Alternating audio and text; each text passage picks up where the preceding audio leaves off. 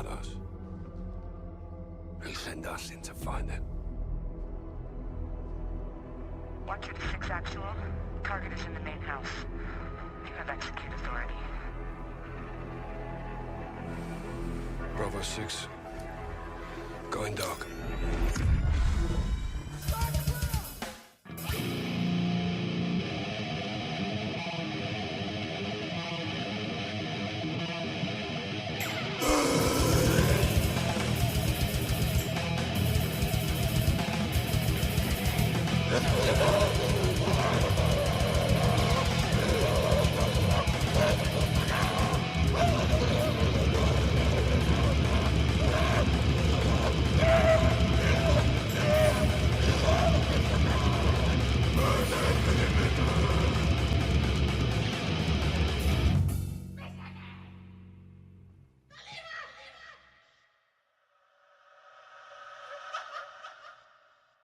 Well, no. All right, everybody.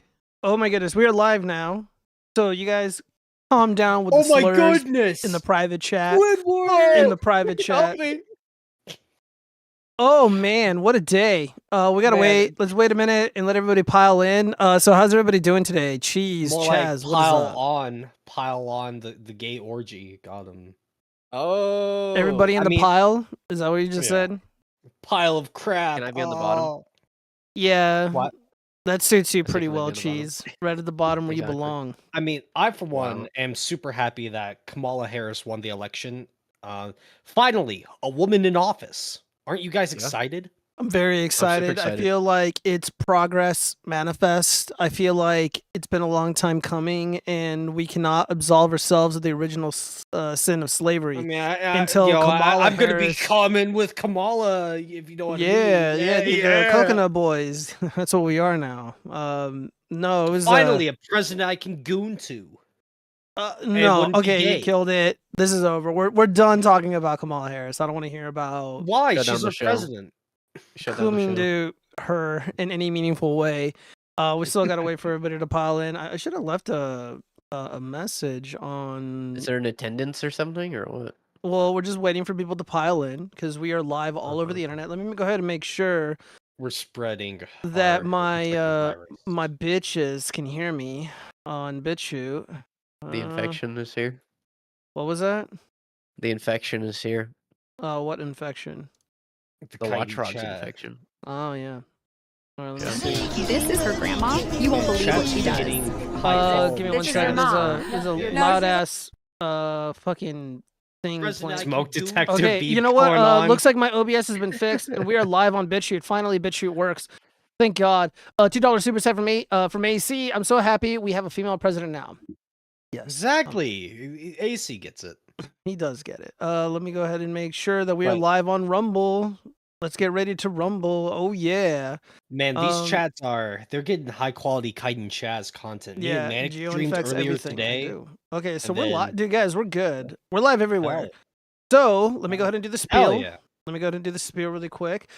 All right. Oh, never mind. The prompter's still firing up and getting ready. Let me close out of all these windows. All right. Was that you, Gio? No. What do you mean? That loud ass fucking smoke detector beep? Shut up. Anyways, greetings everyone. Thank you for joining me on another exciting episode of the Watchfrogs. We go live every Monday night on the Watchfrogs channel, which is home to the Fake Crimes docuseries, a variety of other videos, and of course the Watchfrogs podcast. You can enjoy the show live on a variety of platforms like BitChute, Rumble, Trovo, dlive, Kick, Twitch, X, formerly known as Twitter, and YouTube. For those who prefer an audio-only experience of the show, you can head over to Google Podcasts, Apple Podcasts, Spotify, or anywhere else where podcasts exist. Links are in the description. If you wish to support the show and help keep the Watchfrogs independent, feel free to head over to my Subscribe Star page, Locals page, or perhaps toss a generous donation in my Cash App. You can also super chat. All super chats are read and very much appreciated. Once again, links are all in the description, wherever you may be enjoying the show. So today was a very historic day. We have officially gotten President Trump into the White House, and it has been quite a ride tonight. What is everyone's reaction to President Trump returning to the White House? Yeah, like what are you guys saying? I mean, What's the Elon mood? Musk threw his hand up in a very awkward gesture that I'm sure people are already trying to make it out that it's a mustache man pose. So it's like Yeah.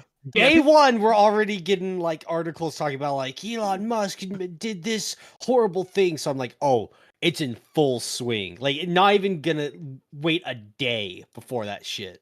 Yeah, it's already getting really Great. silly. It's getting really silly. What about you, Cheese? What's your reaction? What have you seen online that you really want to talk about regarding the I inauguration? didn't really see a whole lot, but I did see the.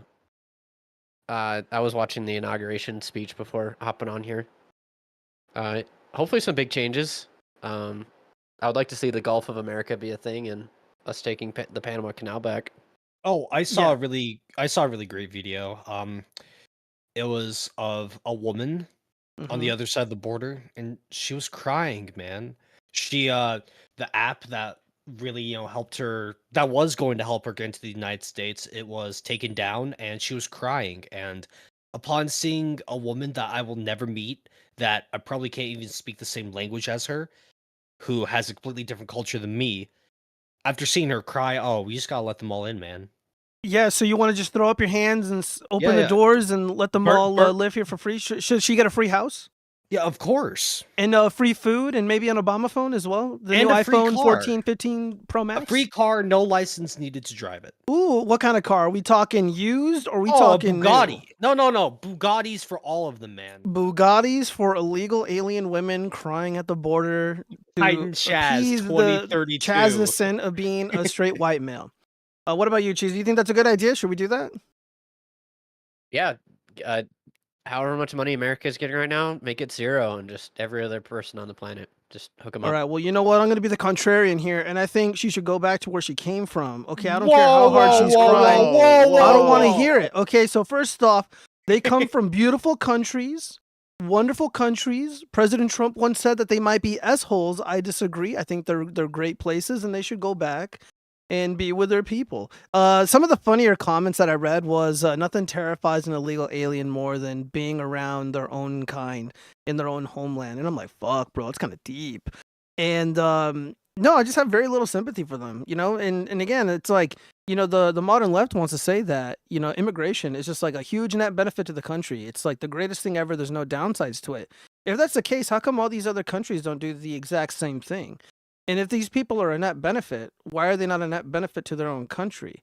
Especially if there's nothing wrong with their country, stands to reason there's no reason for them to be here. Again, I'm not making some kind of like, you know, Wegnat argument or anything. I'm just asking questions.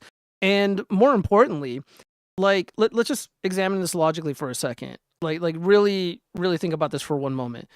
Like, how do I put this without sounding so mean and cruel? Hold on, let me read some of these chats really quick. I told him to comb his hair, and he combed it like a K-pop star. God damn it. Look, I don't know why I was like that. Oh, because I was wearing something to protect my head from the cold when I was on the A motorcycle. retard helmet?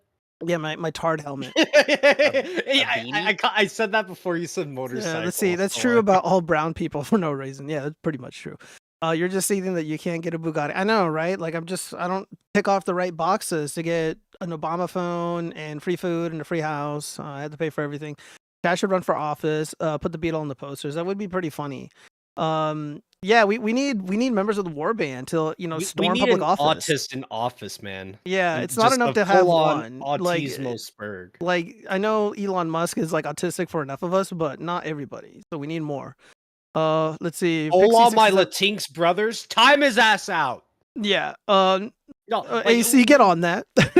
yeah, AC, get his ass. We're not going to tolerate any kind of fucking, like, Trump put into like an executive order only recognizing 2 genders. Yeah, we got. Oh, dude, there's Okay, like a laundry list of things that let me make he's this already clear. done. Yeah. He declared there's only 2 genders based. He's declared the Mexican cartel literally terror organizations. So we're gonna see a lot of really interesting stuff happening within our own borders, and of course, in Mexico. And now the ball is kind of sort of in the court of the president of Mexico, Scheinbaum, where you're either gonna cooperate and help us eliminate these blatant terrorist threats, or you're gonna be what I imagine to be an asset for the cartel and an asset for the internationalists that utilize these cartels to traffic humans and to traffic drugs, pretty much all throughout the world. Because a lot of this stuff is manufactured in Mexico. So yeah, this is great. I'm all for it. What else? We got the pardon of the J6ers, which is super important to me. It's something I've talked about nonstop the last 4 years, and we finally got it. The individuals that have been targeted unfairly by the justice system, they're already home as we're doing this live. And Ross Ulbricht, who I don't really like or am sympathetic towards, but a lot of like the dorks on the dissident right or on the dissident wing of politics, apparently they're happy that he's gonna get pardoned, but whatever. He was the Silk Road guy. Do you guys know anything about Silk Road? Yeah, it's the drug fucking. Yeah, I have very little sympathy for drug dealers. I don't think that was him. He just made the platform, but I guess he benefited. Again, I don't know the details of the case. Again, the guy isn't really sympathetic towards me, but a lot of people really wanted this. And yeah, a lot of people are really happy. I'm incredibly happy. And also the inauguration speech, 10 out of 10. 10 out of 10. Okay. I actually haven't watched it yet because I really don't care.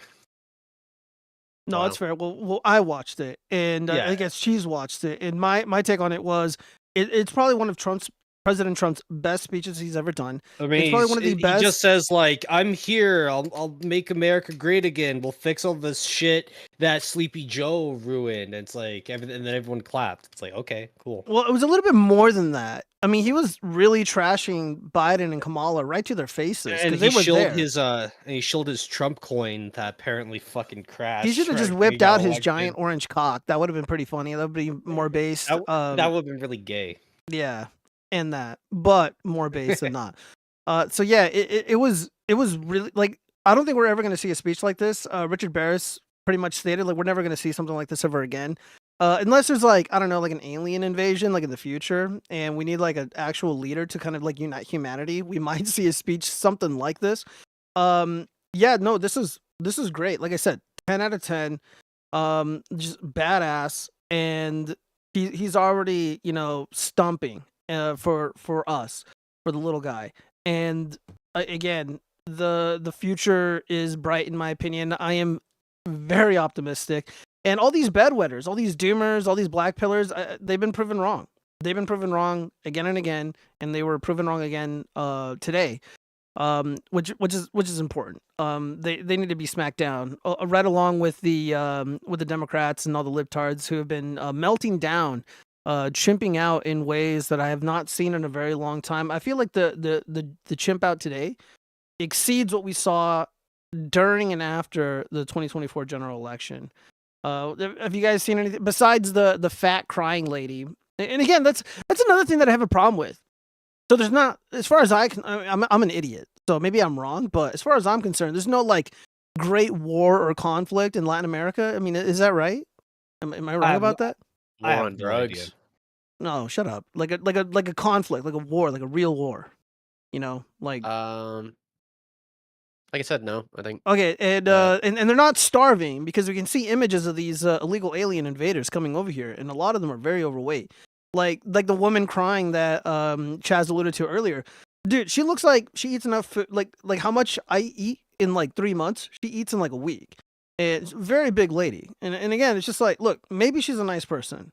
Maybe she's really kind and friendly, and she would work hard if she had a job. And again, I'm not trying to say these people are like horrible or monsters or anything like that, but we're full.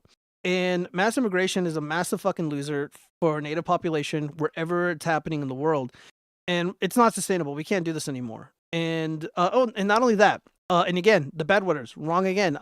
President Trump also rescinded an executive order regarding H-1B visas, making it harder to obtain them. Again, massive W. Now that Vivek got the boot for being a total shithead and just trashing us, he went ahead and did that.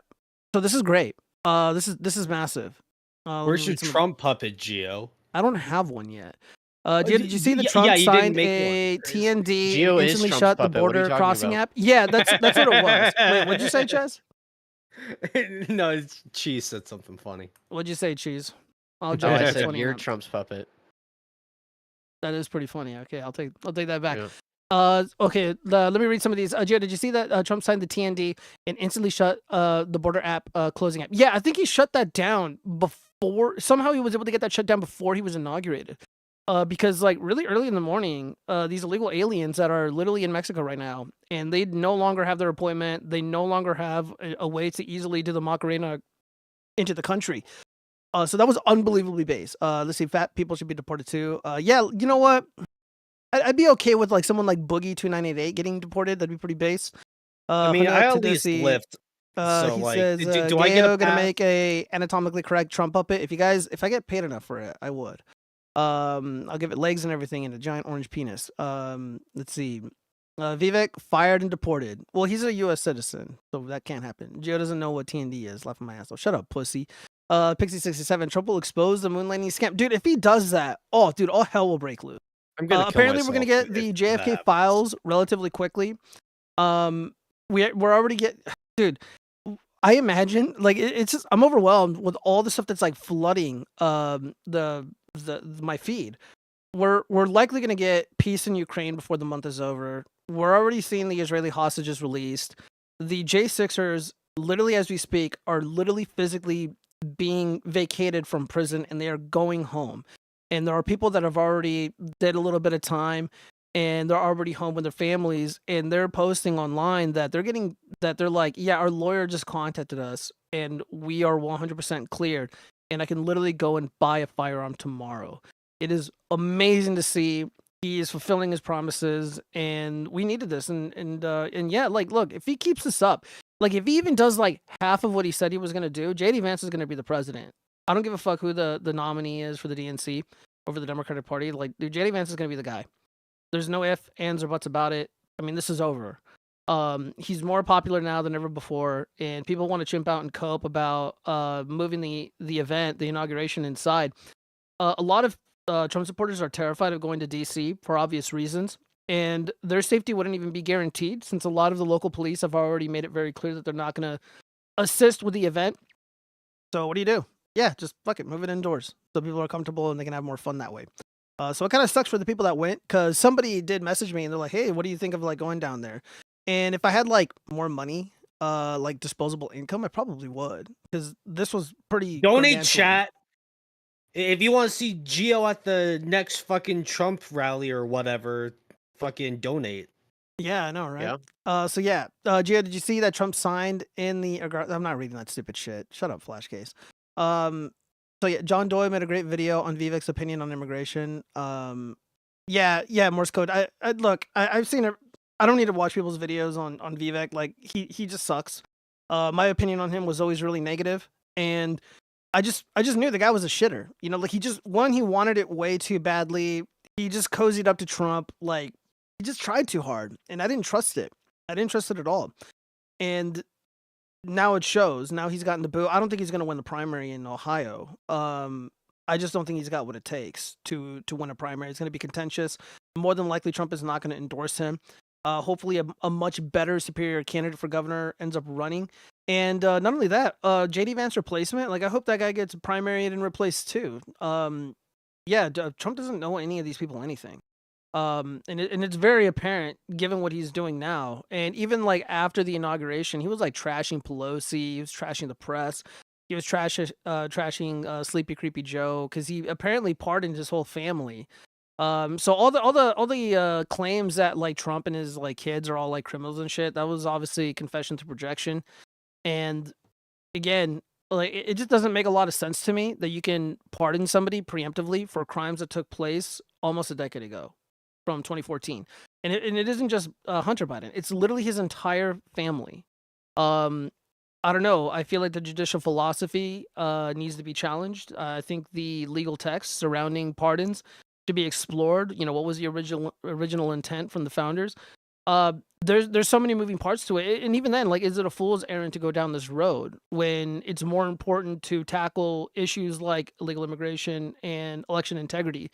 And also, you know, ending these wars that the joke Biden regime started. So I don't know. I remain optimistic. What about you guys? I guess we'll see. Yeah, Well, it's like it's geez, day you don't have an one, opinion? You don't have an opinion at all? Duh, I guess we'll see. That's all you get to say? I mean, Yeah, It's like literally like day Jazz was saying, one. it's only day one. Yeah, but It's so like much has already happened though. yeah, okay, cool. I mean, like, Okay, there's no anime, so they do not fuck have off. a strong opinion. Yep, pretty much. Fuck, I didn't fuck see. off. I'm Fuck kidding. Yeah, I off. didn't see an isekai anime happening. So That time I- I got reincarnated as Donald Trump. Well, we're gonna be talk. The You know, only let's just talk anime about the he would anime really watch. quick right now, because me and Cheese had a very productive conversation last night, and I posted it in the channel earlier. And of course, I lost a bet last year, before the election. I made a bet with Cheese, like if Trump loses, or if Trump wins, I'll give anime a shot. I'll give it a try. I'll give it a good faith watch. And this Sunday, I will fulfill my obligation. I will fulfill my end of the bet since I lost, and we will be watching Attack on Titan, the English dub. Is that correct, Cheese? that is correct. Okay, 'Cause we'll you were like, probably "Oh, do. I don't understand Japanese." Well, I don't care what it is, as long as if there's subtitles, it's fine. But yeah, so we're gonna be doing that this Sunday, and so we'll be talking about it on Monday. And I imagine there's gonna be an insane amount of mutiny, depending on my opinion. So I am ready for it. But like I said, guys, I could be like Melanie Mac and just fucking lie to you. I mean, is that it? Just gorilla emojis in the chat if you want me to lie. Like if you want feel like good You're a fifis, hot woman. gorilla emojis. Bro, she's like 40 years old. You think she's hot? I didn't say her. I said you. Oh, okay. Yeah, I think I look a lot better than Melanie Mac. I'll give you that. And she just has such a poor personality, dude. She's been getting raked over the coals. Have you seen all the funny shit? I know Professor Chronicus was posting some funny shit, just roasting Melanie Mac. Well, what do you think about all that, Chaz? I mean, she's just a fucking old thought. She'll just say whatever she can to stay relevant. Like, oh Yeah. damn, she's a good Christian woman who constantly calls people, the F slur and shit. Like, oh wow, damn, you're so fucking original and funny. Holy shit! Like it was super funny 10 years ago, and it's even funnier now. Like, damn. Yeah, she I like a lot of the tweets and like videos that resurface where she's like, so many homophobic people in my mentions, blocking them all, and now she's like doing these like long form videos, just dropping F slurs left and right, and I'm like, it's like, yeah, dude, like she doesn't like respect the fans, and again, it's like, look, it's really easy to take shots at Melanie Mac. And I don't have anything prepared on her, so I don't really want to talk about it. But yeah, what's worse like than her, back shots, what's right? worse than her, are all these disgusting little simps, all these little ripitards that just, eat fucking garbage off her ass, and they're like, "Oh yeah, this is great," like Don't people say like it that like keep that. her afloat. And now more than ever, we need to continue to shame these consumers, shame these simps into creating these mega influencers, these anti-woke grifters. Very, very upsetting, very unfortunate, but the show must go on. Let me read these comments before we move on really quick. Stop vaping, Coom, it's gross. Shut up. Let's see. She blocked me. She hasn't blocked me yet. I don't know why. Maybe it's because I'm verified. Here does the vape and Nick suck dick. I don't know what that means. I got whatever that is as Donald Trump with the death note. Oh, death note. Okay, I don't know if I could read that. Zinc flavored nicotine. All right. Well, anyways, there's a list, 11 things to do on Inauguration Day that are great for your mental health. Have you guys do you guys know anybody in your personal lives that have been like chimping out nonstop because No. of the inauguration?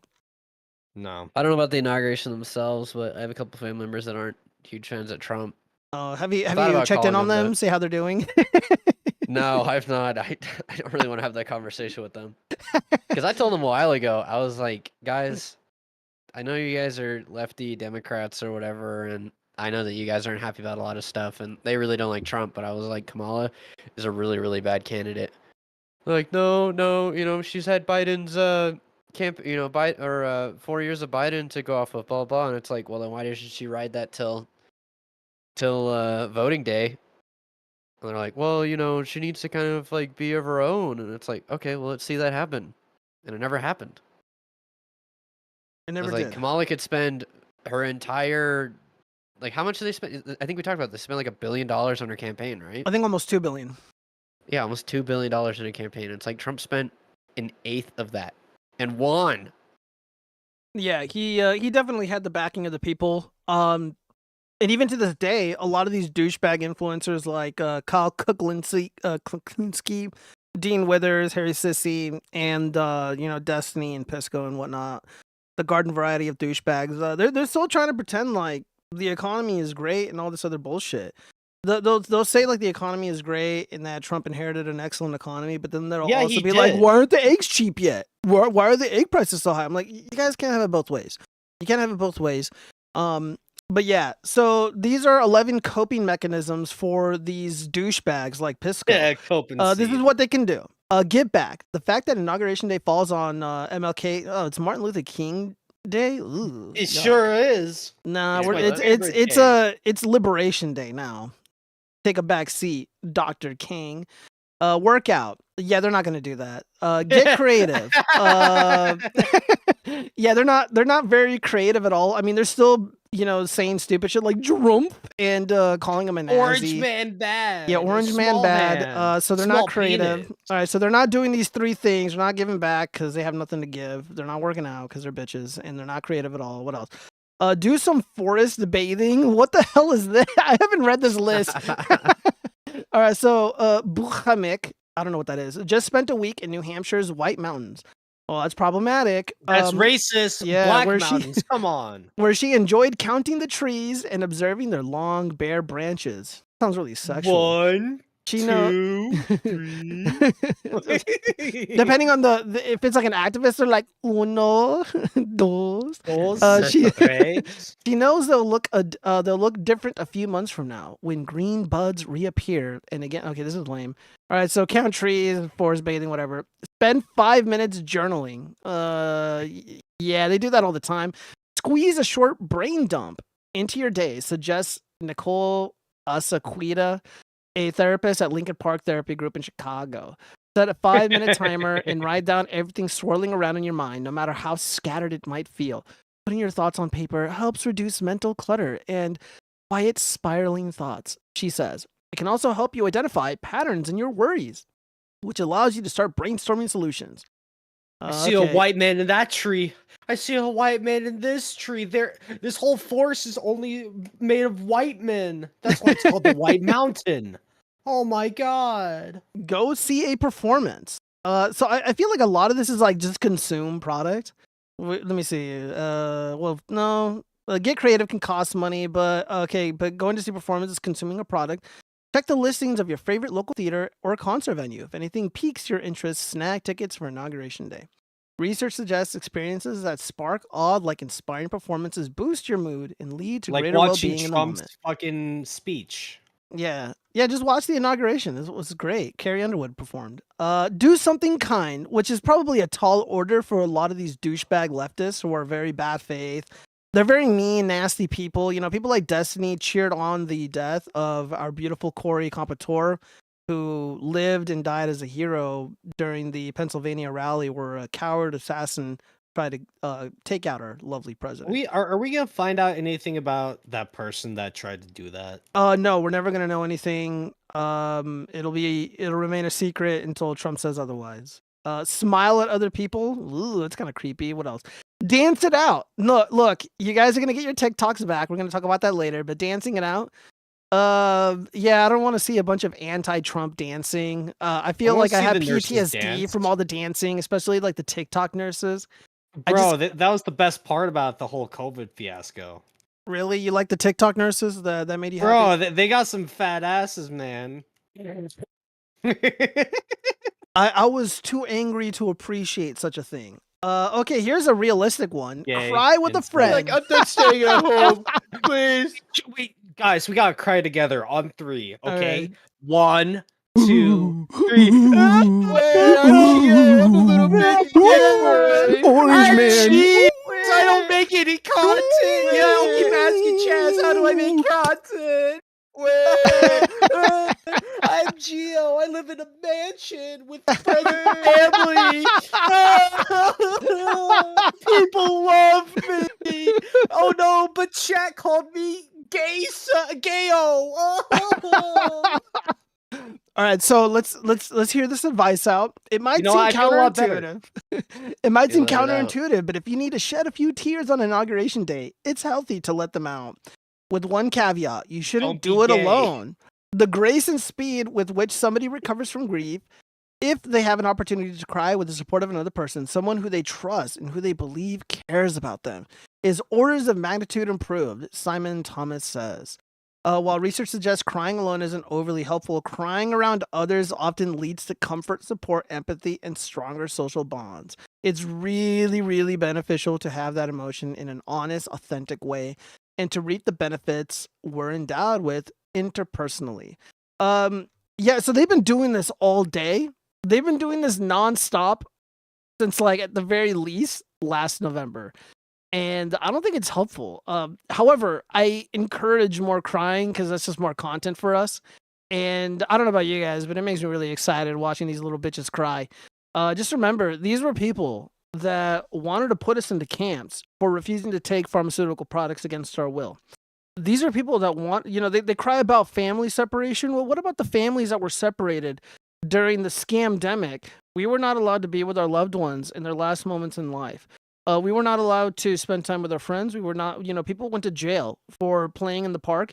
So what about those families that were separated during that fiasco? They don't give. They don't care about any of this. Separated from the January 6th incident and all that shit. Yeah, what about those people? They keep calling like terrorists and shit. It seems like the modern left, they love every flavor of terrorists except for the people that disagree with them politically or vote differently than themselves. But it's nice that President Trump fulfilled one of the most important promises of his campaign, which is restoring those people's rights and getting them out of prison. It is a damn shame that they even served a day. If you wanted to give them like trespassing fines or disorderly fines and, send them on their way after like a day or two, okay, whatever, man. I don't think anybody would care.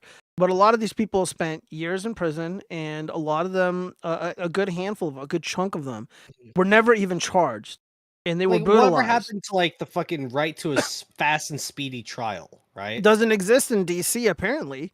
And if you guys don't mind, let me get nerdy really quick with you. One of the real legal problems with the J6ers is there's two things. Multiple things. Like Chaz stated, they didn't have a speedy trial. So their constitutional rights were violated on those grounds alone. Two, they didn't have a fair trial. None of these people were going to receive a fair trial in DC itself. So the cards were stacked against them. That they didn't have an impartial jury. They didn't have an impartial judiciary within DC that can handle these cases without any bias. And not only that, there's uneven application of the law. So we, in 2016, you had a lot of these BLM douchebags, these Antifa douchebags. They were burning cars. They were causing all kinds of problems. And some of them even attacked DC police. And none of these people got punished for it. But as soon as they have a differing worldview, a differing opinion, if they voted for the other guy, then all of a sudden they're going to go, heavy-handed with with Lady Justice and beat these guys down. So in my estimation, these are grave constitutional violations. And of course, we've already seen the images and the footage of the torture that went down in these DC gulags. So a lot of these people, they have legitimate grievances, and hopefully the wrongs will be righted sooner than later. Oh man, there's already a bunch of. We've already reached 100 comments. Very cool. Dusho is only kind enough to vape his zinc vape. Crying emojis. Okay. Chaz, I will goon to anything, especially nurses dancing on TikTok. Flashcase, wham, Geo, I live in my mom's basement. Yes. I've seen nurses dancing on TikTok, but have you seen the nurses dancing on Redno? No, I'm not a consume whore, and I don't download blatant Chinese spyware. AC, no, how bad is it? It's great. Bro, let's do you see. know the amount of like Chinese bitches that are calling me like a sexy white man? Oh, dude, I needed it. Okay, so Chaz just admitted to consuming Red Note apps. Let's see. It's not at all because China has a respectful community. Yeah, I got censored. I mentioned illegals, and I bet I didn't misspell enough. Hey, YouTube. Have you seen the way Chinese men fight in the streets by balancing their? I don't know. I don't watch any of those fighting videos. AC, don't let Chaz know about it. He will start gooning every minute. Well, they're concerned about your gooning habits. Is that Is that a Yeah, I'm not gooning enough. What about you, Cheese? Are you on Red Note at all? No, I wasn't even on TikTok. Oh, okay. Same. I take a lot of pride knowing that All I right, so we have the didn't get last TikTok. piece of advice. Zoom out. Okay, I don't know what that means. Inauguration day is a good time to focus on gaining perspective. Yeah, it's a great idea. And to decide whether you want to merely withstand the next 4 years or treat them like an opportunity. Switching up your mindset can feel daunting, Simon Thomas acknowledges, but it's a great way to overcome feelings of overwhelm and hopelessness. She recommends a mental exercise that can help you zoom out. Start by imagining a trail marker on a long winding path. Back out a little bit and go, well, where is that marker? And This where is is so the gay. trail starting? And where is the trail ending? Yo, this is fucking lame, bro. Like, I feel like I'm being molested reading this. Doing any exercise like this can help put others. Okay, whatever. Yeah, so they're not doing so well. I mean, if you guys find any, if the chat wants to share any hilarious story regarding what they've experienced today, or just witness, so if you witness somebody in your personal life, chimping out and being very unhappy, I would like to hear it and read it. It would be great. Scott uses TikTok. It pisses me off. Gio should download TikTok to explore what his beloved Trump is fighting for. I'm not going to download TikTok. I do have a TikTok account, but I am, as far as I know, banned from streaming on there, so I'm not bothering to log into the app or the site anymore. I think it's stupid. I didn't even fucking do anything. I literally didn't do anything. Like, I didn't say anything, like, out of pocket or whatever on the stream. I try to keep it PG. But, yeah. Let's see. I watched Boomer, a skinwalker in the backyard. Wow. Let me see. What else have we got here? Oh yeah, so the night before, election integrity is going to be a really, really big deal. We're going to see a lot of interesting developments regarding election integrity. But yeah, the fake resistors, like Brooklyn Dad compliant, Elon knows those computers better than anybody. Those vote counting computers, and we ended up winning Pennsylvania like in a big landslide.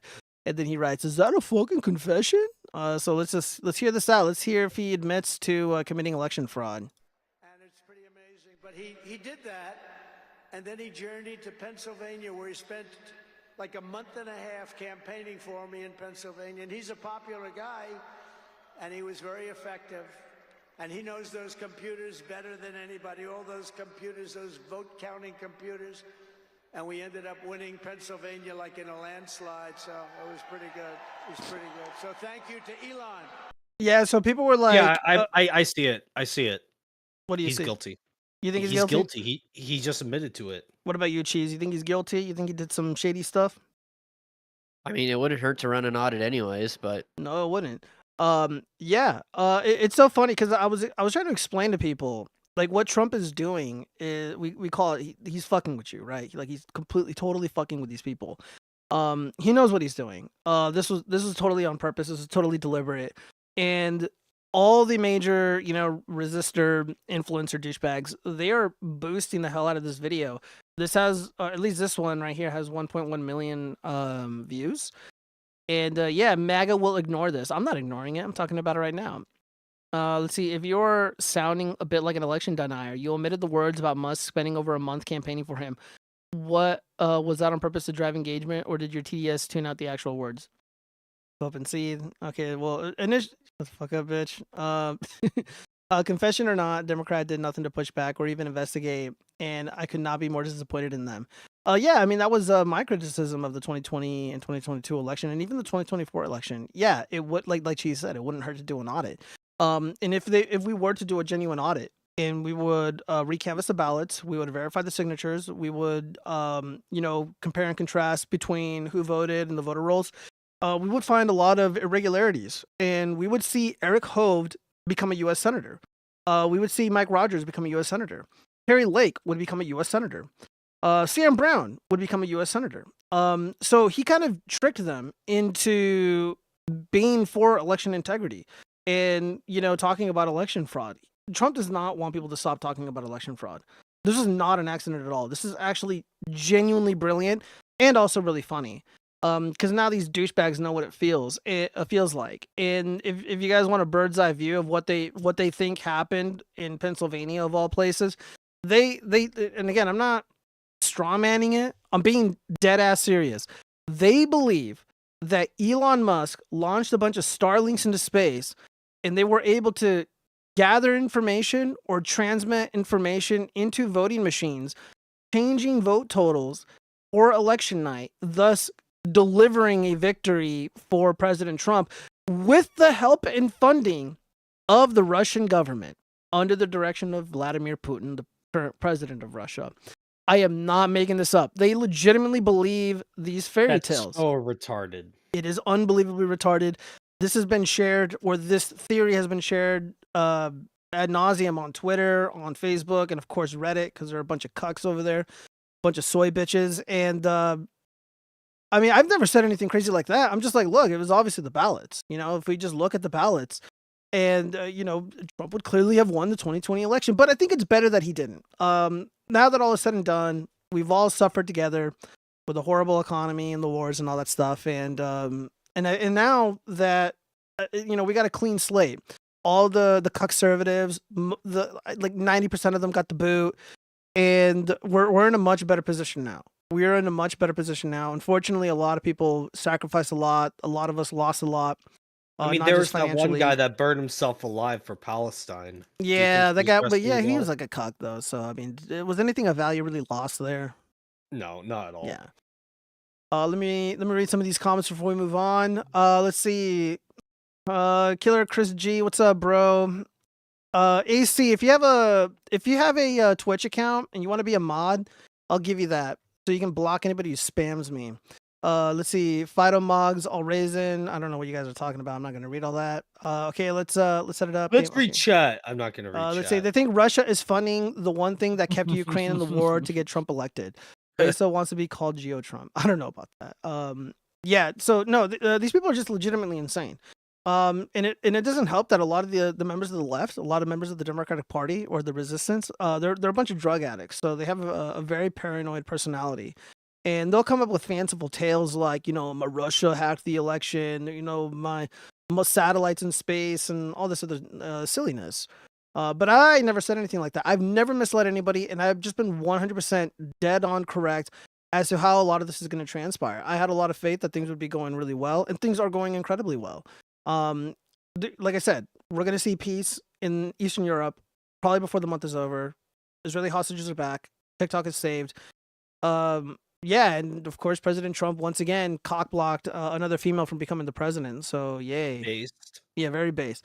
This is a W for America now that Trump is in office. Killer Chris G, I would say yes.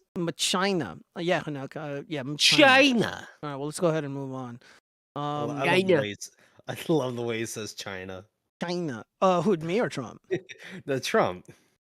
Yeah, I can't say like him. I can't say it like him at all. Like, dude, no one can. Like, that's Trump's China. Yeah, no, it's dude. Like I try not to be.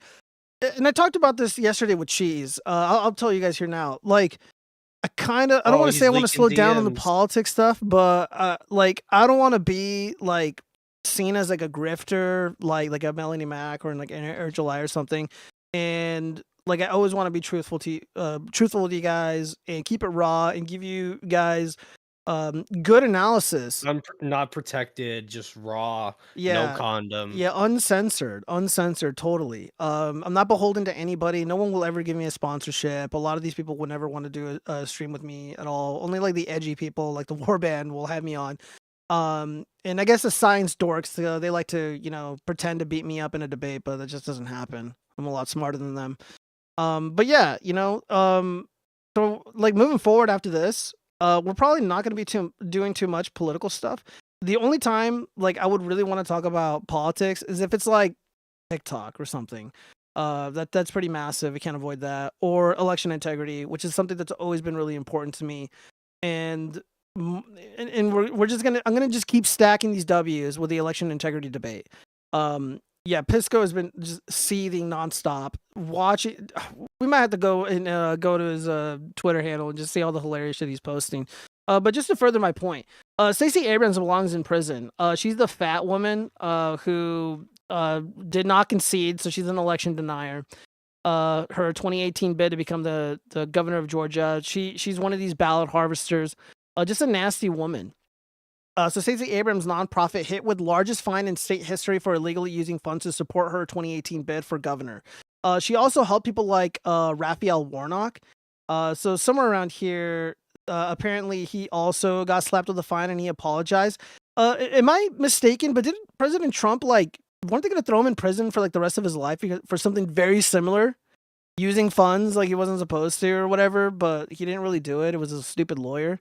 So a voter registration nonprofit founded by former Georgia State Rep. Stacey Abrams secretly boosted her 2018 gubernatorial bid in violation of campaign finance law and was slapped with a $300,000 fine Wednesday. The New Georgia Project and its action fund fessed up, spending $3.2 million to foot the bill for canvassers and flyers supporting Abrams 51 and others without disclosing those contributions. It agreed to pay the fine from Georgia's Ethics Commission. And I would just like to remind everybody, she did help Raphael Warnock, who is a U.S. Senator from Georgia. That guy has kids, and they are going to private school, and it is paid for by this money that people donate to her. We are glad to finally put this matter behind us. So the New Georgia Project can fully devote its time and attention to its efforts to civically engage and register, blah, blah, blah. Who cares? We accept this outcome. Let me see. Where's the part where Raphael Warnock chimes in? Let's see. Brian Abrams became a progressive. Who fucking cares? Let's see. Oh, Senator Raphael Warnock helmed the group at the time of the violations. He was elected to the upper chamber in 2021. A Warnock spokesperson stressed that he was a board chair at the time and did not deal with compliance decisions. Oh, so he was directly involved. Board. Yeah, oh, wow. In this role, Reverend Warnock continued his work as a longtime champion for voting rights. Compliance decisions were not a part of that work. Interesting. Warnock's spokesperson, Michael Brewer, told the Post. Yeah, these people belong in prison, and Raphael Warnock does not deserve to be in the U.S. Senate. That guy needs to be replaced, along with the other libtard senator in that state. Yeah, so this is more important to talk about than, like, my trans kids or any of the other bullshit partisan nonsense. And if we really want to fight back against this, it's really important to, one, vote, register to vote, make sure you go and you vote for the good guys. And if you got a clean nose, and now more than ever, we need regular, upbeat, upstanding young men to storm public office because the job market is shit. I mean, at the very least, you can try and cockblock these people and hold them accountable. That's the only way that we get through this, is if regular people rise to the occasion and stop them, because they will not stop until they're stopped. They will not stop until they're stopped. Yeah, isn't that a good Wise quote? words. Yeah, thank you. Amazing. Let's see. Pixie67, did Pisco get banned from Twitch? I have no idea. He might have, but I don't know. If he did, I kind of disavow. Right now, he's kind of like in hiding. He's got a lot of shame, the stink of shame on him, because apparently Destiny is being sued. I haven't looked into it. Do you guys know anything about this? Something about a little boy? I just saw a tweet of like Destiny always getting sued, so it's like I don't know what's going on. From what I read, again, this is alleged, right? In a video game, Minecraft, he was involved in an explicit act, or he witnessed or encouraged an explicit act involving a little boy, a minor, on the internet. Destiny is somebody who does stream reliably with somebody I debated, Pisco Liddy. So of course I'm gonna boost this, and I'm gonna be a fucking troll about this, because you know what, the guy wants to call me a fucking Nazi, and he wants to make lies about me and my friends. Yeah, I'm gonna fucking hold you accountable, dude. You're not gonna fucking sit there and call me a Nazi and say all these fucking lies about me and get away with it. I'm gonna treat you worse than I treat Eric July. Let's see. Hit with the largest fine. Was that a fat joke? Hey, wow, Gio, that's a new low from you. Dude, I like to hold fat women accountable, especially if they're politicians. Well, only if they're politicians. You can't hold them though. Oh, they're too big. Metaphorically in Minecraft, right? Let's see. Maybe Yeah. Boomer is a pit. I don't know what you're saying, Zombie Bomb. Left my dog is like 100 pounds. Okay, they're talking about dogs. It just said storm the Capitol. Shut up, Flash Case. I did not say that. Try to storm public office. Jill would never say that in Biden's America. Well, Biden, it's no longer Biden's America. Hello, goodbye. That is his career. Now get the fuck out. Fairly typical of Destiny to deal with a child diddler community. Flash Case, right? Day one, and he's got balls now. Sounds like Destiny. I believe it's a fact now. Well, it's been. Look, I'm gonna try to be careful because I don't want to get sued. So allegedly, and this is on video. Somebody was able to screen cap this, but Destiny was like in a chat, what's that that webcam chatting site where like you're on the Omegle, yeah, something like that. And there was like a little boy there, and he was streaming it, and somebody clipped it, and yeah, not a good look. And apparently this went on for an extended period of time where he was engaging with this minor. And guys, it's pretty serious. I think Destiny's in a little bit of trouble here. Again, I haven't looked into it too hard, but I know those allegations exist, and they are pretty well substantiated in a video game, allegedly. So yeah, and it wouldn't surprise me. Like, the guy's a fucking cuck. You know, like, he's a legitimate cuckold. He's just a pathetic do-nothing pussy. And I have no respect for him, and it wouldn't surprise me, you know, somebody who's terminally online as he is, he would start drifting to the darker corners of the internet, or at least his mind would start drifting towards a dark path where he's engaged with or interacting with minors in some meaningful way that's illegal or explicit or very suggestive and dubious, to say the least. Hey, YouTube viewer, Zombie Bomb licks dog, boo boo. Okay. Thank you. So last year we got Vosh leaking his, you know, NSFW folder and all that shit, right? Yeah, something about the horses, right? Yep. It was like some lolicon shit.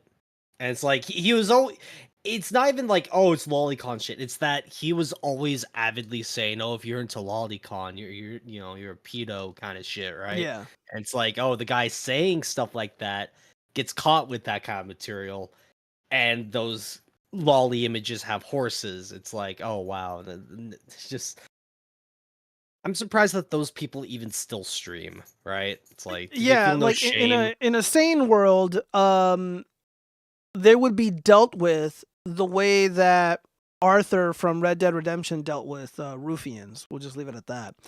And yeah, I think the thing that annoys me the most, though, is that people will still support guys like Vosh and Destiny, like, through all this. Like, if this stuff with Destiny is true, he's still gonna have supporters, right? People are still gonna be like, oh, base Destiny or some shit like that. So yeah, it's pretty shameful that that kind of partisan hackery exists on either side. It certainly does exist on the right too. Like Melanie Mack is a total grifter, and she does not deserve her audience. She does not deserve a platform at all. She should be shamed off the internet for being a fake, duplicitous e-girl. And there's just an army of simps that do not care that she's a liar. They do not care that she's dishonest. They do not care that she's blatantly doing a grift. She went from I'm banning people from for homophobia, and she's advocating for the rainbow community, to literally dropping multiple videos, just saying the F slur and engaging in pretty despicable behavior. And it's obvious why she's doing it, because she's just a fucking talentless hack. She's a talentless whore, and the jig is up. She got ousted from whatever she was doing with IGN or PC Magazine or whatever, wherever she was doing. And now she's, you know, doing the baby Jesus grift. A lot of people pivot to the baby Jesus grift. Sneeko, the notorious cuckold, he did the baby Jesus grift after the whole cuckold fiasco. And then now he's doing like the Islam grift, but now he might come back. Again, I don't know. I don't watch the guy. I don't really care, but like, he did do these things. And he is those horrible things. And like, I don't defend people, you know, like if you're a fuck up, like I'm going to goof on you, you know, like Nick Ricada, I goofed on him. Melanie Mack, a lot of these anti-woke grifter shitters, like I don't fucking care, man. I'm just gonna come up here, I'm gonna say whatever I want, and no one's gonna stop me. Now more than ever, that free speech I'm gonna poop my pants, and I'm gonna beat Geo. All right, dude, I'm kicking you off the show. All right, yeah, where's my? I'm kidding. So much for free speech, right? I know, right? Let's say Geo trying to talk like he's hard. Trump's America. Let's say he just wished people got doxxed. Whoa, K6. Well, dude, I am so vehemently against doxing. One, I've never doxed anybody. I've never supported doxing. So I don't know where you keep coming up with it, dude. You keep saying I'm like giddy and dancing over like Nicholas J. Fuentes getting doxxed. Like I've never said like that was a good thing, and I've always been against it. Let's see, Vosh's clop folder got leaked. Yeah. K6 said slur is getting grifting cuckold.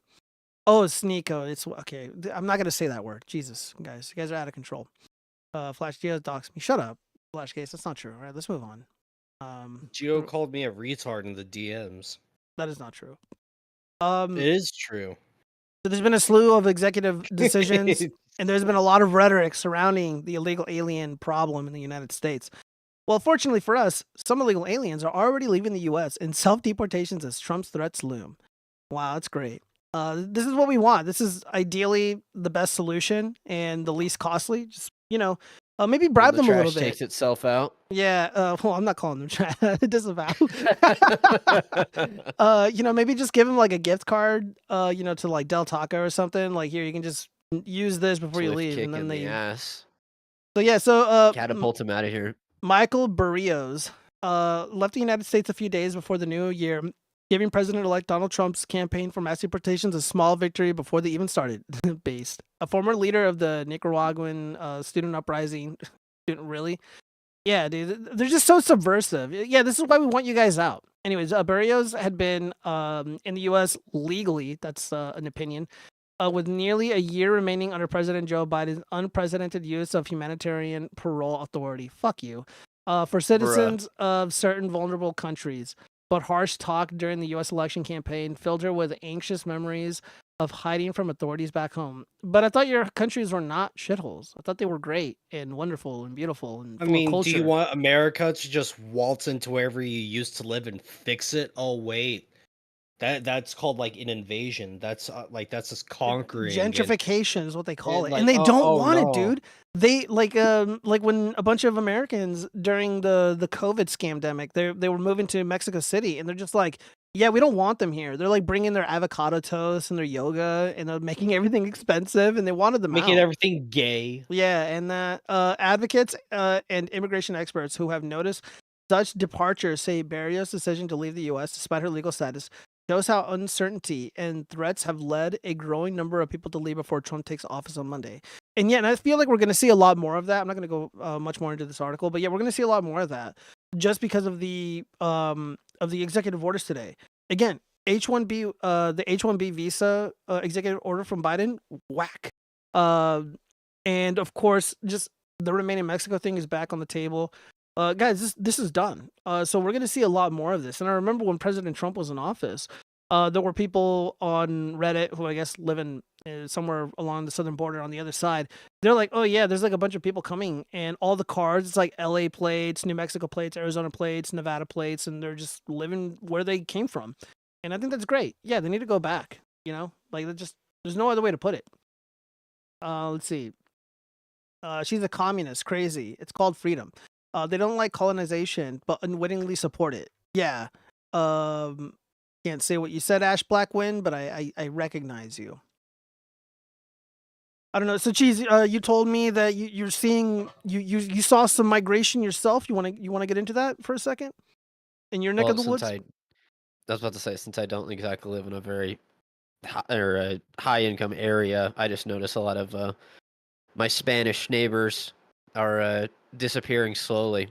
So bro, I can't wait to call ICE on my neighbors. If they blast their music at like midnight one more time, oh, it's on. I need to have a sounder for like that kind of music. So when we're talking about this, it'll just be like upbeat, like that. Yeah, that's like mariachi music.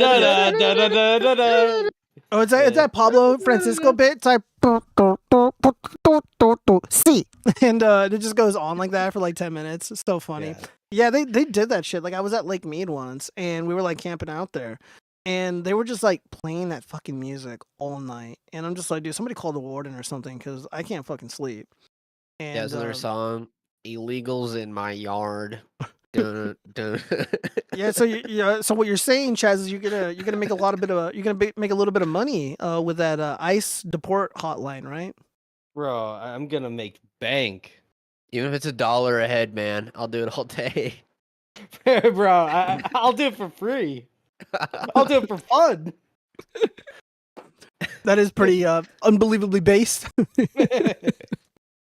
Yeah, I just remember when it was when Trump won in 2016, and it was like early 2017. He's already in office, and the Red Dead Redemption game came out, and somebody was like in the video game posting pictures of it, and it went viral, and the guy got banned on Reddit.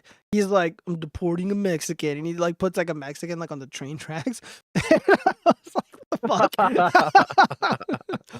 Oh man, so many good times. Let's see. Oh my god. So now they're saying they're gonna deport me back to Israel, I guess. Call ICE on Geo, send him back to his tribe nation. Wow. All right, so there's a lot of hate and ignorance in the chat. I disavow. Geo using chats as an excuse to get back to his roots with his bad excuse. How bad was Geo take? I don't know what Friedrich Marx just said. I can't read that. How bad have your takes been? They've is been what he base asked. and red pilled. Geo okay with Jazz calling the feds, but not okay with Air July calling them when someone is doxing and harassing his workplace. God damn it! Fuck Air July. Look, calling the feds to safeguard the nation is totally separate from calling the police on someone for leaving money on your warehouse door, dude. Like, come on, man. Fuck Air July. He's a little bitch ass snitch. We're moving on. What else do we got here? Okay, so yeah, I don't really have much to say on the TikTok stuff because, like, again, I'm kind of banned from the platform, or at least streaming Bro, from there. It was fucking banned for less than a day. It literally doesn't matter. I think it's still banned. I'm not gonna check. I don't care enough. But Cheese, we were gonna talk about it a little bit last night. Said not to, and just save it for the show. Like, what are your thoughts about this fiasco with TikTok? You're the Zoomer here, so I want the Zoomer perspective. Wait, what? What is your opinion on TikTok being banned, and I guess Trump saving it? Because you said you had thoughts about it. Oh yeah, well, it is weird because, if you want to be consistent about banning Chinese companies, be consistent with banning Chinese companies. Like, why is TikTok being banned, but then like everybody can go over to Red Note? Yeah, why is like Genshin Impact and a lot of other Chinese branded companies not even remotely attacked? Because they're hot. Even though the women in Genshin Impact are hot. I don't even know what they're that all is. like 12. I have no idea. Yeah, what this is. it's like don't like I don't play the game, okay? So don't fucking dude. No, like if you look up characters of Genshin Impact, all of them don't look like they're over the age of 12. Like I'm just saying that because I thought it'd be funny to say that, but fuck me. No, that's what I'm saying, dude. It's kind of a rough game, but there's plenty of other Chinese companies, like Genshin Impact, for example. Its parent company takes all of its money and then it claims to want to make a better world, but all it does is just go back and just fund the Chinese government to help like make nuclear reactors and all that stuff. So there's a lot of other companies that have heavy ties to the Chinese government that we're just ignoring. And instead we want to go after TikTok because, oh, my grandkids are watching it too much. Because like I didn't even watch the legal arguments for why we're banning TikTok. But if it's like a national security risk, I feel like there's plenty of other things that we could also go after as well. Yeah, so what you're saying is uneven application of the law was involved here. Oh, totally. Yeah. Totally. Like, that's a very sensible argument, and I am sympathetic towards that. Again, I wasn't really vested in this. But what I noticed, what I thought was really interesting about this situation was the addiction to social media, the addiction epidemic with social media, specifically this TikTok app. People are just really, really addicted to this shit, and they were. It looked like we were literally witnessing a mass withdrawal event because they didn't have access to this app for however long they didn't have access to it. And I thought that was very, very telling as to as to where the health is at in this country with these social media platforms, and I think this is a health concern, to be honest. And it should be addressed. It should be addressed at least on the family level. Like if I was a parent, or I think if you are a parent, like you really should be limiting the exposure from these apps to your kids, because it's not good. And again, the billionaires do this. Mark Zuckerberg says, he's like, yeah, my kids are not going to be on social media. They're not going to have a phone until they're like 16 or 17 years of age, and or however long they're going to be living with him, or whatever the case is. And I think that's totally sensible. I think that's a good thing. Yeah, because as far as I know, like this stuff is kind of poison. One kind of sort of interesting take that I saw from a stupid woman online was that when she goes on, because a lot of us were like, well, just get an X account. X is like way funnier. Get on Facebook Reels, Instagram Reels, YouTube Shorts. Like you don't need to be on it. But if your argument is Well, no. Let me finish. Let me finish really attention's- quick. Let me finish really quick. Yeah. Okay. So, but her argument for why those apps are not good enough is when you go on them, it just adds, and it puts a lot of garbage in your feed. And I am sympathetic towards that, as opposed to at least if you're a TikTok user or at least a power user, the things that you follow, the things that you're interested in, it actually gives you what you want. And I don't know if that's true or not. I'm just gonna take her word for it. But yeah, what were you gonna say, Cheese? Oh, just like if your argument is, oh, the youth are being poisoned by these applications, then you should probably go after all of them. Like, get rid of YouTube Shorts, get rid of Instagram Reels. Just I Get don't know rid if of you should start. Kite and Chaz. Yeah, exactly. Like if your whole thing is like we don't want people making money off of like short form content, okay, that's fine. But then that almost seems more from like a boomer position where it's like, oh, just watch TV, oh, just watch movies. Yeah. So like it's at a because like Vine used to be 6-second videos. Yeah. TikTok's and at like I what, thought it like was 2 or 3 7. minute videos. I don't yeah, remember. like 6 or I 7 was never seconds. on Vine. Right. I'm But, not like, really. Vine I don't was really like do the consume super short. stuff. So I wouldn't know. 21. Yeah, I but, do like, Vine remember. was I so- do recall that. What was I gonna say? Shit, I got a brain fart. Damn. But that's the thing. If you want to be Dan, consistent about it, Daniel, back Yeah, at like, it if again you- with the white van. like I said, if you want to be consistent about it, but like we can point to other applications that have used like super short form content before. So it's just one of those things to where if you want to remove like advertising from those kind of things, then the market might regulate itself to where instead of everybody wanting to be a TikTok star because you can't make money off of it. Yeah. Okay, that's fine. Another really, and this is probably one of the more sympathetic arguments, and it was from somebody who is actually kind of intelligent, which is Mike Cernovich. He's like, look, if you're gonna destroy this app and ban it, like besides the free speech implications and all that other stuff, like there are legitimate businesses, U.S. businesses that rely on this app, and they use it. It's like the backbone of their business, and to remove it, you're going to wipe out probably billions of dollars worth of of income for so many people and revenue. And it's like the more that we talk about this, the more it makes sense. Like maybe getting rid of this was probably not a good idea. And you know what, another people, mostly douchebag leftists like Hassan Piker, he's like, yeah, TikTok just gave President Trump a platform to over 100 million people for free, and that's all she wrote. Let's see. Let me read some of the stuff. Let's see. Friedrich Marx writes, making your kids more susceptible to addiction as an adult, like the billionaires. Look how that goes historically. Elaborate, because I'm not sure what you mean. Friedrich Marx, builder, keep, gravekeeper.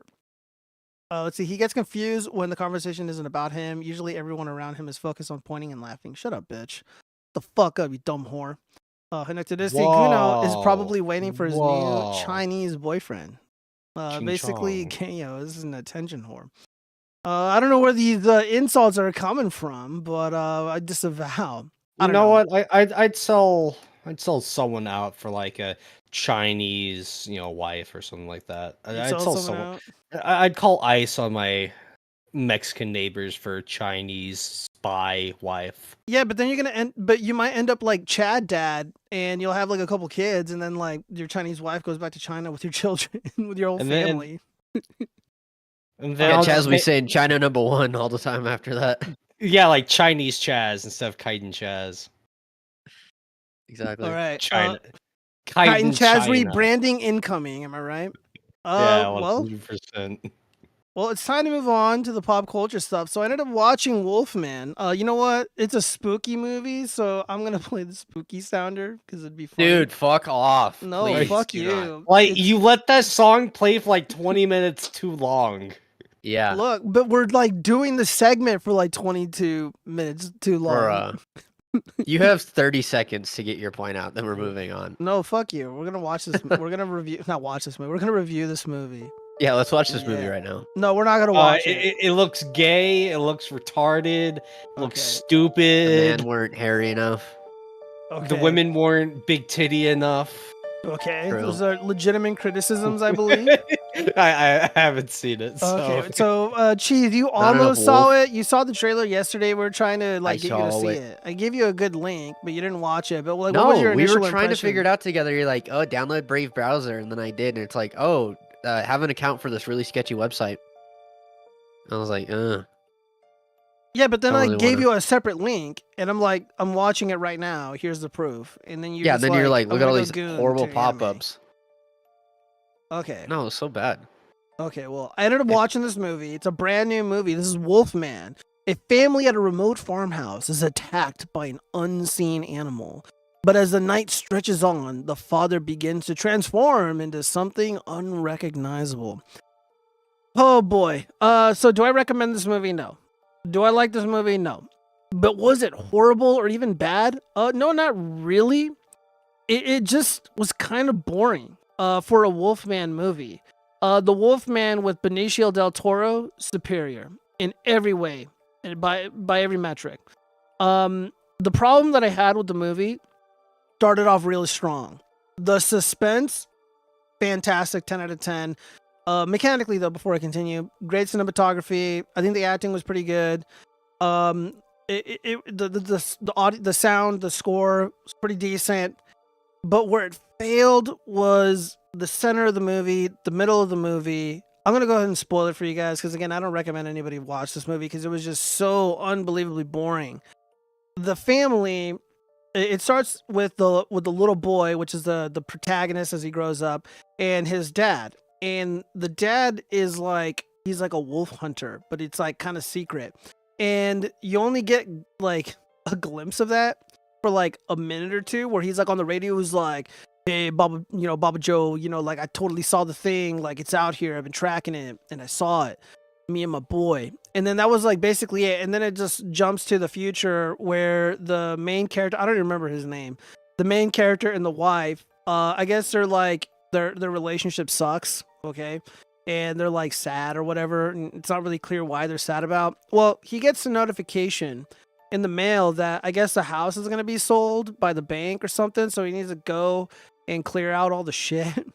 So he drives a U-Haul out there, and we see this in the trailer. And then he meets one of his childhood friends because the childhood friend was like perched up on this little like deer stand. Well, they're immediately attacked by a wolf, and the childhood friend, gets eaten alive. The main character gets scratched, so we see that in the trailer. And then he starts transforming when they're in the house. And now the dad needs to, I guess, get the family out of there before he completely turns.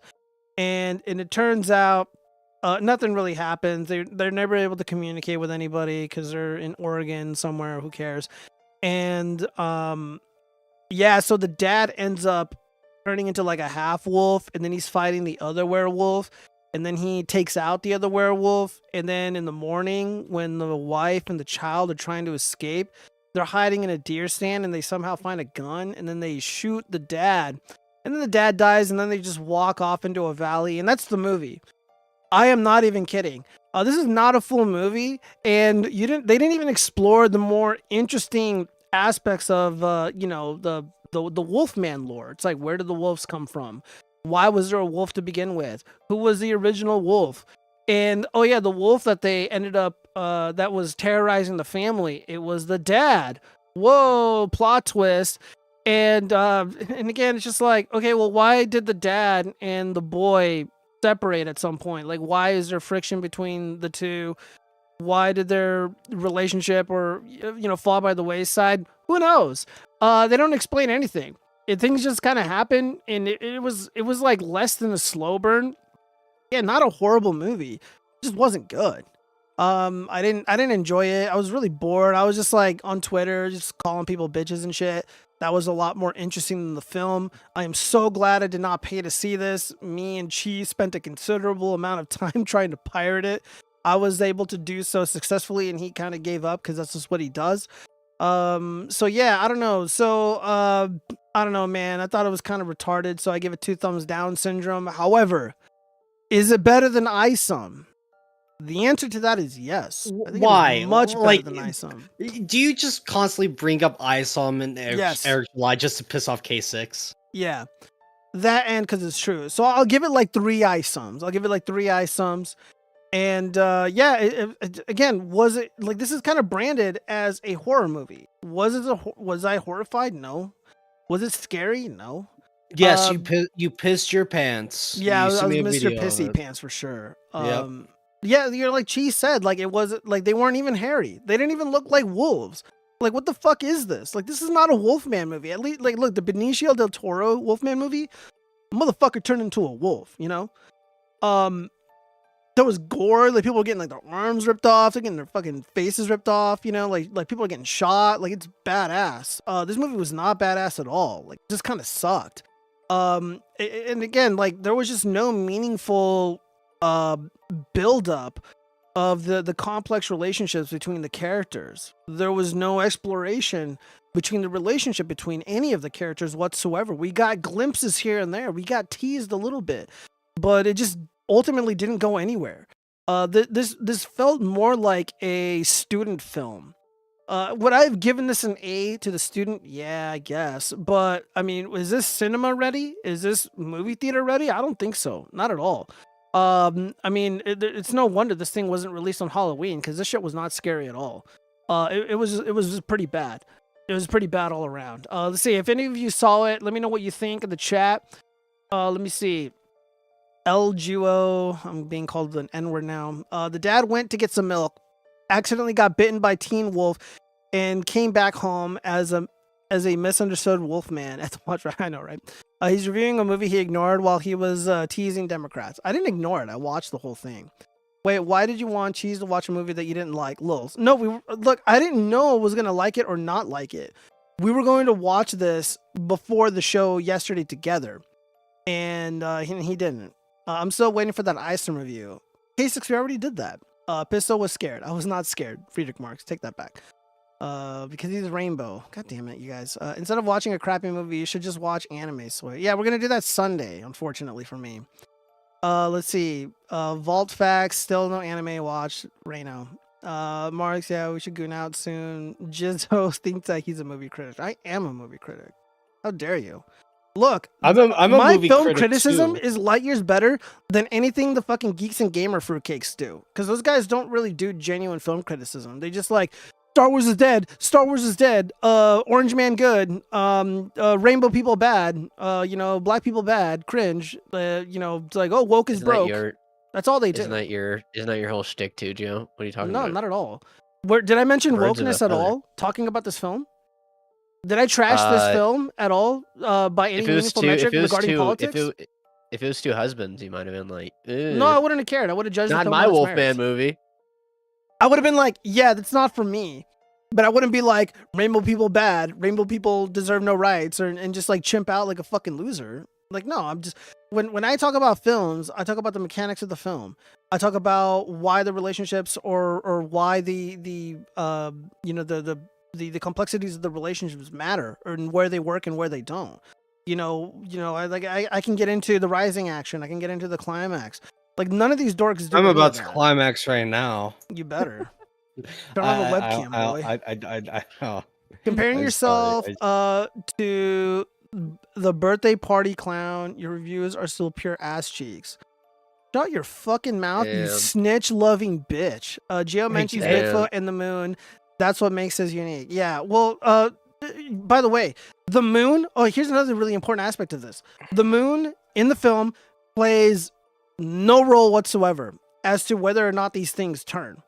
The moon doesn't matter. So again, the Wolfman lore isn't even complete because there's literally wolves in the middle of the day. That's how the film starts and that's how the film ends. So when the protagonist is a little boy and he's with his dad and they're hunting the original wolf or whatever, it's in the middle of the fucking day. And you like see it running around, walking like Bigfoot and shit. And even and of course at the end of the movie where the wife and the daughter are hiding in the deer stand, and then the protagonist, who's now half wolf or whatever, he's just like standing there and he's like, just kill me. And I'm like, okay, whatever. Like, again, the rules don't fucking matter. The lore doesn't matter. Like, this isn't even a Wolfman movie. This is not a Wolfman movie. Like, it didn't even look like a wolf. It wasn't howling. It didn't do wolf shit. Like, it just sucked. Like, it fucking sucked. Like, it just wasn't good. Bro, you know nothing about media analysis and media language. Put the fries in the bag, Goyo. Shut your fucking dude. You're worse than Zombie Bomb, and she's a woman. So Bigfoot is real. Yeah, this would make more sense as like a Bigfoot movie. Like it'd make more sense if it was Bigfoot. But there's no lore where people get attacked by Bigfoot and then turn into a Sasquatch. That's just not a thing. Simple loves crying over shitty movies. Who's crying, bro? Okay, dude, the mutiny in the chat is not acceptable. You guys are out of control. You guys are out of line. Chimpo, he's chimping out, chat. Get his ass.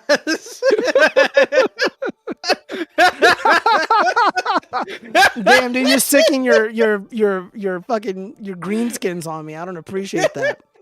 So, I don't know. Biding my time. So, Cheese, given everything I said, like, what is your thoughts on my take on this film? I thought it was fine. My biggest criticism is like, why do you watch this garbage? That'd be my. Well, I mean, he didn't know it was going to be garbage. It's like there's nothing wrong. Like you can't really know. Hey, I'm gonna watch a movie. I know it's gonna be bad before watching it. It's like you just watch a movie and then it's like, hey, good or bad, right? So it's 52% on Rotten Tomatoes, 6 out of 10 on Screen Rant, 6 out of 10 on IGN. I mean, it's like I'm sure Geo doesn't care to look at things like Rotten Tomatoes. It's like not anymore. I used to. Yeah, but Rotten Tomatoes used to be reliable. It's just not I'm not saying anymore. Yeah, and it's still reliable. What are you talking about? Not really, no. I mean, yeah, the audience score. The audience score. No, audience score doesn't mean shit, bro. Audience score like fucking jizz their pants over Transformers, and that shit was garbage, dude. Audience score like jizzed out over Guardians of the Galaxy 3, and that shit was fucking lame. Okay, like those films were garbage and like not good at all. But, you know, I go into this. Can you give me an example of a good movie that's gotten a bad score on Rotten Tomatoes? I'd have to think about it because I'm not prepared to answer that at this moment. But I know there's been a few. I just can't think of it at the top of my head.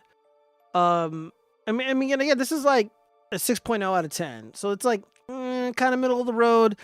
Again, it just missed so many marks. It just missed so many marks. And again, like I didn't see this film, like I didn't research it, I didn't like read a fucking Reddit post or something, or watch you know, like Nerdrotic talk about the movie or anything like that.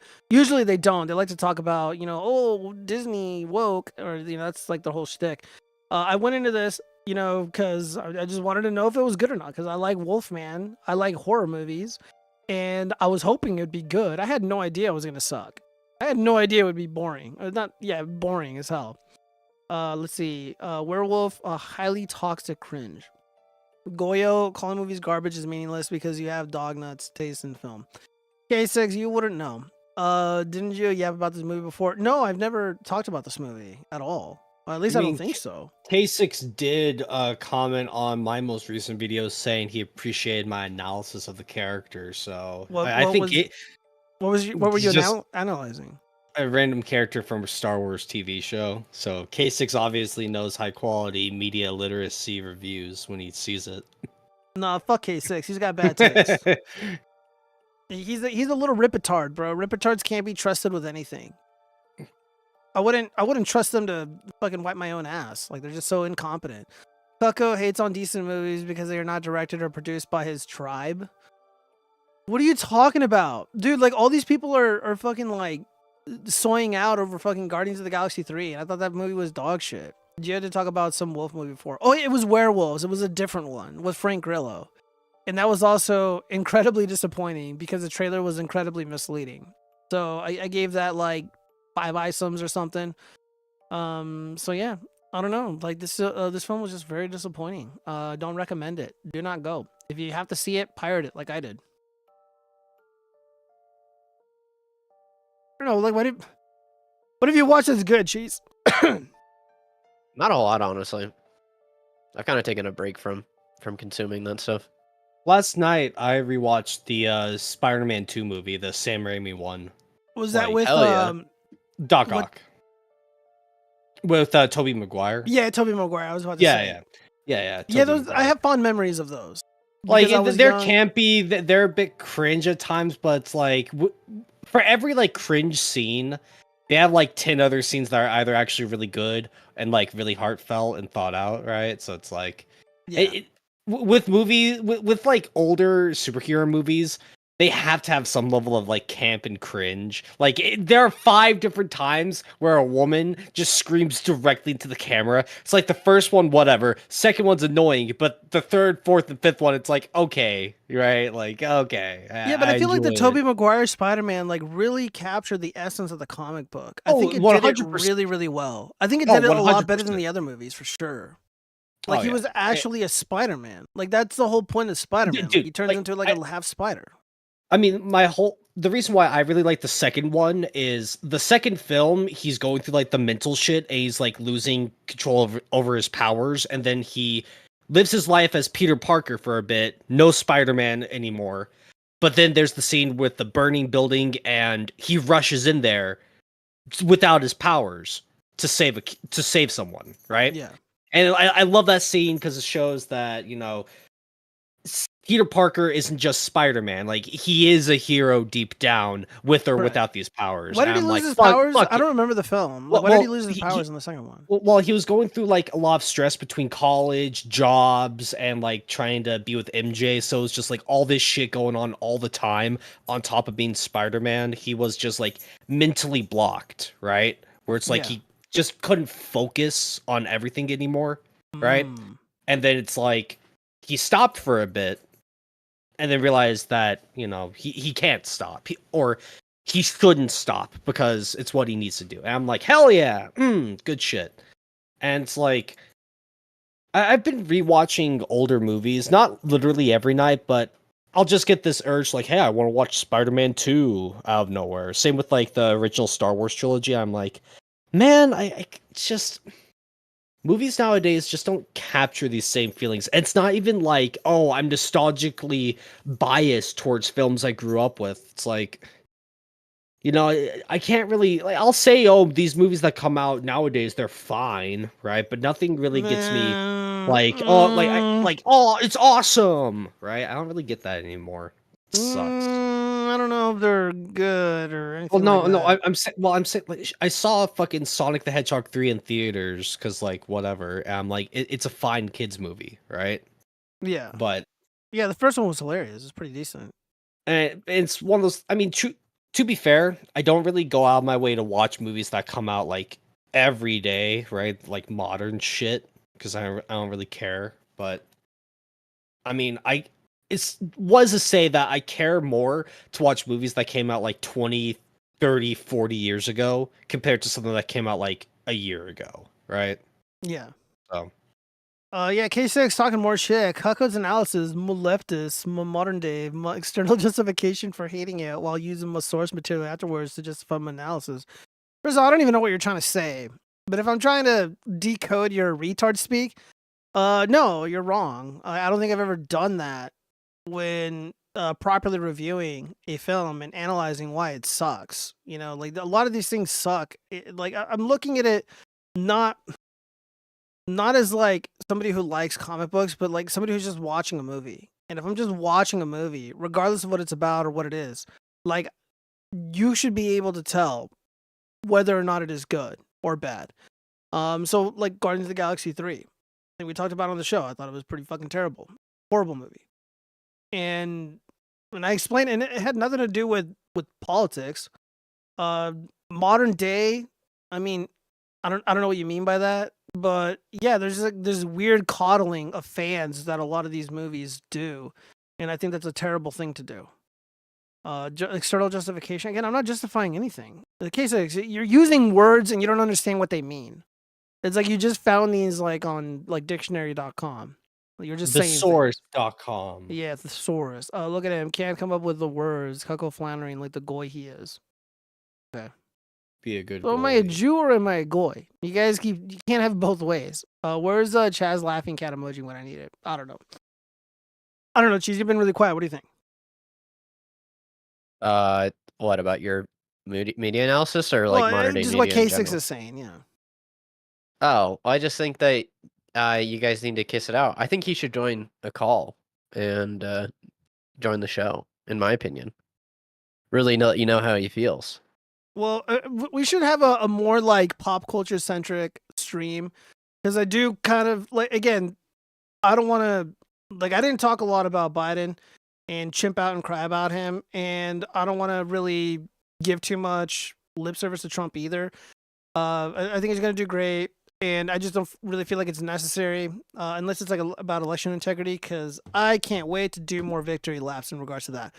However, yeah, like I feel like there needs to be more, like I think a fun stream about the Joker too and why it's dog shit. That would be a really fun stream. Even the first one too, because again, this is probably where it's coming from, because it said the Joker films were overly political. There was a lot of political undertones, and I don't like politics in cinema. I think when you embed politics into cinema, you just cheapen it, you worsen it, you have an agenda. It's just not trustworthy. It's just not good. That's just my opinion. I don't like politics in my cinema. So while I goof on the grifters, I mean, they're not entirely wrong. Like a lot of the stuff that they make fun of, like they're right about those things.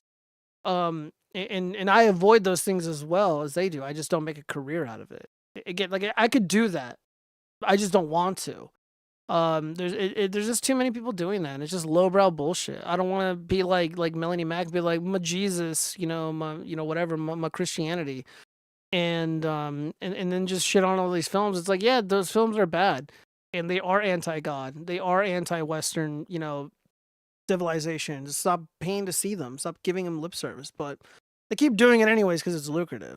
So I don't know what the deal is with it. It's kind of weird, it's kind of sus, and again, those people are being exposed and just completely destroyed online, especially Melanie Mack. Like I was watching The Biggest Problem in the Universe, and Vito and Dick Masterson just completely fucking destroyed her, and like they were more mean to her than I ever could be. Just saying.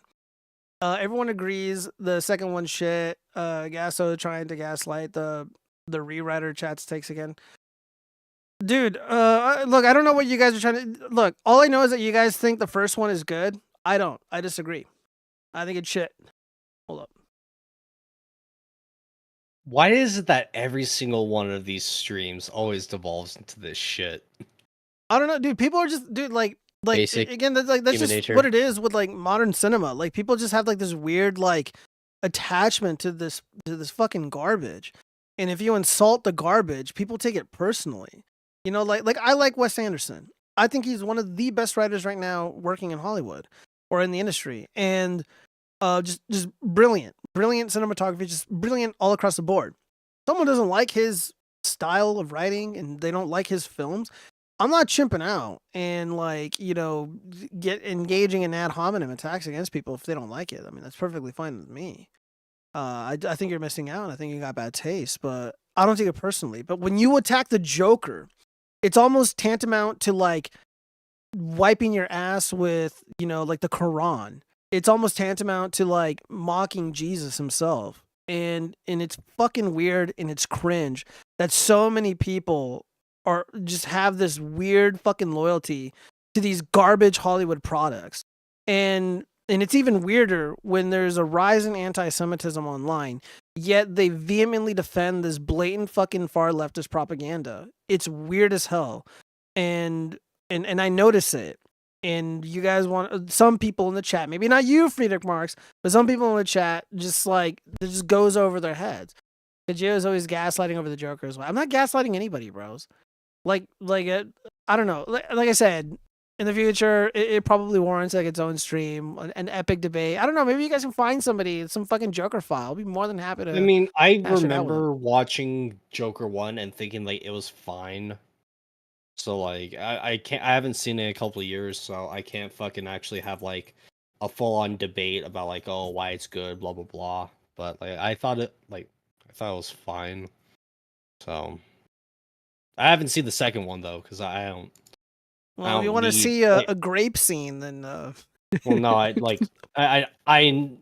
I like full fruit. well that. I know full well that the second one fucking sucks. Because, like, the director himself says the wrong people started to like the first one, so I'm going to make this second one just to shit on them. And I'm like, that's all I needed. Yeah, and that's like another thing, too. It's like, look, guys, like... Imagine making a sequel to spite on the few group of people that, like, genuinely latches onto the film you made. Like, how retarded do you have to be for that? Like, to do that? I mean, dude, the guy made out like a bandit because a lot of people rushed to go see it, but it also hurt the film because it made nowhere near as much money as the first one. And yeah, and it was obvious that, and again, that just lends credence to what I was what I was saying about the movie. It's like it was chock full of propaganda. And the makers of the film did not like how the film came across to a certain demographic, I guess the incel community. The black so pill he's incel. like, well, I'm going to spite these people by making a musical, and I'm going to completely destroy the character that I wrote by having him raped in a shower by the cops. And I'm just like, oh, okay. And have Lady Gaga in there singing and just being retarded. So I don't. Well, geez, you've obviously seen the movie. You have strong opinions about the comic book cape shit genre. Like, what is you've heard what we've been saying? You're reading the chat. Like, what is your take on this? On the Joker movies?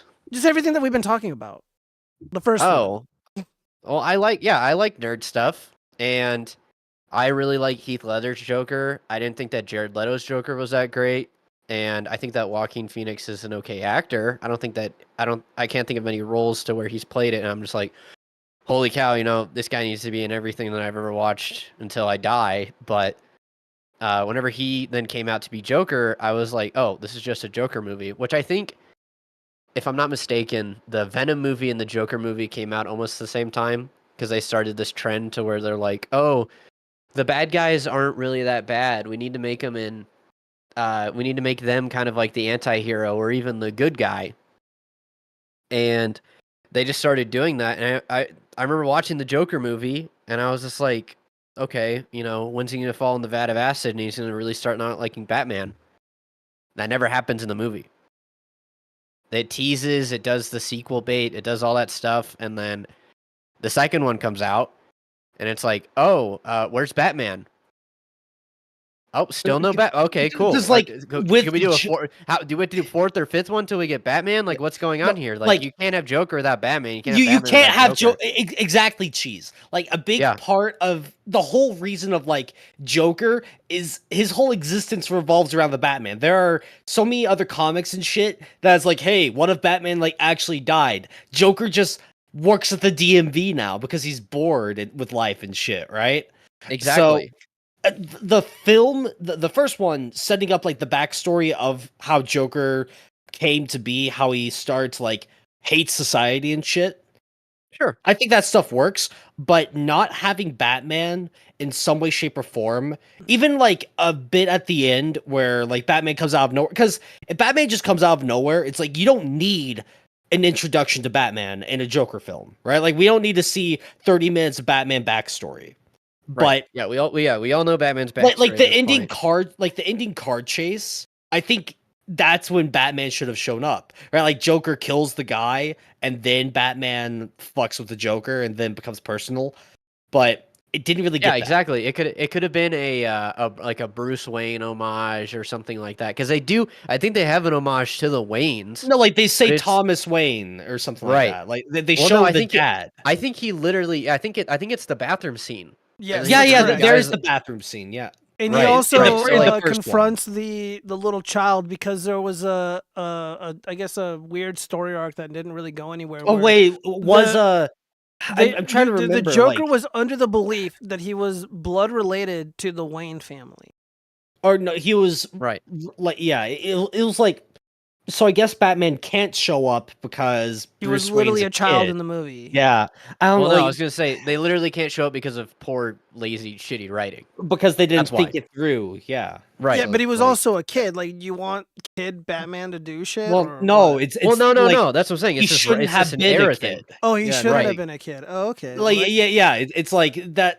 That's what we're trying to like say is that they're like, oh, you can't have Batman because because the lazy writer decided to make Bruce Wayne a kid. It's like, really. Well, K6 was trying to pretend that, like, one, I didn't see the movie, and I don't know. I honestly don't even know what like the chat's problem is. Like, look, I'll just lay it out really quickly. I didn't like the film. I thought it was boring as shit. I thought it sucked. The story sucked. The writing sucked, and there was just way too much underlying leftist messaging embedded in the film that I'm personally against. And again, I am against politics in films. And there were just so many issues with the character the way that it was written, obviously, and to your guys' credit, like maybe it fucks with the lore. It's like, why is Bruce Wayne a little kid in the story? None of it made sense. None of it made Right. sense. Yeah, I mean, it's just like, and yeah, it just didn't help that, like, I just think the Joker was kind of a pussy. It's like, oh, I don't have universal health care. Ooh, rise up against the bankers. Ooh, it just sucked. Like, I just don't think it was good. And then when I explain this, people just get, fucking sand in their vagina about it. And You need to, Gio, you need to go more nerdy about it. Like the fact that I had to bring up, like, it was like, well, why don't you like the Joker? It's like, where's the Batman? Like, well, no, it was a Joker movie. It's like, okay, we had a Batman movie. Do we just need Batman in it? No, of course. yeah, but Batman's got to like- fight villains, though. Like, that's a given. Well, that's what I'm saying. That, it's the And, same like, with, like, you can't have a villain without, like, a hero in it. Yeah. Like, there's so many, there's even, like, kids' movies I'm thinking about, like, Megamind. That movie's about a villain. There's still a superhero in that. Yeah. There's probably so many more that I can think of to where it's just like, Shrek. Yeah, Yeah, but, yeah, but if Shrek. you, Yeah, but like, exactly. Like but the- if you try to just watch the film and analyze it on its own merits, and try not to get too into the weeds about, like, timelines and not having a Batman or like a proper villain, which is a problem because there wasn't really like a proper villain in the film, which is an issue No, in and of well, itself. no, like the villain is like, okay, so in the first Joker, the villain is like the society and like the news prompter guy, like the guy that does the talk show that makes fun of Arthur when he was trying to like be part of his show. Like the villains are the people surrounding him that treat him like shit and don't actually help him out. Like I know it's like most society is bad, but like yeah, but those people were right That's- though. well, no, like but, Arthur like, Fleck that's was not not her- funny. Like, he sucked was- dick. Like, he does not belong on any fucking stage. He couldn't do stand up because his shit sucks and he's not funny.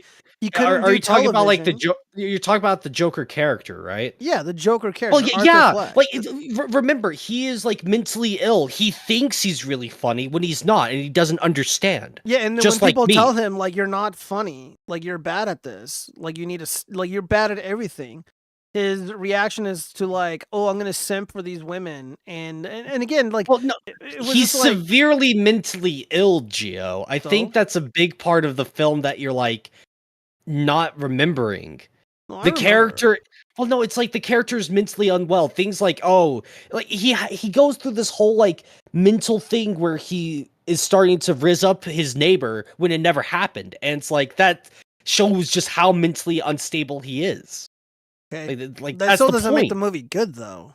Well, Like, it's still like the problem is like, look, the audience needs to be able to connect with the main character, the protagonist, which is how he is supposed to be depicted as. People are supposed to be sympathetic towards Arthur Fleck, regardless of what is in his mind. and I think Gio, And we're you supposed should to be sympathetic, or at least they Gio, want us to be Gio. sympathetic towards him. Well, Gio, with how much chat is roasting you, you would think you'd be able to sympathize with Arthur with just how much people laugh at you instead of laugh with you.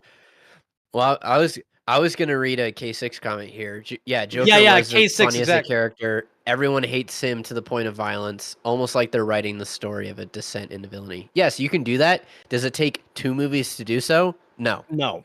It should take it should take half of the movie to set up our characters' motivations, and then halfway into the movie, Batman shows up, and then we're having a different point of view now, to where it's like, okay, maybe not relate with Joker entirely, but at least see his perspective. And you still have the characters that are supposed to be in the universes together, not write the character to be its own independent piece. Just like the Venom movies, we've had 3 Venom movies without any mention of Spider-Man. That's stupid as fuck. Yeah, I don't want 3 for Joker real, movies without the mention of 100%. Batman. It's so dumb. yeah, so like, what you're saying Gio, is a Joker well- standalone film doesn't work. The one we got does not work. But I like, agree with you. yeah, That yeah. is true. Well, okay, well, here's the thing, Gio. Although I'm saying good things about the film, like it does some things well, it's not like a perfect film that I think is like the most amazing thing ever, right? I think it has a lot of good ideas and does a lot of stuff well, but like the last third is just like not all that good. Yeah, right? but like, Like- can you guys like understand though, or the chat understand that, like, if your character, like if you can't sympathize with the character, the main character, the movie fails. Like who I can mean, like, sympathize with somebody killing a game show host on television because he called him out for being a murderous thug? Like, well, how can okay, you be so sympathetic towards okay, somebody who's got his well, fucking panties in a bunch because well, people aren't laughing at his fucking retarded jokes well, at a okay, comedy set at a comedy well, club? well, Gio. First of all, it's like it's. I'm sure a lot of people can relate to having embarrassing moments in public, right?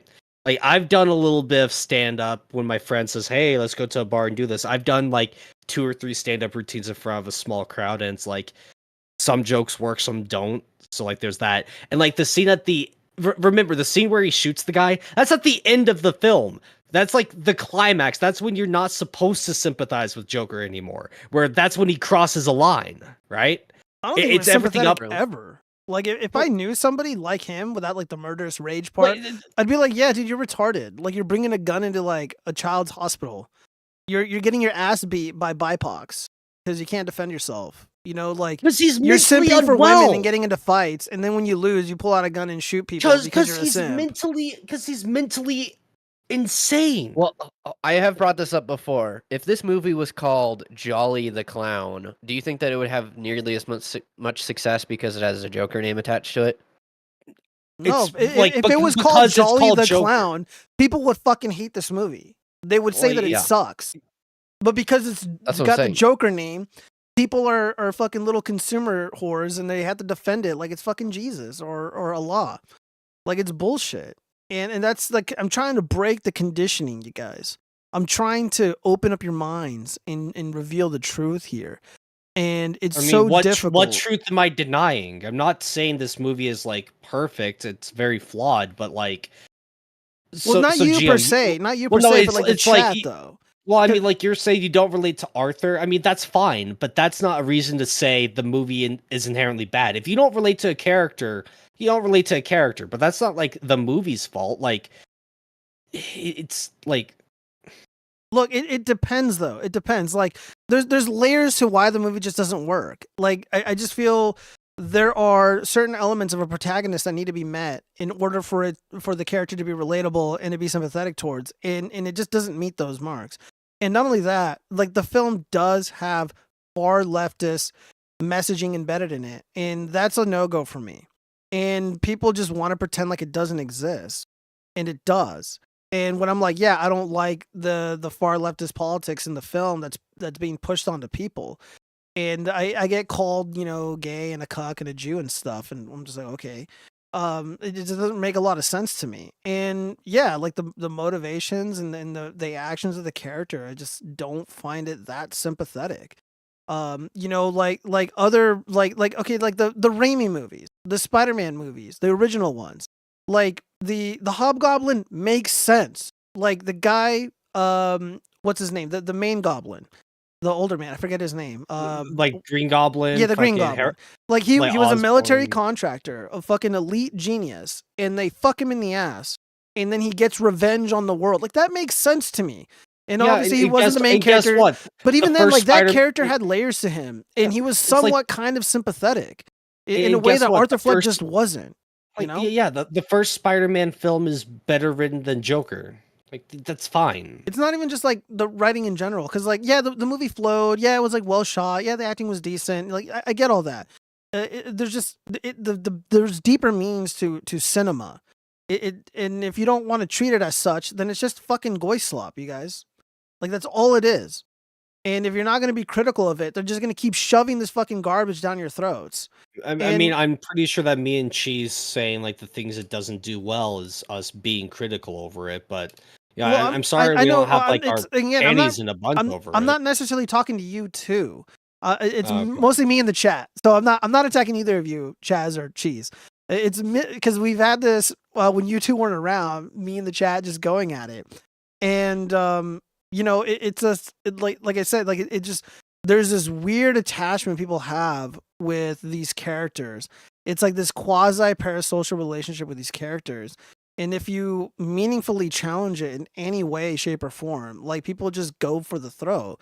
And I feel Well, like this is yeah. going to happen on Monday. So I'm gonna give it a we're gonna watch anime. We're gonna watch anime, and I'm probably might not enjoy it, and I'm gonna be brutally honest about what I think of the writing. And I want to get into the intention of the writers and what they're trying to say with the characters, what they're trying to say with the story. And you guys might not like it. And you know what? I could be like Melanie Mac. I can be like Eric July or Nerdrotic or Critical Drinker, and I can just fucking lie to you guys. But I don't want to be a fucking fraud or a fake, and I'm gonna give it to you fucking raw. Yeah, I'm against the consume culture. I'm against this weird mental programming that is going on with this film, and there was something weird going on with this film. Like, dude, like how insane is it that so many people saw this film, and for whatever reason, for lack of better words, it appealed to incels. It appealed to them in a weird way. They connected with it. They identified with it. There was a lot of memes about it. It was boosted by people like Nicolas J. Fuentes. In the the original writer, he had such a stick up his ass about it, and he obviously, and there were articles written about it. They're like, that's not the way the film was supposed to be interpreted. My interpretation, the way that I saw the film, it was far leftist garbage, and they agreed with me. And these are the people who made the fucking movie. And they agreed with me so much. In the second one, they completely fucking burned the whole thing to the ground. Just to slap the people who paid for this garbage in the first place. And what all I'm saying is, like, wouldn't it have been better to like support independent artists and support people who aren't gonna fucking spit in your face and feed you fucking goy slop? That's all I'm saying. But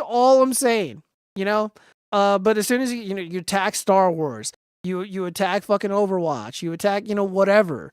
Just some whatever stupid shit people are into, whatever the current day thing is. Like, people just fucking chip that's out. everything. I mean, that's everything ever. If you criticize anything that's minorly that has some level of popularity, people are gonna push back on you. Like, I talk shit on Sonic the Hedgehog, and I got a lot of people telling me like, "Oh, I don't know what I'm talking about," blah blah blah. Shame on you. Shame on you. It's just like you roll with it. It's like whatever. Yeah. So yeah, it's just like I said, I'm just keeping it raw, guys. Again, I can do the whole grift. I can do the anti-woke grift. I can fucking chimp out about women and black people in these movies, and I'm just not, because I just don't care. Again, if it's good, it's good. If it's not, it's not. Let me read some of these comments before we move on. I don't think you should read the comments. Oh, okay. Let me just read it in my mind then. Let's see. Disney remake, dumbass. We're about. Hey, Cheese. K6 is crying, seething. Like, Cheese, I just want to say it was nice knowing you. Gio's about to, shoot us like Joker shot the guy. Duopol, how many people were trolling you with Joker? I don't know. I don't care. Let's see. I watched an anime the other day and it was okay. Cheese, you get what you fucking deserve. That was like the only like decent quote. Other than that, no. Let's see. Please, dancing on the stairs is pretty ban memeable. AJW and Gio from reviewing films. Actual Justice Warrior is a really intelligent guy. How dare you? Be nice. I like Sean. Slimo. Jesus, because your interpretation is Twitter brain rot. No, you don't know what Twitter brain rot is, bro. You probably watch Eric July's fucking horseshit with Give me the toilet, Riz, Ohio. Yeah. So we have to not like because Cowboy likes a movie. I don't. It doesn't matter. If you guys like what he likes, don't care. Stream Boy was okay. I like machines. Support people like you. Makes puppets to Bill Cosby them every night. No, god damn it. Let's see. God, that movie's annoying. When I was blue pilled, I thought it was a good twist, but later realized how wrong it was. Well, yeah, I don't know. Yeah, so I guess we're gonna see a lot more of this on Monday, Cheese. So whatever, dude. Chat's about to engage in mutiny mode when I don't like their. Well, I'm probably gonna rail you the hardest about your L takes for what we're gonna watch, because I really like Attack on Titan. So, and it's not like from a place of like. I might enjoy it. I've never seen it. Because for me, me watching Attack on Titan and enjoying it doesn't come from a place of nostalgia, because I only watched it like a year ago. So am I gonna watch this with you guys as well? If you want, you're welcome to do it. We're supposed to do it Sunday night, so I can. Yeah, like Cheese, DM me. I want to like. I like Attack on Titan as well. So I don't know anything about it. Yeah. I never watched the show. That's fine. The less you know, the better. That's all I got to say. Yeah, I'm not gonna read forums or whatever. Like I don't do that. Again, just all my thoughts, all my opinions are my own. I'm not reaching out to anybody or anything like that. Just going in raw dogging it. The only way to do it. I got to be fair. Can we pay extra to see Cheese and Chaz rail jail while watching the anime? I don't know. Maybe we can do like a theater mode or something in Discord. I don't know how any of that shit works. I'm a boomer about that stuff. I looked it up once. I can stream it and we can just have our live reactions. I can have like maybe we can have like a timeline going or something. Or Yeah, I'll it would do be a really Vito just dumb. Waldy stream where I'll just be like laying down watching it, and you guys can just Yeah, exactly. Just you just see Like, your okay, beady Geo, eyes just like staring at your Geo just screen. Geo puts a puppet of himself with the camera. He's like, "Hey guys, I am watching it." And he just fucks off for like like me and you, Cheese, we're watching it, we're enjoying it. It's like, yeah, Yep. get his ass. And then like Exactly. we don't even realize that Geo's just a puppet. Yep. do a Yeah, local it's stream. not even a We puppet. It's like a probably could. stick, and it's just chilling. It's like Plank from Edda and Nettie. He just Well, does dude, that. people are just gonna dude, this is why it just sucks to talk about fucking anything pop culture related, especially like with this kind of stuff. Because like, as soon as you like not enjoy something, like people treat it like a religion, like they really, really do. Can you too like at least acknowledge like people just like are Oh really yeah, weirdly Sonic the animated about Hedgehog, it? 100%. Of course. Yeah, I don't know No, what it yeah, is there's with plenty of the fandoms Sonic that I don't fandom. like, but- Those people are pretty vicious. I'll give you. I mean, that. they're autistic. Like they're Well, Geo, autistic. not you would- even know. And like, look, guys, I grew up with No, Sonic. like they are autistic. Like, I right? love Like, Sonic Yeah, the like Hedgehog. it's like one of the biggest signs of autism is liking Sonic the Hedgehog. God yeah, damn it. That is Damn, dude, maybe I Yeah. am really autistic. I don't know.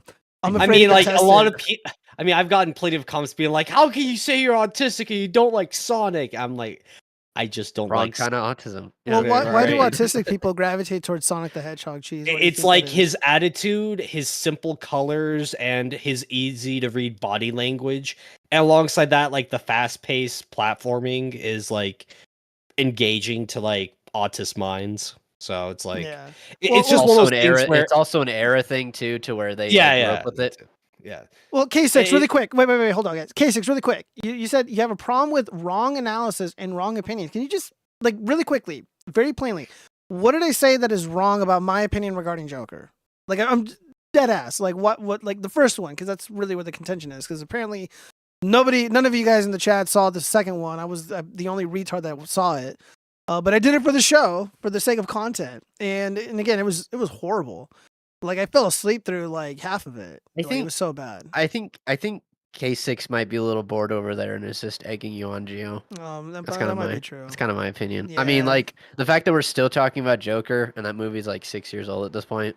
Is it really? Whoa, Fuck, god bro. damn, bro. Yeah, I don't dude. even Fuck. know. Dude, just to Damn. hit you with the 2012 was Yeah, dude. trillion Eric July years sending ago, the but- Ripitards to fucking distract me and to attack me. I Exactly. guess. Yeah, K6 is a paid plant to fuck with you and derail Yeah, your wouldn't stream to talk surprise about me. Joker for the Let's see. 80 Alex billionth Sanglers, time. what's up, buddy? Hide your comments. Why? I don't. Dude, whatever, man. It's just gonna be the N word. Just Yeah, please don't say offensive stuff, guys. Like, I don't want to get banned. I love my channel. I love the fans of puppetry and cinema and guns and motorcycles. You're still analyzing it based on modern political spectrums in a universe in I- which such concepts don't exist. It doesn't matter if they don't exist in the film. Like, in the film's world, they exist in its writing. They exist in spirit.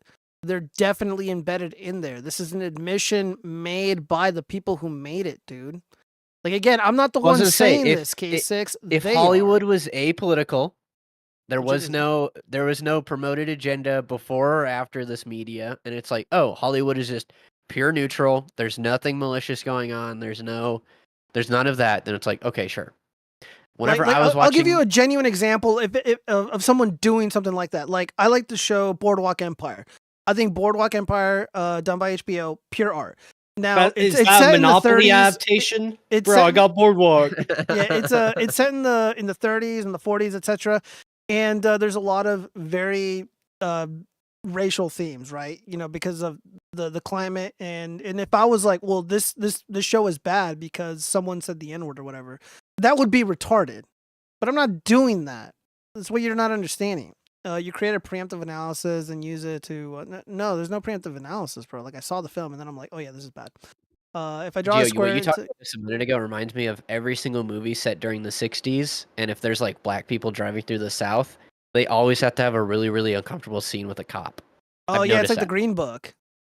Yeah, it's like I've seen so many like movies and clips and all that stuff to where it's just like, oh, we have to have the really, really high tension scene to where it's a scary white man cop and then a a black man. It's just like, Yeah. really, do we need this in every single movie? We don't. Yeah. We really don't. Like, I think No. we Yes, get we it. do It's cheese. also- Yes, we Yeah. do cheese. I don't know, man. Every movie just needs to be 12 Years a Slave. That's all it needs to be. We just need to know how uncomfortable it is forever and ever. It's like, we don't need that. Come on, please. Yeah, no, like the Green Book was just chock full of those like moments. They're going to like a tailor, and they're like, yeah, he's not allowed to try on the clothes. And I'm just like, oh, he's like, come on, man, just make an exception for him. And they do this like repeatedly. Yawn. Yeah, or it's like they go into like a Denny's, tired. and they're like, yo, he's not allowed to eat in here. I'm like, what do you mean? Yeah, you know, exactly. bada bing. And I'm just like, oh man. Bada bing, bada boom, Yeah, the Green Book is like an Italian driver driving around as like Italian. an artist, and I don't know. I actually kind of enjoyed the movie. I thought it was kind of decent. You know, I'll give it that. I don't know. I don't know. Well, yeah, but like, how much fucking about it. racial torture porn do we need? Like, good lord. Oh yeah, I mean, More. on that front, yeah, we don't Right. need the films anymore. It's like we get it, guys. America bad, you know, whatever. It's like, yeah, we had a pretty bad history, but we also fought a war to end it. So can we at least relax a little? Yeah. AC writes, "El Vault, make Gio watch 12 Years a Slave anime instead." Is there an anime? Hell yeah. No, God no. And I've seen 12 Years a Slave, and it actually was a decent movie as well, but kind of long. But again, enough of that. Let's go ahead and move on. Yeah, I'm Wolfman. trying to think of anime with slaves in it. There's not a whole lot of those, honestly. I mean, there's Pandas are- Vinland's there's Vinland Yeah, I was Saga, about but to say, that's like season 2, and it's like it's not really like, oh, they're super focused on the slave aspect of them, so it's like that barely counts. Also, if it's white on white people, Chaz, it doesn't. It doesn't count. anyways. Yeah, Come on, exactly. Yeah, I forgot. I Are forgot there that. are there slaves in Attack on Titan? No. I mean, like, No. Okay. No. I'm just asking. I don't know No. why you're like no. Okay, well, I'm just I'm like tricking you. I'm tricking you. Yeah. Well, no, Look, I it's don't like, care, man. I'm just gonna watch some show and like instead. well, it's one of those things that I've seen it all, and like, oh, I think about events in season 5 that affects things in season 1. So like, I'm trying to think about it, right? But it's like, to you, it's like if you're just gonna watch the first 4 episodes, no, not really. Oh, it's God. just me thinking about it too much. Yeah. Shit. I don't know why I have this up here. The difference between good people and bad people. Should we watch this? Sure. Fuck it. Why not? You know what? This actually was kind of interesting. Let's just watch You it. see someone's true character when something unexpected happens that's scary and hard. And I've seen the best in human nature come out with that. I've seen Gio Best in human chimp out on his own stream. It scared nature. me. Literally hell. It's the I've seen worst. Gio's ass out. Fucking. Oh God! All right, let's What continue. Simone Poppy went Okay, through and is okay. still going through in his area with the flood. You'll see people do amazing, pure, good things for each other, helping out, suffering together, dealing with it. Right? In a place like Los Angeles, you don't see that shit. These major cities, you see a lot more looting, rioting. You know, like right now, one of the main things is people going door to door, just stealing everything in the homes. That's when you really want guns. Yeah, can they build some reservoirs? Haven't since 1979. Over 3,000 people died in the San Fran fire of 1903. Right. They have all the technology and all the funding they could possibly You want move the mouse, Gio. to have reservoirs, all kinds of shit, water retention on every level. They get plenty of rain. They don't because they're lazy, they're selfish, they're narcissistic, they're indulgent, they're greedy. They're bad people. And the way I define bad people to my kids is people that externalize blame and externalize reward. I'm a good person if they give me an award. I'm a good person if I make money. Everything bad that happens to me is because of other people. That's what makes you a bad person. Because everything else is subjective. You know, a bad person to me is somebody that externalizes all blame and responsibility, where they don't have to chip in and they believe they deserve everything. Doesn't that not sound like Arthur Fleck's Joker? I mean, I fucking hate to bring it back. Come to that. on, man. Come on. Fuck up, Gio. But am I wrong? Am I You know fucking what? wrong? Joker's the best movie ever. Shut Fuck up. you. Keep listening. You know what? I've come Yeah. to appreciate the character of Arthur Fleck way more. Yeah. Like he has way more layers than Chimpo could ever really understand. Oh, now Yeah. you're joining in on the fucking lynch mob. I see how it is. Yeah. I'm gonna lead the mob. Okay. Yep. And there's no limit. I'll be on to Chaz's their shoulders, cravings, 'cause let's go. A really bad Damn person right. can never do anything illegal in their life. Right? A bad person isn't just what you do. And I know felons that are really good people. I know people that have done heinous things that are really, I consider them good people. And I know people that have never done shit, and I consider them bad people. And I think it's a choice. I think you can change. I think that you can start reclaiming your authority. I think I don't agree with that last bit. Really? Why? Well, how do you do heinous things and then you're still a good person? Well, it depends on the heinous thing. Like, if you do anything like with kids or whatever, like we write you off, okay. But if let's say you know at one point in time you show up at a bank with a gun or something, and you try to run off like a little bandit, but then you get caught and then you become reformed. I mean, that person did something really heinous. He terrorized a little community. He took things that weren't his. But if they go to prison and they do their time and they don't ever offend again, I mean, does that person always remain a bad person or not? No, people I can guess not, no. change. It's like, Yeah. I mean, that's what's supposed to happen. Yeah, right? I know, right? In theory, that should be, I mean, it does happen, but like not every time is the thing. Yeah, like and I don't know, like I don't want to go into like repeat offenders and shit like Yeah. that. But like there are good examples of a guy fucks up, but gets his shit together. And it's like to say that doesn't happen would just be wrong. But at the same time, with the amount of people that they loot, get sent to prison, come back out, immediately go back to looting and rioting. It's like, yeah, but those people are always bad though. Like, oh yeah, the looters, the mindset, the psyche of the looter, those people are always, in my opinion, always going to be bad. I mean, if somebody is that, quick to take advantage of vulnerable people fleeing a totally preventable disaster, I would you want someone like that around? Like, let's say we're all like hanging out at a bar, and then someone's like, "Hey, what's up, dudes?" And we're all just casually talking, and then they reveal to us that, like, "Oh yeah, let me tell you a cool story. Like, I was in the fires myself, man, and look at all I got this Rolex, and I got this and that." I'd be like, "Yeah, I don't want to fucking hang out with this guy. Like, I don't want to. I don't want to associate with the guy that Yeah. openly brags about like stealing shit in times of natural disasters." It's like, come on. So like that's a great example of it. And the whole like externalized blame, a lot of these people, they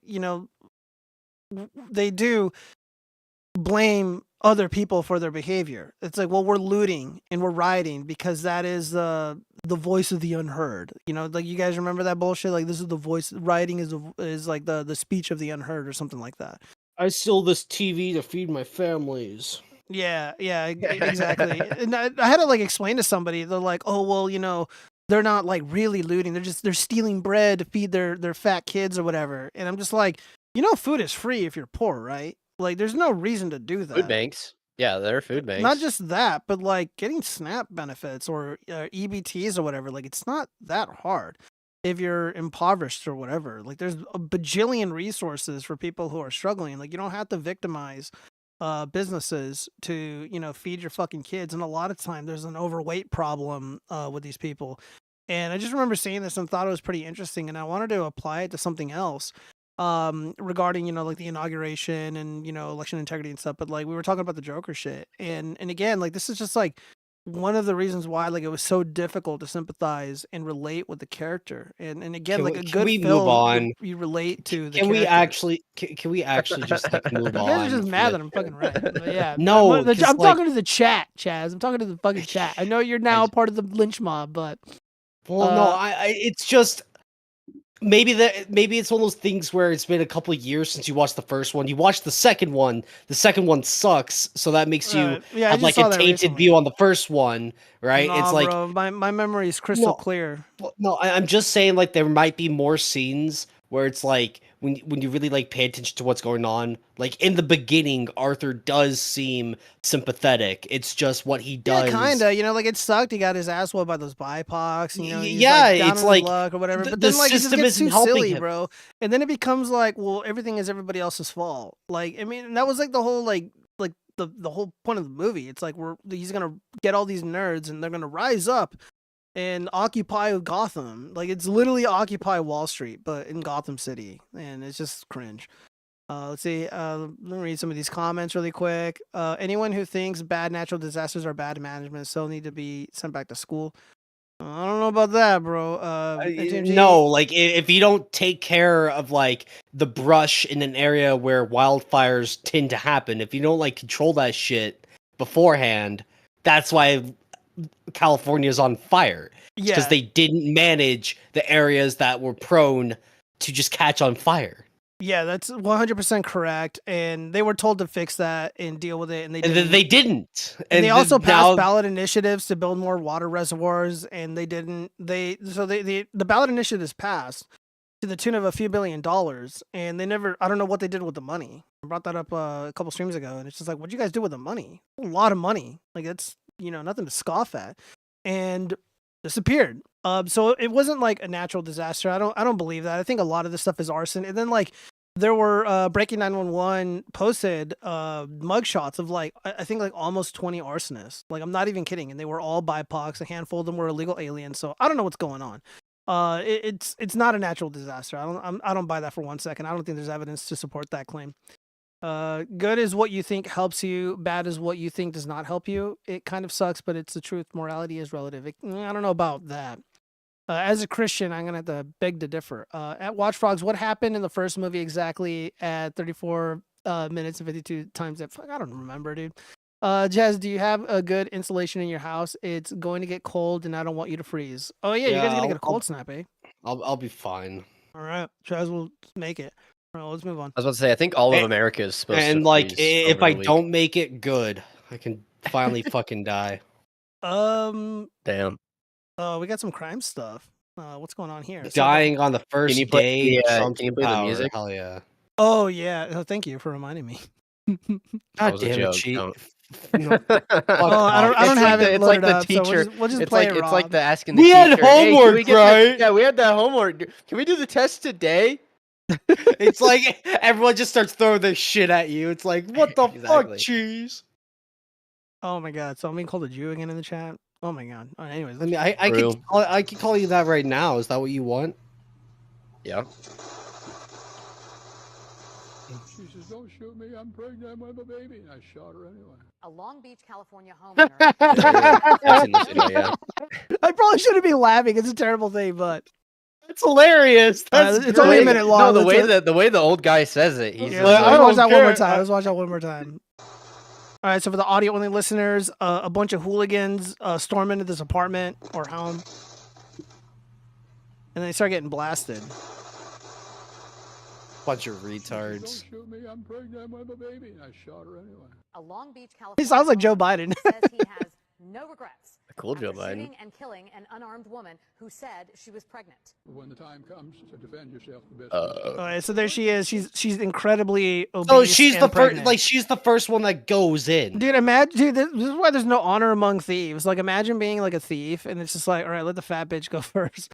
Let the fat pregnant bitch break down the door first. Yeah. Two robbers. I walked in on them, and they downed me. They jumped on me in the hallway. But Tom Greer says he managed to get his .22 caliber Smith & Wesson revolver. He says when that unarmed couple saw his gun, they took off out the back door, and he followed. The lady didn't run fast as a man, so I shot her in the back twice. She's dead, and they told her off, but he got away. And since then, there has been a swift and almost split reaction on social media sites. While some say they would have Well, how done do exactly people the same really thing, like? others They break into his home, fuck with his peace and like quiet and tranquility.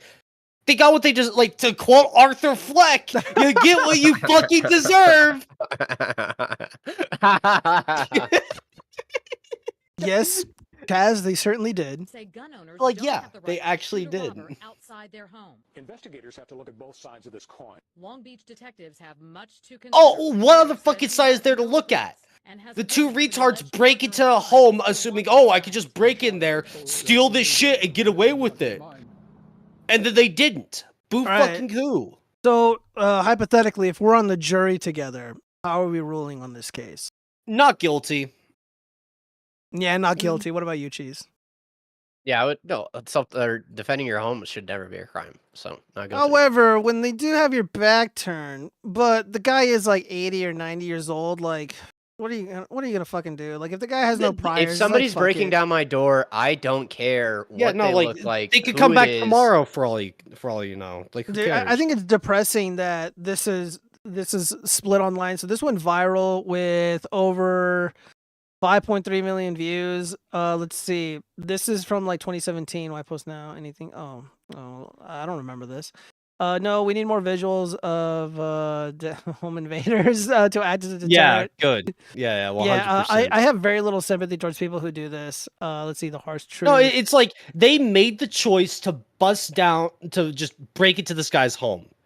Like, if he wasn't armed, they probably would have beaten him to death. Like, like, fuck it. Oh yeah, no, we would have an elderly victim for sure. And Exactly. that's certainly not what you want to see. And I have a question, Gio, right? Like, they had ski masks. They pretty efficiently bust down that door. That wasn't the first time they broke into someone's home. I would argue that you are correct, yes. Like, they 100% they've done that multiple times, and if they got away just without getting shot, they would have done it again within 2 days at someone else's house. Yeah, I feel like they're fucking parasites and leeches, and I'm sorry about like the unborn baby, but I'm sorry that you had to be a baby. Her body, her choice. She chose to risk the the baby's life, and she chose to roll with these ghetto thugs, with these bad boys, and like Arthur Fleck says, you get what you fucking deserve. And based Arthur Fleck. We love Joker 1. Fuck yeah. Yeah, slight redemption, but not entirely. God damn it, Chad, stop it. Yeah, no, we need more of this. And again, like a lot of us who receive that letter in the mail that we have jury duty, I think it's important to take the call and to participate in the process. And you can be the cock block in the system that would want to throw an elderly man in prison for shooting I at would these thieves. flop my balls down in the juror's room. Like, full on, we're all in there about to talk about the case. I just get my balls out, plop them right down on the table, say not guilty. Yeah, I wouldn't waver. In there. I wouldn't waver. Yeah, no. I would not put my balls away. They are staying out until we're done. I wonder if you can like legally get away with that. Oh, dude! If only Nick Rekieta was here to answer that question. No, like that is 100% indecent exposure, like sexual harassment. Because no, they're still getting away with that. But it's about making a statement. Yes, a powerful statement. Oh man, this is really offensive imagery. God damn it! I like the didn't do nothing button. It's pretty good. Didn't do nothing. Let me see. Unarmed. Oh yeah. Yeah. So they weren't technically armed. They were technically armed. I love how the lady was like, "I'm pregnant. I'm pregnant." It's like, well, why didn't you think about that before you? Dude, you decided people think? I would like to think so. Like, she's pregnant. Okay, so you're free to bust down my door. You're free to take my shit. Yeah, you were pregnant. You were pregnant during everything else up until the point that your life was threatened. And it's like, in fact, you know what? If you're so pregnant, here's my gun. You clearly need it more than I do. Yeah. Fucking like dumb bitches, man. They will use any excuses possible to make it your fault. Well, we have Andrea here. We have Andrea here with his hot legal take. Yeah, he was wrong because he shot her in the back. And that's unacceptable. They were fleeing and they were no longer a threat. No. He should be prosecuted. That is bullshit. No, they were going to be a threat to some other they were going to be a threat to some other household. They weren't a threat to him anymore. Whatever. They were gonna keep doing this shit. What was the conclusion of this case? Let me see. Hold on. Let me see if I can get a name out of this. I want to look that up. Yeah. All right. She says, "Don't shoot me. I'm pregnant. I'm with a baby." And I shot her anyway. A Long Beach, California homeowner says he has no regrets after shooting and killing an unarmed woman who said she was pregnant. When the time comes to defend yourself, you best do something. The words of the 80-year-old homeowner who confronted two robbers. I walked in on them, and they downed me. They jumped on me in the hallway. But Tom Greer says like his arm is in a sling. Yeah. Let me look this up. Okay, so Long Beach, shooting Tom Greer. Let's see what happened. Oh, wait, no, that's not it. Yeah, no, it's like his arm is in a sling. He clearly got hurt. His life was on the line, and it's like, fuck it.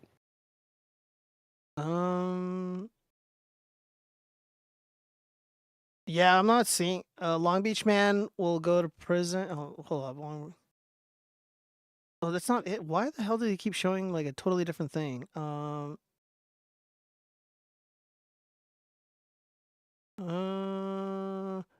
Here we go. No charges for homeowner who fatally shot intruder who lied about being pregnant. Oh, so she wasn't pregnant. She was just fucking fat. Okay. She lied. So now I feel a lot better about this. Yeah, no, like look at that. Yeah, she deserves to die. Yeah, let me go ahead and throw this up on the screen. I'll say that. Like she got what she deserved. Yeah, no sympathy for me. Absolutely. Yeah. So we have here. Prosecutors have declined to charge an 80-year-old California man in killing of a burglar who falsely claimed she was pregnant. The Los Angeles County District Attorney's Office said Monday it will not charge Tom Greer in the shooting of the woman who asked him not to fire. An autopsy later showed Andrea Miller was not pregnant. Long Beach police say Greer surprised Miller and Gus Adams when he returned home on the night of July 22nd and found them breaking into a safe. The two beat him and broke his collarbone before he got his handgun and started firing. Adams has been charged with Miller's murder under the theory that he committed a felony that led to her death. Adams is also charged with burglary. So I guess like they're holding the accomplices accountable for the death of the fat woman. So yeah, it seems like justice prevailed. Seems like justice prevailed here. So yeah. Yeah, good. Look, oh wow, a woman lies about being pregnant to try to like escape consequences or something. Even in moments of life and death, they're fucking lying. Pretty hilarious. This is kind of short. I'm gonna go ahead and speed this up. This is actually really, really interesting, and I think the psychological aspect of this is very, very fascinating. So we have an individual who is impersonating a CIA agent operating in the United States. And this is so fucking funny. When I'm watching these videos, I legitimately get secondhand embarrassment. And I'm just like, I feel humiliation. I mean, watching the watchfrogs live stream gives me secondhand embarrassment. Shut your fucking mouth, Arthur Fleck. LO takes talk about Joker and shit. February 3rd, 2024, an officer in Greenfield, Wisconsin attempted a traffic stop of a vehicle that was driving reckless. The operator, a 39-year-old man named Tennell, failed to pull over and quickly pulled into a driveway. I mean, obviously, he was just trying to get back home to his kids. He didn't do nothing, right, Gio? Oh, well, we'll get to that. Oh, okay. So the suspect is speeding down the road, heading to his so-called friend's house.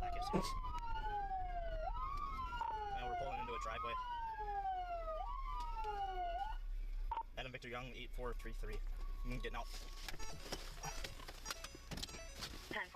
All right, so this is a really terrible idea. Walking up to a police car that's pursuing you, wearing what appears to be fake body armor, probably like from Amazon Condor. Vest. Yeah, it looks like a Condor vest. Those are very, very cheap, probably like $30-40. What's up? Step back. What are you doing? I don't know. What are you? Don't reach for anything. Walk in front of my squad. Just walk in front of my squad. You're speeding. Oh, sorry. Just walk in front of the squad. What's that? This guy probably OD. He's one of my informants. He's one of your informants? Yeah. Okay. Well, I'll come inside with you. Yeah, come on. All right. Who are you? Yeah, this is how you know somebody is lying to you. When you ask very simple questions and they behave like this, like they're like, hello, who are you? I'm Thomas Smith. I'm an agent for the CIA, and I'm coming to this location because I think someone, one of our agents, might be deceased in this household. Follow me. Yeah. It's actually that simple. Like, if he's telling the truth of like, here's my name, here's what's going on. It's like we got to go in there now, please. Well, it gets deeper, bros. It gets deeper. No homo. Like, Lance. With who? Dude, it's such a retard. And then he ignores a very simple question. Very suspect. Who are you? What? I don't know who he's with, but some agency says an informant of his is overdosing. Hey, Joe. 3850 West College. Raisin says I'd be good at impersonating a cop. I saw that.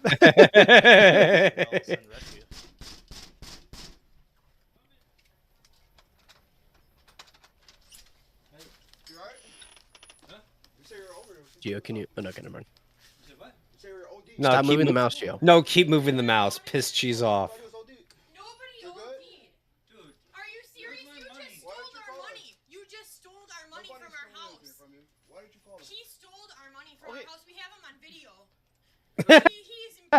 Hey, get fucked. Get. We have him on video on the computer. Is that why you called me? He stole our money out of Hey, our Joey, room. you got surveillance? Huh? You have surveillance? Surveillance. What? Surveillance? You have it? Yes, it has you and your wife pulling up in your car. We just went to go meet you for drinks at the bar, and you weren't there. You told us we have proof. We can talk to This you about that. We is- got more squads on the way. This is great. Yeah, dude. Okay, so like, what's happening here is this guy's clearly fucking lying, and he storms this house. He's knocking, acting like a fucking cop, and none of these people are going along with his story.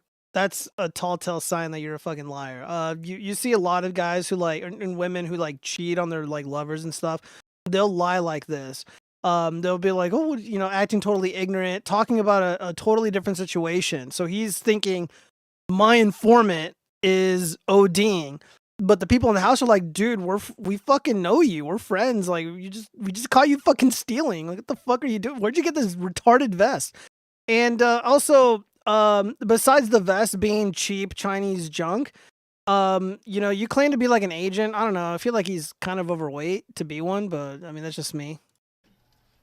Who is this guy to you? He's our friend, supposedly. Oh. Supposedly our friend. Dude, and you just sent me this thing saying he's CIA. Are you serious? Yeah. And I just found Brazil, you come here every day. You've met my son. So what's going on? What are you talking about? Why'd you call and say you And I found You the stole our money from our house. We'll talk about it. Who are you? Why'd you call and say you OD? Who are you? No, Damn, that's like actual pain in her voice. Holy shit. Yeah.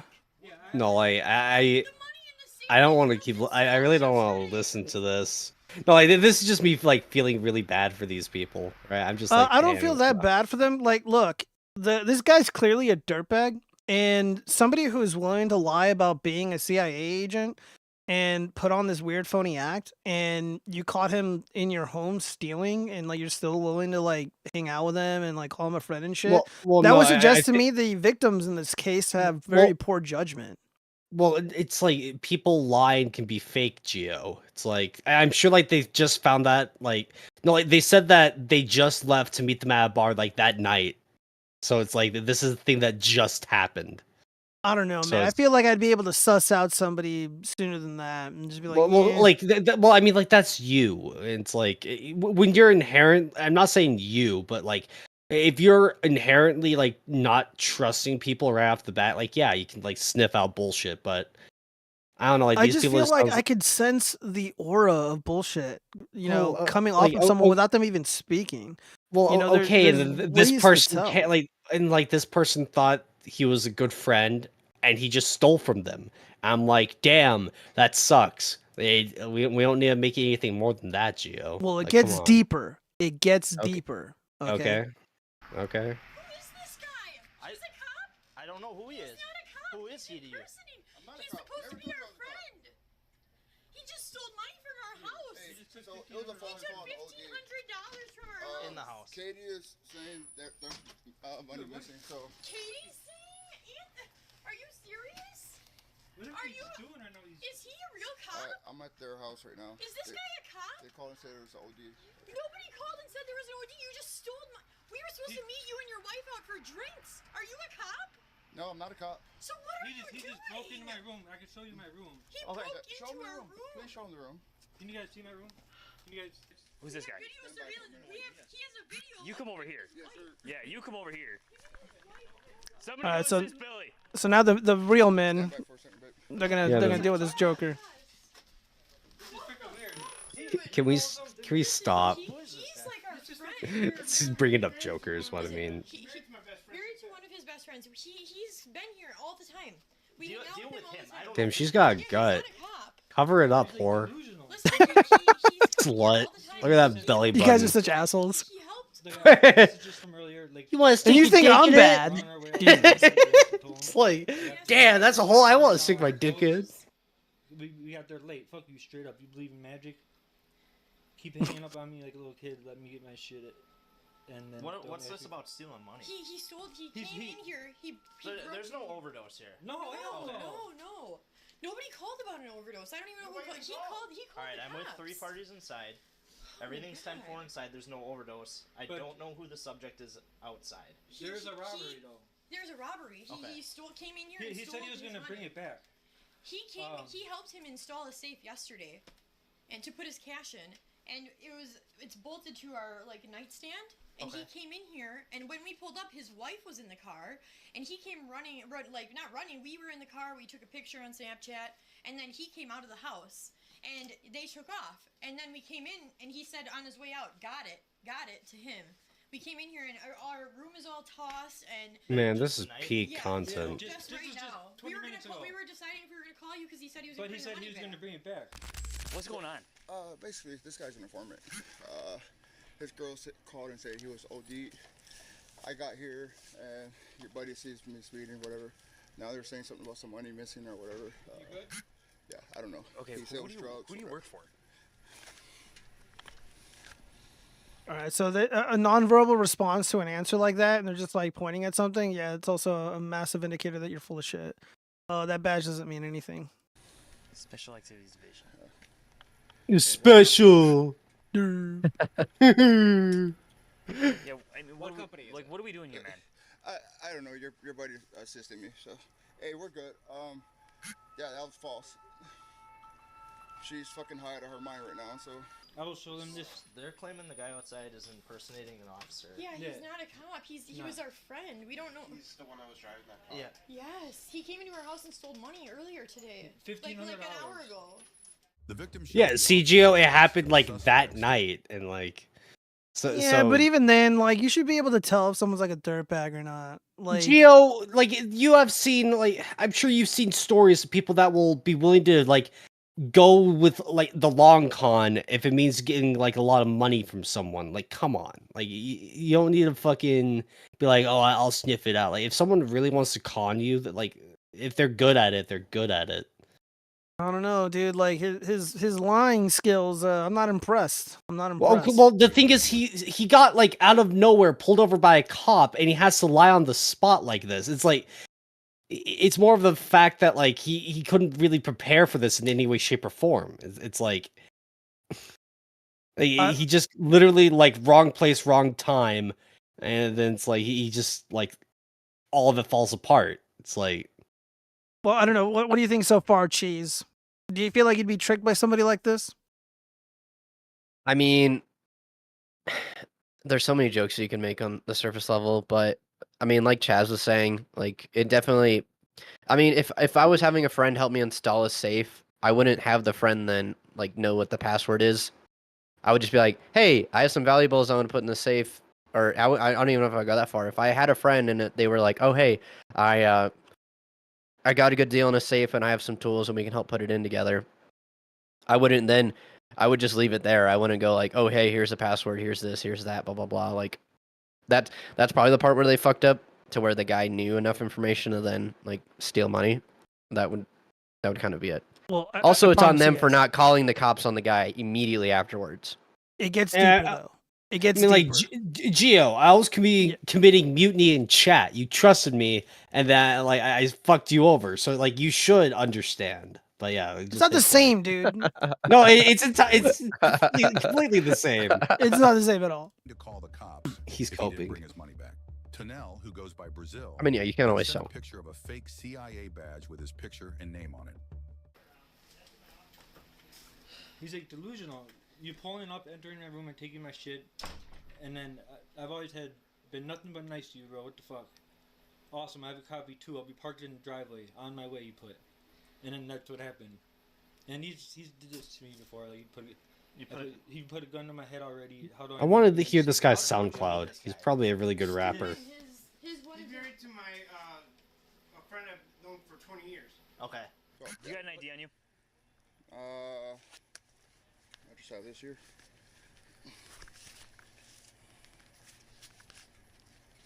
Okay, well, I'm gonna need your name. So. It's an empty badge. As far as your name. This is so fucking cringe. Okay, well, I'm gonna need your name. We don't roll with names. Yeah, it's also not true. Sucks to suck, but I'm gonna need a name. I need a first name and a last name. Lance Comer. Lance? Yeah. Can you hear me? What's your last name? Can you spell it for me? C-O-M-E-R. What's the middle initial for Coomer. There's He's none. You Coomer. yeah. There's none. Harold and Coomer. Why? Because I need to identify who you are. You're just flashing a badge around here, man, not giving me anything other than that. Yes, you are. You're going and fucking chasing this guy around. That's who my officer was chasing after. Nobody. This guy's... Give me your date of birth. What is your date of birth? This guy sells pounds of meth. Give me your date of birth. Date of birth or you go to jail right now. You go to jail? Give me your date of birth, dude. 12/18. What year? 84. I got it, Marks. All I said was OD, bro. What company do you work for? Patriot Defense. Patriot Defense, okay. Patriot Defense Group is a private company that supports U.S. Special Forces and the CIA. Is there a reason that you finally told me now after we've been talking for 5 minutes? They're in my ear. Okay, but I'm in front of you. OD, bro. Like, you know, I rushed over here. They're in my ear. They're in my head, Gio. Don't arrest me. I hear voices. In a vest, all this stuff. You want to tell us who you are, what you're doing here, anything at all. I have to have permission, though. Sorry. You have to have permission to talk to the police. No, you don't. Yes, sir. Can I show you where he broke? Yeah. Is he gonna be good? You want to put him away? No, he's good. I'm just be safe. He's 13 years old. All right. I just don't want to get bit. That's all. Not that I know he hasn't bit nobody. I took him from a friend's. Insert shooting dog bit joke here. I know, right? Well, he knew better. Yeah, He's cops holding and the pooch. cops and dogs. If there is in general, I don't care what's inside your He house. just came and threw, tossed the whole room. This is the safe that it was in. That's what he broke open. Yeah, he broke that open. There's $1,500 in there that I was $1,500 saving for a truck. Okay. He just helped him He install used it the yesterday. hammer too. Yeah. Okay. Like, we were supposed to meet them at the bar and we were running late. Okay, so you were supposed to meet him at the bar. You were running late. Yeah, and You he- you actually went to the bar? We went to the and you bar. think He was that- parked outside with You his think wife. while you were at the bar? Oh, she covered her stomach for you, Chaz. What'd you Thank say? you. What'd She you say, covered Jim? her stomach for Chaz. Yeah, she was Oh looking yeah, like finally, a real yeah. slut. I was Yeah, it's kind gooning of so hard embarrassing right now. because like millions of people saw this. Over 1 million people saw this, and it's like, damn, girl, like you got no fucking shame in your game. Well, I mean, she didn't know that this was gonna be on like a YouTube video. Like, come on. But still, like, don't like if it could possibly be on a YouTube video, you should probably play it safe and don't be a Just total assume if slut. a cop has a body cam, you should probably do Not your be a best to cover slut. up. Yeah, I agree. Yeah, by the way, dude, we're so fucking demonetized for these comments. But anyways, let's continue. Oh, I'm so sorry. we left, he was pulling out when I was waiting for him to come out of the bar. Okay. Oh yeah, I'm sure he loves pulling Out out. of the house and his wife was in the car. Okay. Was there any conversation about an overdose? How did you get that? No, we have no idea what Okay. he's talking about. Okay. All right. Would you guys like to file a report for the burglary? All right. Let me go get my notebook quick, and then I'll come back inside. Okay? Yeah, we Nah, he's just down on his luck. It's fine. It's fine. Can we take a look at that? Yeah. You could I'll toss him there. Yeah, I saw that. So they let me back there already. Gotcha. Okay. Yeah, he took about $1,500. Just cash? Just cash. Anything else in there? Or? No, just the money was in there. I mean, they tossed a bunch of shoes and stuff, but the shoes. Yeah, I don't know. He might have took shoes. I'm not sure what's missing. He's put a gun in my head before. Yeah. Okay. Like because he thought I was whispering something to his wife. Yeah. Okay. It was Yeah, just so again, I mean, this is why like I'm like I understand they're victims, but there comes a point where it's like I'm not very sympathetic towards you when you hang around with fucking dirtbags like this. So prior to this incident, he just revealed that the fake CIA douchebag pointed a gun at his head before, and I did leave a comment down here. Let me see if I can find it. Okay, I mean, like, yeah, hearing that, it's like, yeah. No, it was more just like I don't know. It was actually kind of edgy. I can't say it, but yeah, let's go ahead and continue. Oh, so you can't say it. Yeah, you can type it on a YouTube comment section. Well, I don't want to look for it right now, but because my what finger, you typed was my cringe. finger is tired. It's a lot different when you. cringe, It's a lot oh. different saying it than writing it. I'll just leave it at that. Yeah. That's why you put a gun in my head already. How do I know I'm gonna be safe meeting you in the driveway? So you think he came in the back door? Yeah. Okay. And my room was locked, so he broke. Yeah, he broke in our room. It has Okay. a lock on it. You can see the marks on the door. And then he was telling us he was going to bring it back. That's why we didn't call you guys, because we told him we were going to call the cops. And yeah, when he said he was going to be here to bring the money back, that's when you guys were here. Yeah, the money's got to be in the car, right? Are we allowed to get that money back? Give us his money. Like, are you guys allowed to search your car to see if our money's in there? Just pull up that CIA thing. Oh, the CIA one? This is saying he works for the CIA. Dude, we found that on Etsy. Be sure to You can show get my that off of credentials. Etsy. Yeah. And yeah, I just did a Google Search or whatever. And just for our knowledge, nobody in here is an informant with anyone? No. Yeah. Are you able? My email's on the bottom of the card here. Right down there. Can you screenshot any pertinent text messages, especially the? No, MTMG. I did not use that word for sure. So we can attach it to the case. Sure. His shit call it said, Gators OD, get over here quick. So Nobody in there knows who you are. Yeah. I see the first last name. So the white guy name last name's Wagner. Then you have Katie, and then you have Joey. Satinger or something like that. Trump's America will fix things like this. I know, from right? happening. Yeah. Hopefully, Trump's Real- America. We get no more CIA impersonators Right. working CIA in the U.S. when they're supposed to be. CIA. That's a good one. It's like, yeah, you know, we support, you know, special forces and the CIA, but I'm dealing with an informant. I told you my last name, Palmer. You fucking serious? Yeah. Hey, they're putting me in handcuffs right now. We don't. Turn around like that. Who are you talking to? I'm in a phone call right now. Why are you putting me in handcuffs? Yep, hey, don't move, don't move. Don't. You got a wallet on you? Why are you putting me in handcuffs? You're under arrest for obstructing right now. Round of applause. The white. Okay. Well, he dropped his AirPods. That's I was not about to very say, nice. damn, I'd be pissed. I'd throw a little hissy fit. Can you hold on to that? Impersonating? Yeah. Yeah. Can you open this up? Impersonating? Come on, bro. Be more crazy than that. And now he's insulting the cops. Genius move. So, there's the gun in between the seat. You can see it.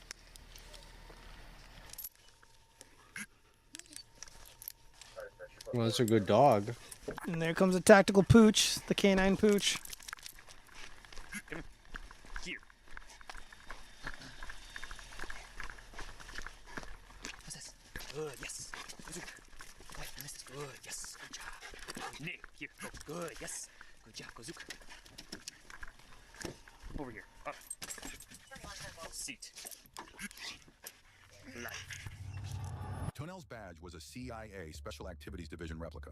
He was transported to the Greenfield Police Department for processing, where he punched a brick wall, breaking his hand.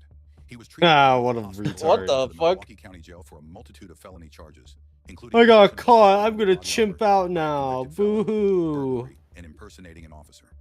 Tunell's bond was set at $7,500, which he posted after 3 months of being in custody.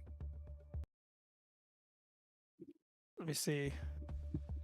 Yeah, so he ended up doing some serious prison time for that event. Yeah, so if I can try to paraphrase what I said initially, it's like, look, people got to be really, really skeptical about the kind of people that they bring around them. And, you know, like somebody pulls a gun on you over, you know, some stupid, you know, bullshit, like, oh, you talking to my girl, whatever. Yeah, and then like they still had, you know, they still called or considered this guy a friend. You know, I don't want to say they brought this on themselves, but you know, I get what you mean. I feel like this could have been avoided very easily if people exercised a little bit of discrimination, if you know what I mean, and who they keep in their social circle. And you know, I think it's a very important lesson. It's something really important to take away from this, and also to really look at the way that, you know, people like this are capable of lying, or at least attempting to lie. You know, again, omitting very simple questions and the body language, like walking away when you're directly asked a very, very super simple question. And again, like the story just falls apart right away. It's like, dude, you're CIA and you have a drug informant in the U.S. and you're a contractor, I guess, and they support special forces. Like, what the fuck are you doing here? Like, and then of course they didn't go along with the story. There's like a handful of police impersonation stories where like they try to get someone to, like, they'll call someone to like vouch for their like lame ass story, and the person is like, no, or they're just like, I'm confused, I don't know what you're talking about, dude. I'm like watching a movie. I'm watching you know, Guardians of the Galaxy 3 or something. Let's see, Freakin marks. Geo is a mark, a fact. Fuck you. Let's see, should have used AI to change what they say to each other before you showed us. Gio, no, I did read that. Scott's big brother and his friends had Colorado State Trooper uniforms. They used to bust drug dealers and leave them zip tied. Disavow. It's a very dangerous game to play. I'm going to implement puppet discrimination from now on. Thank you for the advice. God damn it, AC. Yeah, no, I just thought it was pretty interesting. But yeah, the comments are pretty damn funny. Let's see. That first rookie cop is still confused to this day. Yeah. I don't know, guys. I just feel like a little bit of discrimination could have avoided a lot of this heartache, a lot of these headaches. Yeah, you're not wrong. And again, this is political correctness. Creating victims out of well-meaning, very simple people. And yeah, and the motherfuckers are dangerous. And you know what the interesting thing was about the body armor? Because somebody asked me. At least in the state of Nevada, if you were to go to like Safe Flight Defense and you were to get like proper body armor or buy plates, they told me that they should be checking, like background checking, the way that they background check firearms, but they don't. Because I asked them about it, and they're like, "Yeah, we're not going to do that for you." I'm like, "Okay, great." And so if you were a felon and you were in possession of the fake body armor, so the plate carrier, it's a minimalist design, probably from Condor. It looks very, very something like kids who play airsoft would wear. They do have an insert where you can put body armor in there, so he's not getting a felony for carrying a fucking or wearing a Condor vest that's $30 from Amazon. He probably had plates in there, and that's what the felony is for. And it is a really serious offense. If you're a felon, you can't even have body armor. It is technically against the law in most places. Riveting. Zombie bomb. It seems dangerous, but nobody got Yay. hurt, and all the black guys called them sir. Disavow. So I think that's all I got for crime. What is all this? Oh, dude. Okay, so this is actually, and I'm really curious I what wish you both bitches think. called me sir. Damn. So how familiar? Maybe Chaz might be more familiar with it. Like, Matt Walsh. Yeah. No, not Matt Walsh, but like the conversation about like the Panda Express nationalism, where all these boomer cons are telling people to just get jobs at Panda Express and Chipotle because apparently they pay like $70,000 a year.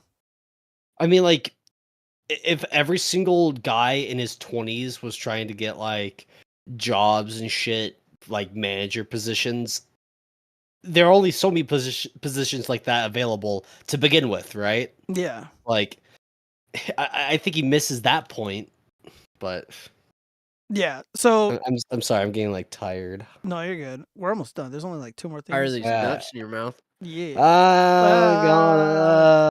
Damn. So, Cernovich writes, I saw someone say that $70K a year at a UPS for a 22-year-old is a dead-end job. What?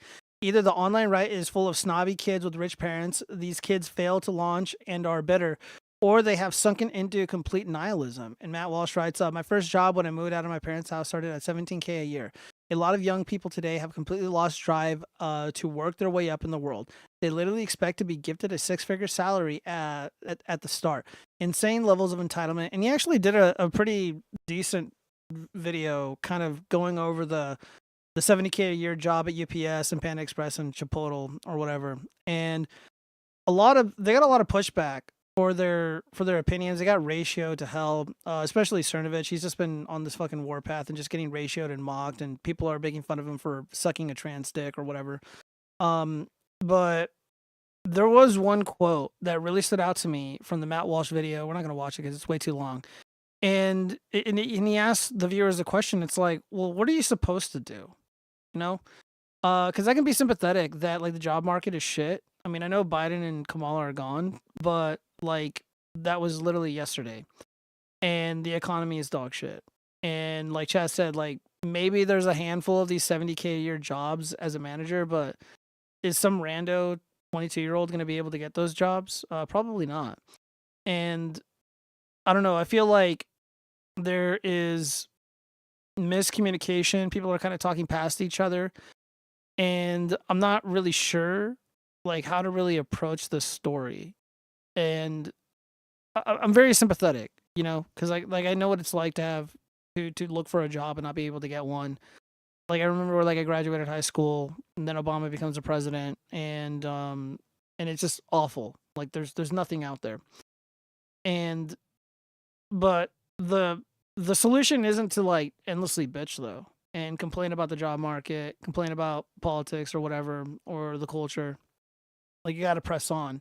So Matt Walsh asked, like, well, what are you supposed to do? Like, what could he say or Cernovich say that will placate the people that have been like kind of hounding them? And I don't know. Like, what do you like? Do you have any like thoughts about like these Gen Z kids and these expectations going out into the real world? Please start with you. I mean, it is definitely like if you ask a lot of these people that were working in fast food that are of the younger generation, like, oh, why aren't you a manager? Like a lot of them be like, I'm trying to be. At the last job I worked at, everybody wanted the coveted supervisor position, but how many people actually got them? Like almost nobody did. And it's just one of those things that's like, yeah, you can work really hard in these companies. Are you guaranteed to then get a better than minimum wage paid position? No. So even though it's really easy to start being, or work at Panda Express, to actually get to that 70K a year job is next to like most of the time, which everybody should know this, whenever you're working at a company, it is better to move to an entirely different company to get a promotion than to stay at the company that you're at. I agree. It's better to get experience, move on. Get experience, move on. Get experience, move on. Which sucks, and the companies can't complain about, why we can't keep employees or why everybody's leaving. It's like, well, because your promotion scale sucks. Like either you promote hard work or you don't. So that's kind of my thing. And yeah, like with young people, obviously, there's a balance between hard work and getting a job that actually pays well. I feel like a lot of times you're going to kind of only get, there's like a triangle of three things where it's like you get a good schedule, you get good pay, or, the labor is difficult. You really can't get all three. Or the labor is easy, the schedule is all right. And like to get the perfect job at our age especially is nearly impossible. So do you have to grind a little bit? Sure. But I don't know. That's what I'm saying. I mean, I think these you're right guys on the are money, coping. and like you bring up really excellent points, and yeah, like she's 100% correct. Like that's what I had to do. I worked minimum wage as well. Like in Nevada when I was 18 years old, or even when I was a teenager, I was working while I was in high school. Like I had a job when I was 16, and I was making $7.15 an hour. And I think another one, like I worked at a different store and they paid me $7.50 an hour. I don't know why. But I mean, like, look, we did what we had to do, and obviously, like moving up within the company is not really realistic. And if you do want to make more money, you gain whatever experience you can, you keep your nose clean, and then you have to hop to another job. But it was a little bit more challenging for me because during the Obama years, the economy just remained shitty up until the election. Then all of a sudden things started easing up and getting a little better. But if it's like, okay, so I'm $7.15 an hour. Then I move to another job. Now it pays me $1 more. Then I get a job into politics, and then it's just like way fucking more. And then after that, I get into banking, and that's relatively the same, or just slightly. You're not helping. Like you can't just say I got into banking. Like come on, man. Well, like, I mean, they got me the job, but still, like but I worked for it. I worked for it. Though. The whole point is like I worked for it, and like, dude, like it's been a while since I like gone out there and tried to find a different job, because I've been at my place for quite a bit of time now, and it's just like, look. I know it sucks, and I know what it's like because I used to be poor, and I used to get shit on all the time. I know what it's like to be rejected, and like it's important that people are talking about the economy and being honest about it, and I do like I appreciate the situation, but sometimes when people like say Matt Walsh or Cernovich try to offer some advice. Well, I don't think Cernovich is offering any advice. Calling people snobby or accusing them of having rich parents or whatever. Like, if your parents are rich, you would have a job. Because if they're rich, that must mean that they have like a network that they can fall back on and be like, get my kid a job. And it's not a problem. It's mostly for like working class guys like me who didn't have connections, who didn't have a rich father or whatever. And like, while it does suck, and I appreciate it, the solution isn't just to endlessly bitch. Like, what are you supposed to do? Like, what are you supposed to do then? I mean, I'm gonna bitch and moan, so I'm doing my part. Okay. Damn. No, so Like my family's pretty well off, but they never guaranteed me a job. It's like, I don't know, it depends. It's like, yeah, sure. Like some of my family members are pretty well off, but I could get on my hands and knees and beg for a job in their industries, but it's not guaranteed. So it just depends. Like generational wealth is kind of a funny topic. I don't really buy too much into that because I just feel like there's a lot of animus when it comes to it, and I noticed it a lot from people who go on Reddit. They have like this really unhealthy attitude towards like other people's money, and like even when they're speaking with an individual, they'll make comments about that individual's family. They'll make comments about their family's money.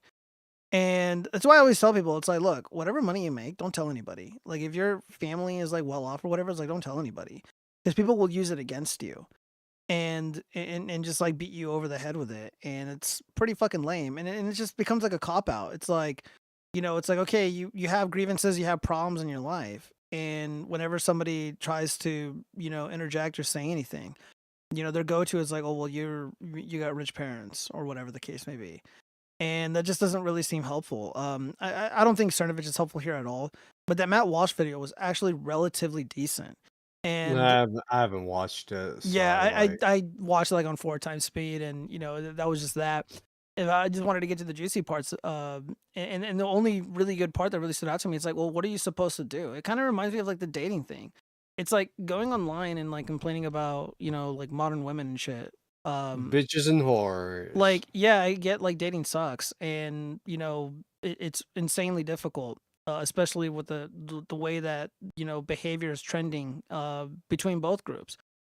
But is the solution really to go online and just like endlessly complain about something instead of trying to improve it on your own or figuring out a Yes. solution? Okay, so Chaz says yes. I don't. Let me see. Henrik Tadusi is making very anti-Semitic comments. AC, I'm here to record Chaz Moan so I can sell it in my exclusive OF streamer audio content as my side hustle so people can goon to it. You definitely need to try it. They used to, I don't know what the fuck Ashblin is talking about. Let's see. Oh no, he's not betting the allegations. Oh great. Zombie Bomb, I made $4.25 an hour when I started. I would say for years, but back then you got a raise for every 6 months you Boomer woman. Let's see, my grandma, Ash Black, is into Connie, so I'm not going to read off shit about food. I told the day manager I didn't want the nighttime manager position. They still gave it to me with no additional pay. I didn't do anything extra. I quit soon after. That's a good idea. Yeah, if they give you more responsibilities and they're not willing to compensate you for it, find a better job if you can. Let's see. I wish we had restaurants in town. I need to make more money than my boss does. Let me see. I had to look at it, how it's made. Okay, Zombie Bomb was talking about disgusting food, goy slop, ew, gross. So yeah, I don't know. Like slop. I don't know what could be. I could go for some midnight slop right now. I had a pizza earlier. I still got more I could reheat. Let's read some of the comments here from some of these power users. Like Cool Hand James, your job is being an artard on the internet. Or oh Jesus, I can't read that. Do you think that maybe young men have given up because they're tired? I know we want them to act like us, but we can't expect generation after generation to fight through affirmative action the way we did. They don't want to the way we did. They don't want to anymore. And with the internet, they're seeing foreigners live in luxury, having jobs they dream of with degrees they have. The solution isn't to beat down our young men. It's to protect them and gut affirmative action. Yeah, that sounds totally sensible. Ryan says, oh shit, hold on, let me set up for this. How many young people do you actually know and talk to about this? 70K a year does not go a long way in 2025. Okay, a lot of young people spend tens of thousands of dollars, many going over 100K in debt on schooling just to graduate and see all the jobs are filled by visa holders, or the wages are substantially lower because corporations exploit cheap foreign labor, while the prices of every necessity are subsequently higher. You're comparing young people to your generation. How many foreigners were in the country filling up jobs? Where there were 10 million illegals. It's actually 60, but okay.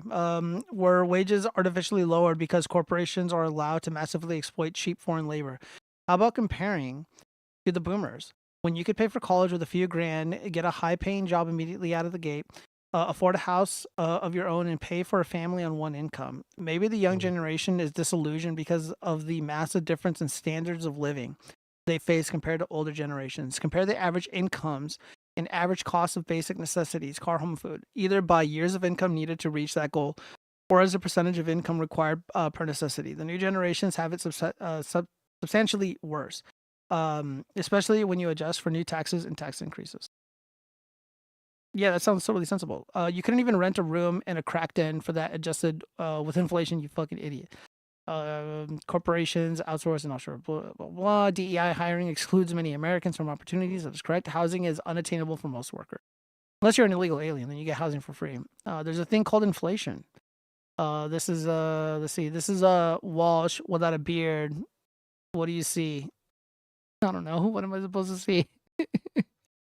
You have to be aware of how much this country has changed since you were a child, yet you still use this tired boomer talking point. The country we grew up in is gone, and people like yourself don't care. I mean, they're not wrong. But even then, it's just like throwing up your hands and doing nothing. Is that really a tenable solution? It just stands to reason that things are going to get worse if you don't do anything. Well, I don't know. Well, you're the little zoomer, Cheese. Like, what do you make of all this? What, just trying to make it? What I just said. What I was just reading, these responses. Oh, I mean, yeah, like it. I mean, should everybody want to be a TikTok star nowadays? No, like that. Only a certain amount of people can actually fill that.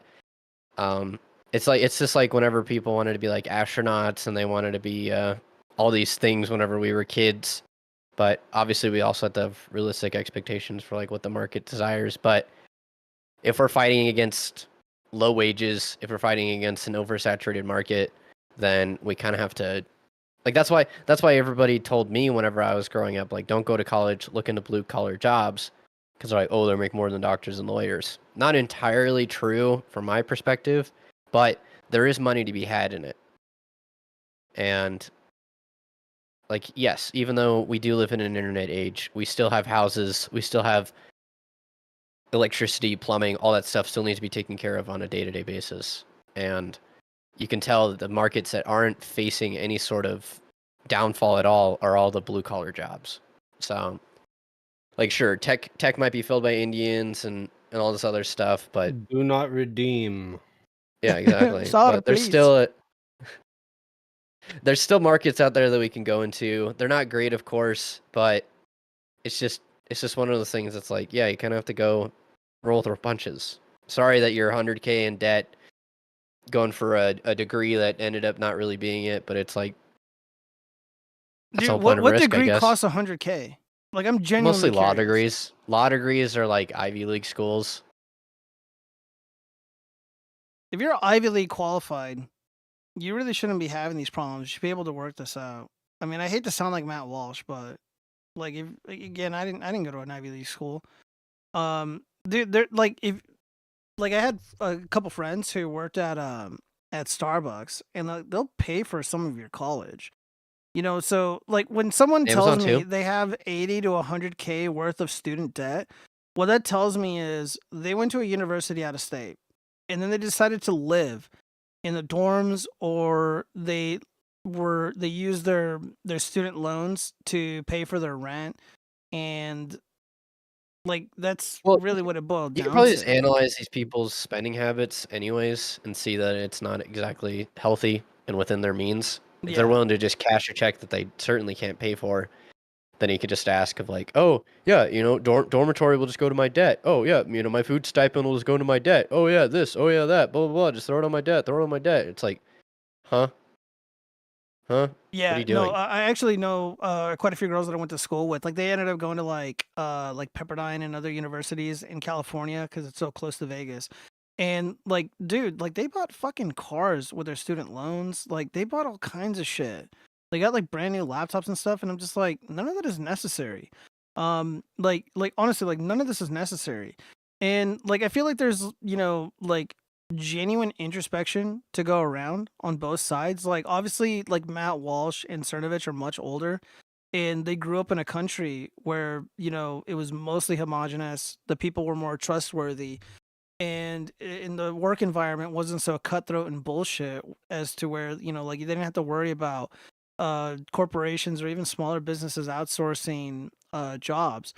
But now, because of the interconnectivity throughout the world, you know, like, everything has changed, and you need to have a plan. Like, you always need to have a plan no matter what you do. You're gonna buy a house, you need a plan. You want to go to school, you need to have a plan. Like, going into this amount of debt is fucking insane to me. Like, uh, like, even like buying a car for me, like, I planned it and it was a really stupid idea. Even though I could afford it, I still couldn't afford it, but I fucking did it anyways, and it was a stupid idea. Stupid thing to have done.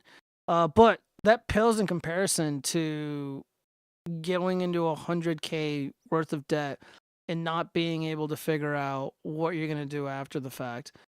Freedom March said it's true. Doctors takes longer than a house to pay off. Yeah, well, it depends. It depends, but you know, medical professors, they cost a lot of money. They require a lot of money to teach people, and you know, And the I expectation is require a lot of sleep. I'm tired, Gio. I'm Yeah. sorry to cut you off, but No, I you're good. gotta go to bed. I'm sorry. Thanks, Jazz, for hopping on. Yeah, buddy. Yeah, thanks for letting me on. And Gio, I know I gave you a lot of shit tonight, but I hope you're doing all right. No, I don't care, man. It's all good. All right, it's all good. That's all I care about. All right, you guys have a good rest of your night. And Toodaloo. thanks for having me on. No, damn, I lost my train of thought. She, I don't know. I just feel like there's enough blame to go around, but I don't know. The only tenable solution I can think of is, you know, you guys got to get involved locally, and you need to vote for your own interests. And a lot of this has to do with H-1B visas, and has to do with immigration. You know, this whole unlimited growth bullshit, this whole GDP nonsense. Again, a lot of boomerisms that is fronted by people like Matt Walsh and the Daily Wire. It's killing young men. And when people don't want to get involved in the political process, other people are going to make those decisions for you. Like, if you don't get involved in politics, politics is going to get involved with you. And then what? And then what are you going to do? Yeah, the job market sucks, and, you know, the cards are stacked against you, but what are you going to do? You know, are you just going to sit there and, you know, consume product and, you know, watch porn all day and simp for, you know, e-girls like Melanie Mac? Or are you going to fucking do something about it? I don't know. I honestly don't even know what to say to a lot of these people, but I mean, it doesn't really help when people like Matt Walsh talk down to their fans, respectively, and tell them things like, well, you know, lift yourself up from the bootstraps. Look at all the shit that I took. And it's like, well, you know, we shouldn't be setting up young people to fail and saying to them, like, well, it was shitty when I was young. Yeah, that's not the point. Like, we're supposed to be making conditions in the country better for the youth. They don't have to struggle. They don't have to suffer. And people like Matt Walsh have 100% failed to do the right thing. And, I mean, you can just tell by the way that he voted. The guy was a total fucking cuck. Like, in 2016, he voted for a CIA spook. He didn't even like Trump. I mean, there's a reason why Bernie Sanders and President Trump had so much appeal. Like, none of these guys had appeal, but they did, because they said the obvious stuff. Bernie Sanders says, like, dude, you can't just have the world's poor crashing onto our shores and storming our borders, because you're going to decimate the working class and the working poor. Trump said pretty much the same thing. Zombie Bomb, I like your new thumbnail. Beta. Yeah, I don't know why he's going to sleep. Toenail. What are you guys saying in the chat? I don't even know what you guys are saying. This mumbo jumbo. Toenails? Jeez, what does toenail mean? You know how you said thumbnail and then jokingly said toenail? Oh, yeah, very funny. Man, I thought you would have more to say about this, Cheese. I already kind of said my piece. Like, there's a whole sphere about it to where I don't know how much, yes. I feel like boomers and people of, like, the millennial generation and even, like, in their 40s, I feel like aren't doing a whole lot to help us out, giving us opportunities. But at the same time, there's a lot of young people that I know that I wouldn't really trust or give them opportunities. Like, yes, it's not great. You know, a lot of them are depressed and low in motivation, but, like, I would rather see them motivate the younger generation to like go do things. Like that's why I don't mind like like political conversations and all that stuff, but ultimately I feel like if you want to talk about politics, like you were saying earlier, you should be involved in it too. Like I've thought about doing that, like trying to see where I can, if there's something I can run for office in my state, but knowing that my state is so blue, I feel like I would just be like just thrown under the bus because like You I never wouldn't know, be. dude. You never know. I mean, yeah, I do. I know I don't ever know, but it's just one of those things where it's like, yeah, it's not very, like people have encouraged it, but at the end of the day, it's like, yeah, I guess. But I mean, there's a lack of community. That might be why people are freaking out about TikTok, to where it's like, yes, TikTok sucks for a lot of reasons. There are still communities on TikTok. I was watching a video that was talking about the sale of books being at an all-time high, and people were saying that one of the parts was like TikTok, to where people were recommending like books and reading book series. So Yeah, no, I mean, no, TikTok is unbelievably useful in that aspect and helping to promote certain content like books. And like you'll have somebody who'll put the spooky music on and they're like reading a summary and they'll read like a page or whatever, and it's like really riveting. And yeah, I can definitely see that. And there is somewhat of a sense of a community on these platforms, but I had this conversation with Chaz like a few shows ago where it's like, even though people are like, well, my community online, like it's not real though. Like if it was, people wouldn't feel so lonely and disconnected.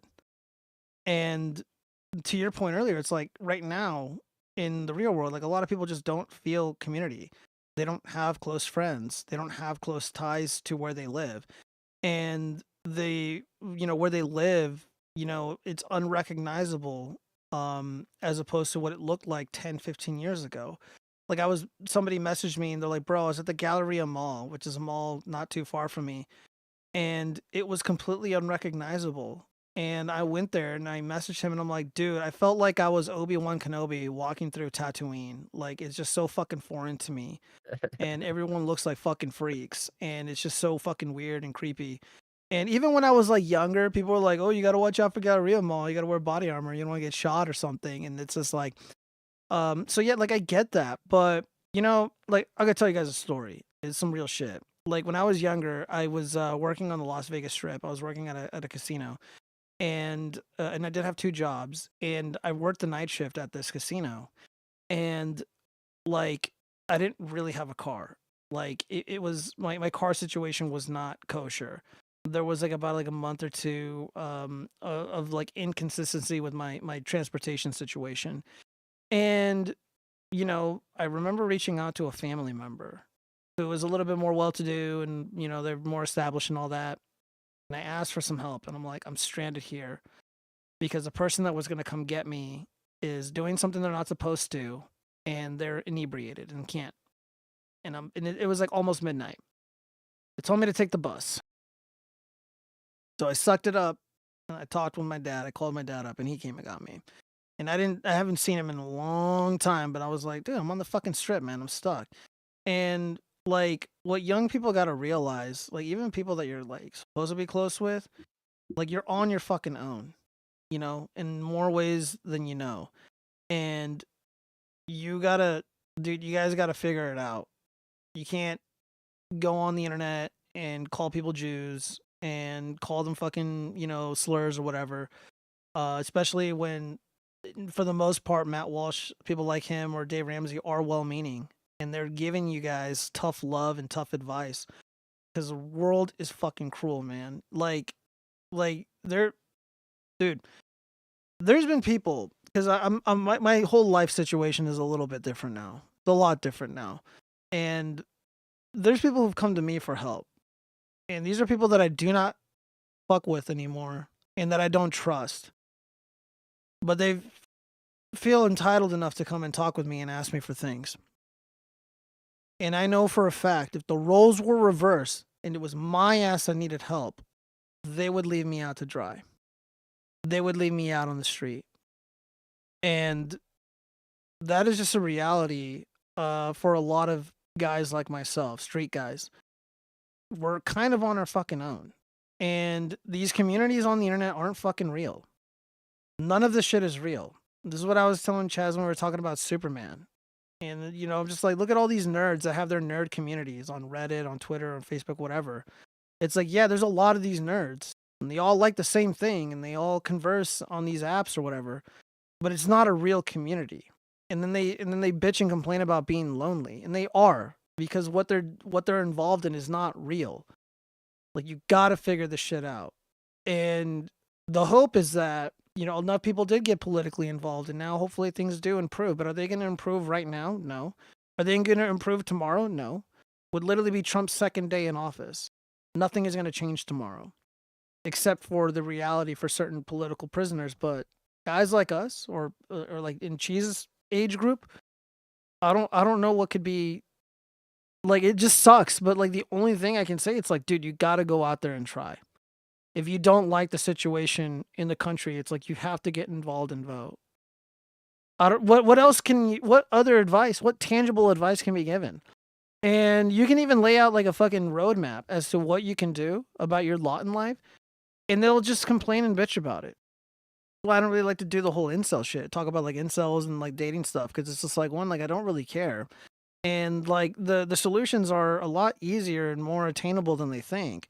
But they just always want to complain and bitch. And it's just like, well, you know, I don't want to waste my time dealing with shit like that. I don't even like dealing with fucking people in my own life who are needy. Because like I know for a fact if the roles were reversed, it would be my ass on the chopping block. And my ass has been on that chopping block, guys. Like, I know what it's like to be left behind. I was an at-risk youth. And I've worked with at-risk youth. I was able to connect with them on a fucking deep level because I've been in their shoes. Figuratively. Let's see. Ramsey is a scammer and Walsh is an actor. Ramsey is not a scammer, but yes, Walsh is an actor. No thanks on taking advice. Insane Luzo, thinking they are okay. Well, I don't know about Walsh, but like Ramsey's pretty decent. Cato doesn't know what trolling is. Dave Ramsey is not well-meaning. He is a fool who had an easy life. Pick yourself up, bum of Bootstrap Ramsey is Satan's dog. Jesus Christ. There's a lot of fucking Ramsey hate. Ramsey went bankrupt, then wrote a book on what not to do while shilling, what not to do to make money. Wow, what a well-meaning fellow he is. Vote. You're a broken cuckoo clock. Well, for no reason. Well, what do you think you should do? Because, like, don't you have, like, a Discord where you guys, like, complain about, like, women and shit? Like, how is that helpful?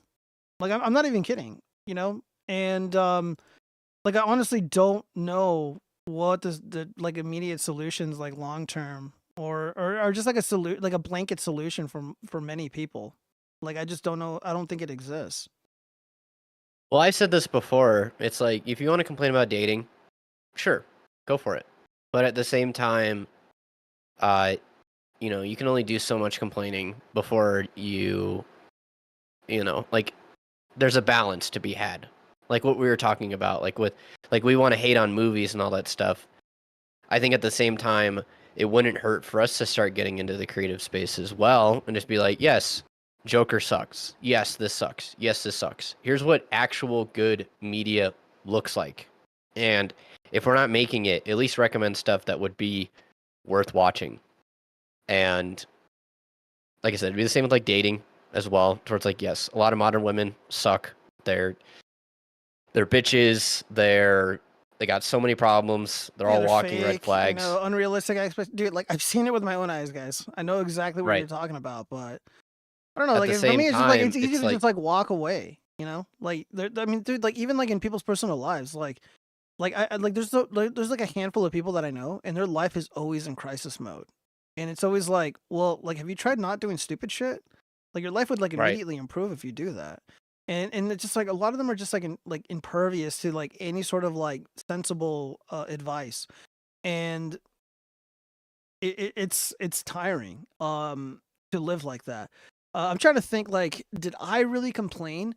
I did to like a few exes, like on a personal level, but like I went out there and tried, you guys. Like when I was when I lived through my first like deep steep recession during the Obama era, like hiring freezes, fake job postings, rejection after rejection, and it fucking took its toll, man. Like it really, really took its toll, like emotionally. Like it almost felt like I was like being broken up with by an ex. Like it was just brutal, and it's just like you just got to keep trying. You just got to keep going, because if you stand still, the world is gonna move on without you, and you're gonna be left behind, and nobody's gonna care, and no one's coming to save you. I mean, that's just really the gist of it. It's like no one's coming to save you, and we don't. I mean, I don't know if that world has really existed. Where it's like, oh, there's gonna be like a safety net that's gonna catch you if you fall. Like that's just life, man. Like if you don't do it yourself, like no one's gonna do it for you. And some of us have family to fall back on. I didn't. Like I said, like I was fucking left stranded, middle of the night. Nobody was coming for me. And I had to suck up my pride and call the one person I didn't want to talk to.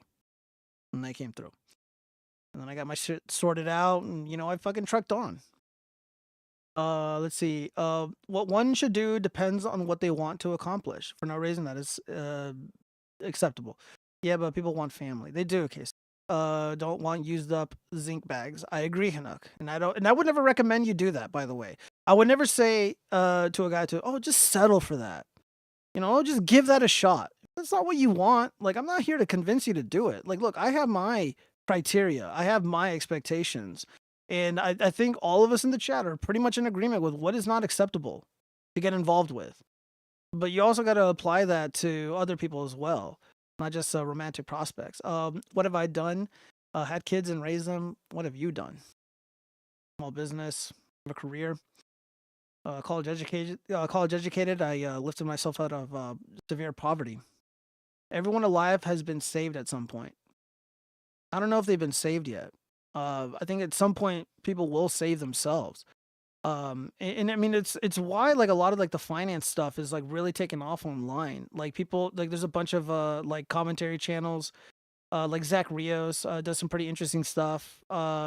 Jack Morgan, a buddy of mine from the Red Leather Media podcast, like he talks about really fun, interesting stuff about like finance and horrible decisions that people make. So you don't have to. Yeah, Gio, you show us stories about the same kind of chicks they complain about. Well, I don't know about you. What do you mean? What do you mean by that? You used to make sure to find a new one every week. I don't have any like dating stuff this week though. Let's see. Yeah, Zombie, I don't even know what you're trying to say. You gotta be more specific. About the same kind of chicks you complain about. You used to make sure to find a new one. Oh yeah. Red Goy Media. No, he's not a. Shut up. A6. Some people lie about it to push their worldview. What do you mean by lie? Like, what do you mean? For no reason. I don't know what you mean by that. But yeah, so I feel like at some point we're gonna be like at a point where these kinds of conversations are not gonna be tenable anymore. Gio's the king of baby mamas. Hey, someone's gotta be. Because like a lot of the manosphere guys, like that content, I don't want to say it's like stale or saturated or whatever, but it definitely is. At one point it's just like, okay, we get it. Now what? In right. The whole financial situation. It's not I just feel like we're at the point where it's like, life-changing advice. What was that, Cheese? Well, right. It's just not life-changing advice. So it's like, yes, do we all know that you should probably avoid single moms? Of course. But at a certain point, it's just like, yeah, you can probably put 1 plus 1 will always equal 2. So at a certain point, it's just like, how much dating advice can you give? Because like one of my biggest issues with Chronic is the whole like no hymen, no diamond. But then he talks about fucking bitches all the time. So it's like, okay, why does only one person's sexual purity matter? And it sounds like you're so horny that you wouldn't even be able to wait till marriage anyways. So what's the point? Like, it's like those kind of things where it's like your own quote unquote advice isn't even like just consistent. It's like, yeah, if you want to teach sexual purity, teach sexual purity. Be like, yeah, and live that life. Don't do the whole, do as I say, not as I do, because then that's just hypocrisy. Yeah. And anybody with 4 brain cells they can put together should know that, like, oh, if somebody's being hypocritical, I probably shouldn't listen to them. But that's just me. Yeah, I try not to tell people what to do, how to live their life. It's why I don't really like to talk about like religion and shit and like force beliefs onto people. You know, like it's maybe it's kind of like mean or sinister to say, but I think a lot of these guys, a lot of these people, these young people need to be just left to their own devices and they need to see it for themselves. Because even if, like, I know Cernovich kind of sucks on this, and Matt Walsh mostly sucks on it, but like he did have kind of sensible advice. And and a lot of this stuff is free. You know, like I didn't have access to any of this stuff, and like I'm not even that old. Like I was, you know, somebody was showing me that they were doing their college work using like these AI apps and using all like this crazy technology to speed up the process of learning. And I'm like, dude, that's great. Like that person's gonna fucking crush it because they're trying to find meaningful solutions to very serious problems. You know, because they have to work while they're going to school. And now it's actually feasible where their life isn't going to be super miserable and they're not going to be up all night studying and shit because the computers are going to be doing it for them. And, you know, like I would like to do like more finance related stuff, but, you know, whether or not somebody takes the advice is, you know, it's up to them. Like if for whatever reason, like the chat like really fucking hates Dave Ramsey. And I just don't see the animus or like the wrongdoing on his part. Cause for the most part, I do think he is well meaning. And a lot of his advice is totally sensible. Like to the point where it's like I kind of wish I was watching somebody like Zach Rios, somebody like Dave Ramsey. I never would have bought a car. I never would have bought a car because, you know, I could be swayed. A good argument will sway me. And it just, you know, I didn't look for it, to be honest. I took a Dave Ramsey course in high school, and I take a lot of that financial advice to heart still. So it worked out for you? You liked it? Like, what did you learn? It was just kind of like a Jordan Peterson, like 12 rules. So it's just knowing that, like, hey, even though your finances are good right now, you should always prepare for the worst case going forward. And it's just all about paying attention. And I think there's even a whole lesson about, like, yes, is it good to save up for your retirement? It's good to save up for emergency funds, but also save up for something that you enjoy doing. Because there's no point in living life without, like, having fun. And True. That was one of the pieces to where they're like, hey, set aside money for, like, a movie night, or set aside a movie for, like, a nice dinner. And it like, whenever I talk to a lot of coworkers and all that stuff, a lot of them really didn't mention a whole lot of, like, fun things that they were doing or, like, saving up for or whatever. Like, whenever I worked at Sonic for a little bit, the restaurant, not the video game franchise. Yeah. There was a guy that was literally working there to just buy himself, like, a game system. And it was like, oh, you know, good for you, man. Like, a lot of people are like, oh, I want to, you know, I'm just gonna live, you know, I'm just gonna pay for bills and move on. But it's like that kind of advice to where it's not only like, yes, your future is important, but like having a little bit of fun in the now is also just as equally important. It's like, no, yeah, certainly. Freddie Marks, what do you mean by you are a mark? Is why, Gio? How am I a mark? What do you mean by that? K6, despite the hate Jordan B. Peterson gets, his videos during my lowest point did actually make me get myself into a better position, better footing in life. Yeah, I mean, when I was listening to Jordan Peterson, like, I don't feel like, you know, I was in a funk or whatever, but like his content, his wisdom was very instrumental in the work that I used to do. And it really did help. And, you know, 12 Rules for Life was a fucking amazing book. And I had the audio version of it, and he narrated that. And it was one of the best reads, if you want to call it that I've had. And yeah, like he was a very important person in my life. Like, yeah, he kind of sucks now, but he wasn't all bad. And also 12 More Rules is actually pretty decent as well. Very emotional and just like heartfelt. It was good stuff. Like, I always recommend, you know, 12 Rules for Life. You know, you can bypass a lot of some of the older videos are pretty good stuff, but, you know, and even some of the lectures that he filmed, just excellent knowledge, and it's totally free.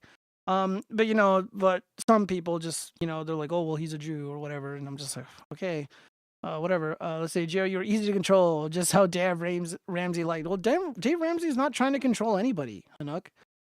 That's just not what he does.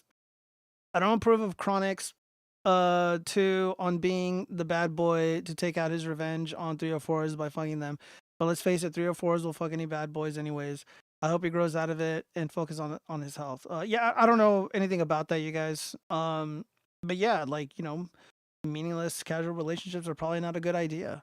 You know, guys For get men and attached, women. girls get attached. Yeah, for both sides. Right. You know, Like oxytocin isn't just for women; it's for men too. So yeah, that's the pair bonding like cuddle chemical. yeah, it's just again, people want to do that, that's fine. But you know, just from the women that I've talked to and even the guys that I've talked to, like everybody hates dating. Everybody hates the dating scene. People hate the process. The process sucks. It's not, again, it's kind of like these nerd online communities are just not real.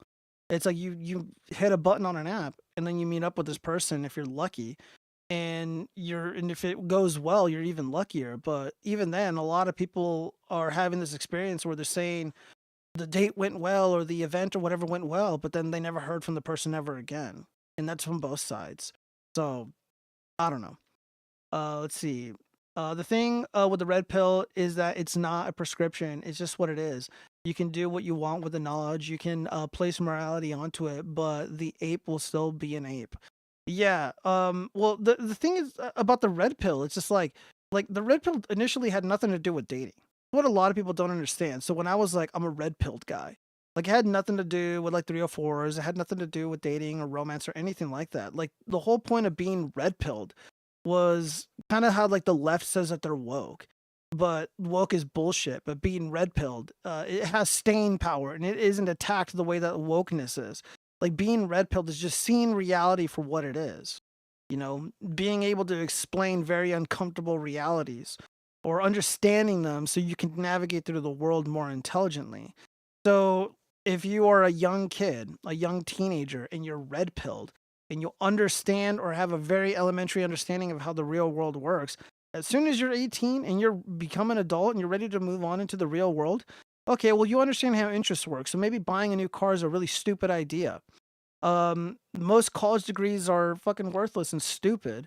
And maybe you should focus on something like business or finance or maybe, you know, computer science if it's even tenable, which of course it isn't now. We know that now, of course, but a lot of people not long ago didn't realize just how bad it would be. But being red pilled would mean like you're not going to waste your time with gender studies or journalism or some such nonsense. You know, being red pilled would be like, you know what to say and what not to say when you're in public, because you know your life can get destroyed because of it. You know, understanding the duplicity of modern day politics, and you know better not to get involved in the fucking fruity slap fight, the manufactured play that's on display. That's what red pilled was. It's like just seeing the world for what it is, and now it's just like, you know, fuck bitches and, you know, fucking hustle culture. It's all fucking ghetto and urban, and it's too diverse for me, and I fucking want nothing to do with it. Let's see. Rolo coined the term red pill when talking about intersexual dynamics. He named it that over a decade before it became political. No, dude, it was political before that. It was way political before that. Yeah, Rolo Tomasi's like, yeah, dude, 10 years ago. Like, dude, do you realize how old the red pill concept is? Like, it's like over 20 years old. I was about to say, wasn't that the Matrix? Yes. Yeah. And that was just seeing the world. That was just seeing the world how it is, not exactly. That it was... Yeah, it wasn't about fucking sex, dudes. It wasn't about fucking romance. And again, like I don't even necessarily disagree with like anything Rolo Tomasi says. Like he's a relatively intelligent guy. He's a cool dude, and you know, again, like me and Rolo, like if we were like hanging out, you know, we would agree with like 90 to 80% of things. Again, I think it would be pleasant to speak with somebody like that. But on this topic though, like I just disagree. But I understand that the word has taken on a new meaning, and it has nothing to do with what I grew up with. Let's see. This Kako. Cars are for transport and utility. Anything else is a waste of time and money. Gio, you are the most diverse individual I've ever seen. Well, thank you, Hanuk. There is evidence that the red pill comes before the Matrix, and the Matrix is a representation of it. Yeah, that is true. I just don't remember where the writers were what inspired the writers. But it's a lot older than Rollo Tomas's content or his career. That's 100% sure. Rollo named it in reference to the Matrix. It was never used in any political term until about the mid 2010s. He named it that almost 30 years ago. I would have to double check that, but that doesn't sound accurate. Yeah, because it was mostly a political term, bro. It really had very little, like the whole dating stuff really took off not long ago. You know, the whole, manosphere stuff, whatever you want to call it. But again, it has different meaning for different people, obviously, and some people still use it the way that I do. Friedrich Marx, cases you are so out of the loop. He might be. I don't know if he's wrong. Fight. Go at it, chat. Well, Friedrich Marx never even told me what a mark was, because he's calling me a mark. I think he was being endearing and calling, because Mark, pretty much the same. Oh, okay. Yeah. Well, I'd have to look it up on Urban Dictionary, but yeah, people just got to figure it out. Let me see. I think we got some surprise cringe coming up. Dude, what I have 30 fucking notifications. I'll have to deal with that later. You should look at mine though. Oh Jesus. Yeah. These are the 5 signs that your partner has started cheating on you, and hot sex should arouse suspicion. Jesus. Let's just see. You can't keep them off you. However, any major unexplained change in your partner's sexual appetite could be a sign of infidelity, whether they want it more or less. Feeling guilty about an affair can rev up their libido in an overcompensating frenzy, or they may be chasing that new relationship excitement. Yeah, I'm going to have to disagree with this. More than likely, when a partner is cheating on you, I think more often than not, they distance themselves from you, emotionally and physically. So this is wrong. Let's get physical. Intimacy is more than just sharing sexual experience. It's also about emotional connection. Okay, so this could be a sign that they've pulled out of your... Oh, hold up. If it feels like your partner is focusing on physical pleasure but missing the spark, they could be removed from the romance and simply going through the motions. Okay, so it's basically the same thing. New moves or new loves. Getting creative or kinky in the bedroom is a great way to liven things up, but it could be suspicious if your partner is nailing a new trick. Yeah, so this is what we call breaking patterns. So it's like, when the pattern of behavior changes, it's like, well, what sparked that change? If you're not able to identify that, maybe there's infidelity. What's that? Unexplained marks or scents on your partner could be a sign that they've been intimate with someone else. So yeah, what do you smell like? Axe body spray and the Las Vegas Athletic Gym. What the fuck? All right, well, I guess that's basically it. Enjoy the red pill punko. Good night, K6. All right, so we only got 2 more stories really quick. Oh yeah, dude, hold up. Where's the hate crime music? All right, so 2 young white people coming to my restaurant today. I received my excellent service with a smile, and then left me this. Wow, the audacity of some people, shaking my fucking head. Well, I don't know how you're supposed to see your smile because you're wearing a giant, hideous fucking mask over your fat face. But we're supposed to take for granted that this person is smiling the entire time.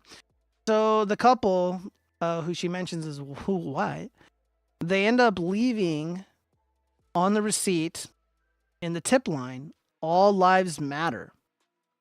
And their meal cost a total of $25.03. Is this a legitimate instance of hate? Or a protest? Geez, what do you think? I saw this tweet, and it was pretty funny.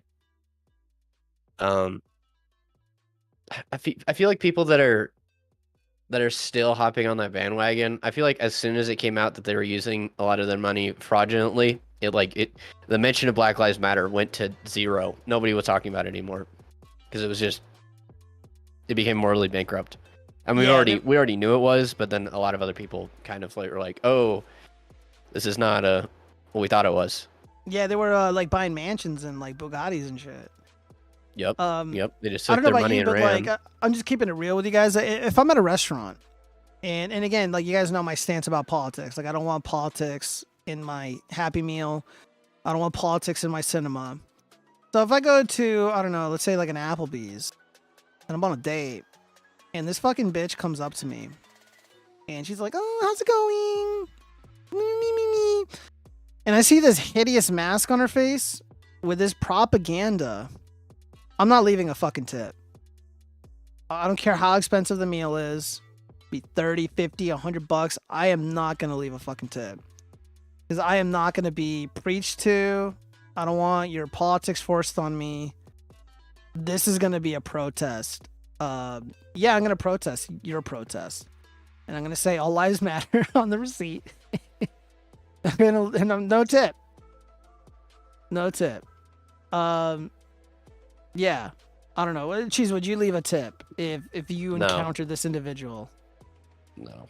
I think I mentioned this. I got kicked out of an IHOP because my brother and I weren't wearing masks.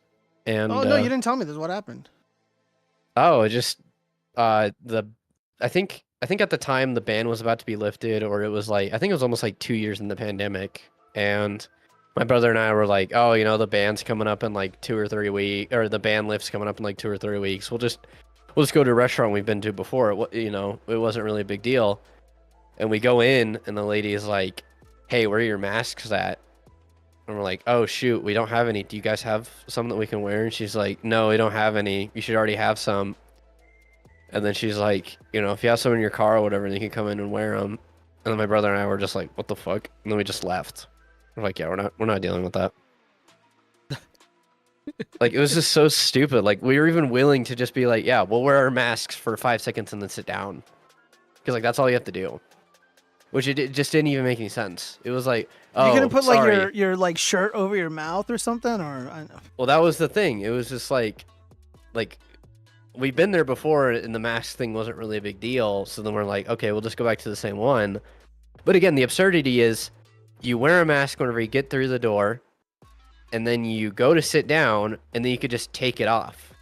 So it's like, it's not even enforced to the point to where it's like, oh, you have to wear it between bites, or wear it while, you know, wear it and then take it off, or whatever. It's just like, it's so dumb. It just didn't make any sense. yeah, no, none of the shit ever made any sense. You're 100% correct. Like, it's like, come in wearing a mask, sit down, now you can take off the mask. Like, why? Yeah. This is so pointless. Exactly. It's so fucking stupid. And of course, you're in Colorado, so I just imagine all the fucking idiots over there just really pushing that shit. Yep. I thankfully recently I very rarely ever see somebody wearing a mask, which is good. But it's just, yeah, it's definitely one of those things that just makes me scratch my head towards like, okay, let's say for example, we have a deadly pandemic coming across the country.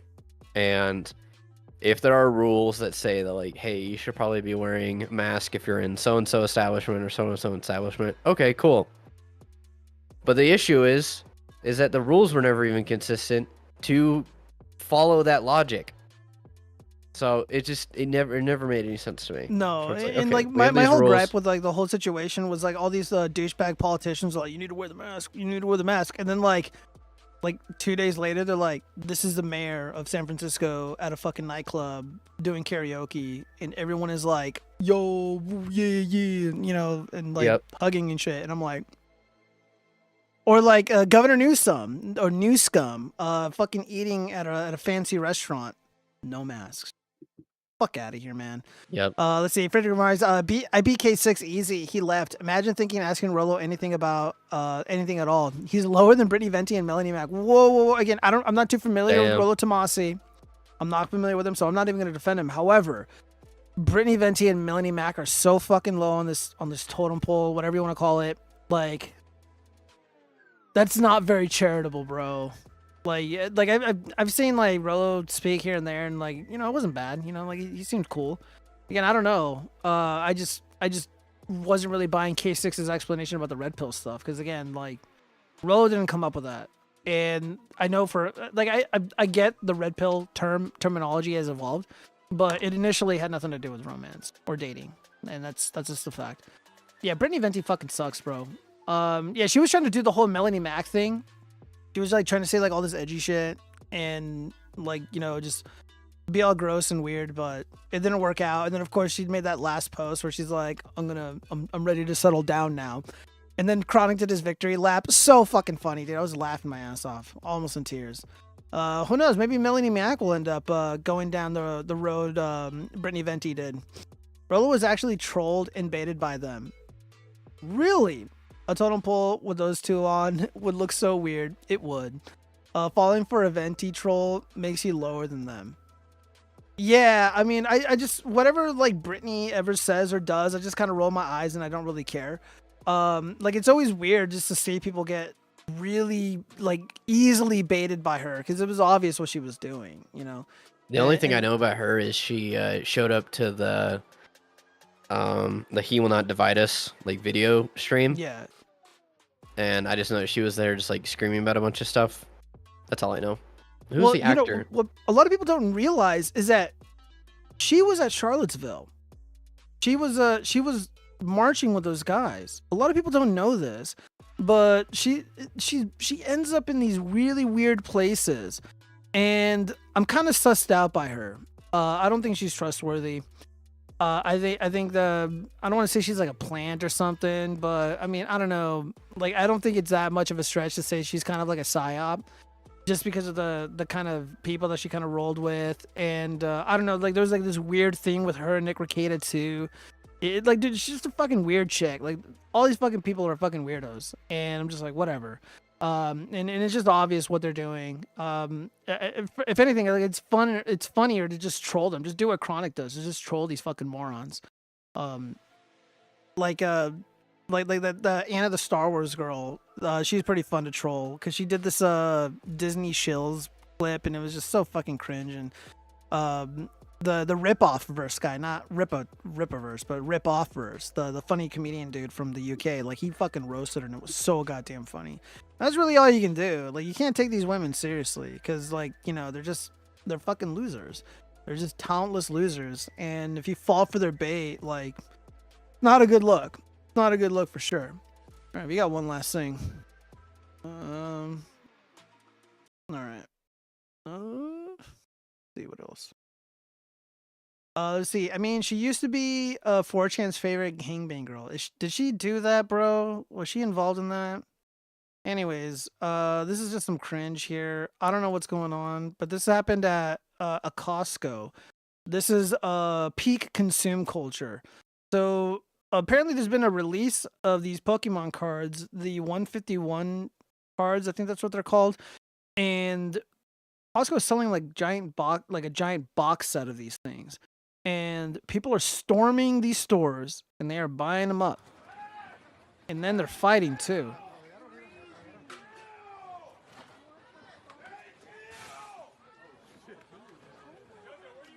For reference, by the way, I think the most expensive card in that set is like maybe $500. So imagine losing your dignity over $500. Yeah, and it's not even guaranteed you're gonna get it. I mean, dude, look at this. Right. And I used to work at a Costco, so like every now and then we would see these events, these consume events, just sweeping up the public, and then they just behave like this.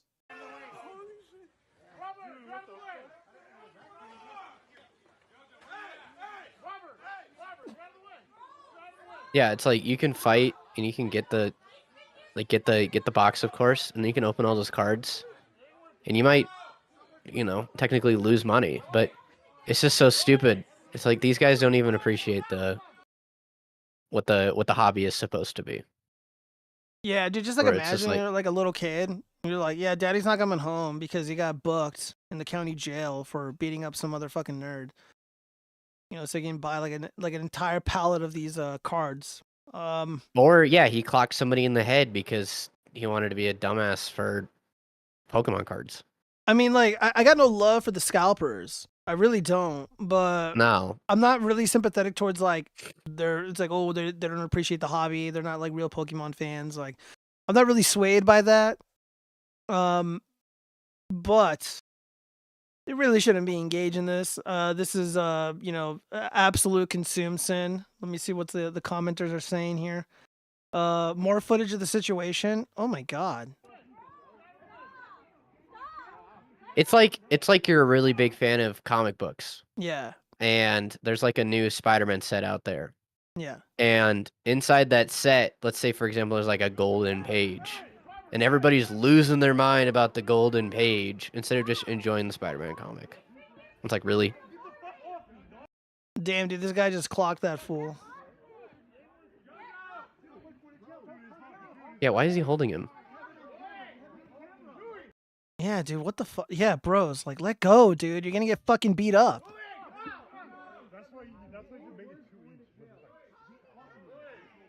Dude, so the guy in the little teal puffy vest, he's just like, give me the cards.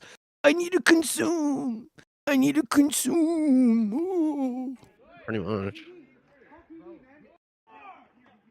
Let me see. Okay, we got more. Let me see. From Drama Alert. Dude, look at these fucking sheep, bro. This is how you know we're not gonna make it, bro. Maybe the fucking black pillars are right. We're so fucked. Yeah, dude, this is what like extreme consumption does. Dude, they're knocking down TVs. Oh my god, dude, it's like a stage 4 chimp out over fucking Pokemon cards. Look at this, dude. Look at these fucking rats, bro. Dude, if there's ever like a zombie apocalypse or, you know, some fucking catastrophic, dude, we're so fucked. Like, I literally live in a food desert, so it's like literally a desert, and like if we're cut off, dude, we're fucking, dude. It's Mad Max out here. Okay. I'm looking right now. The most expensive card in that set is $234. Really? Yeah, it's like a full art Charizard. Man, I regret selling my cards, but like I mentioned earlier, when I was younger, I needed a lot of money. I didn't have any. Like, dude, Well, I joked with my.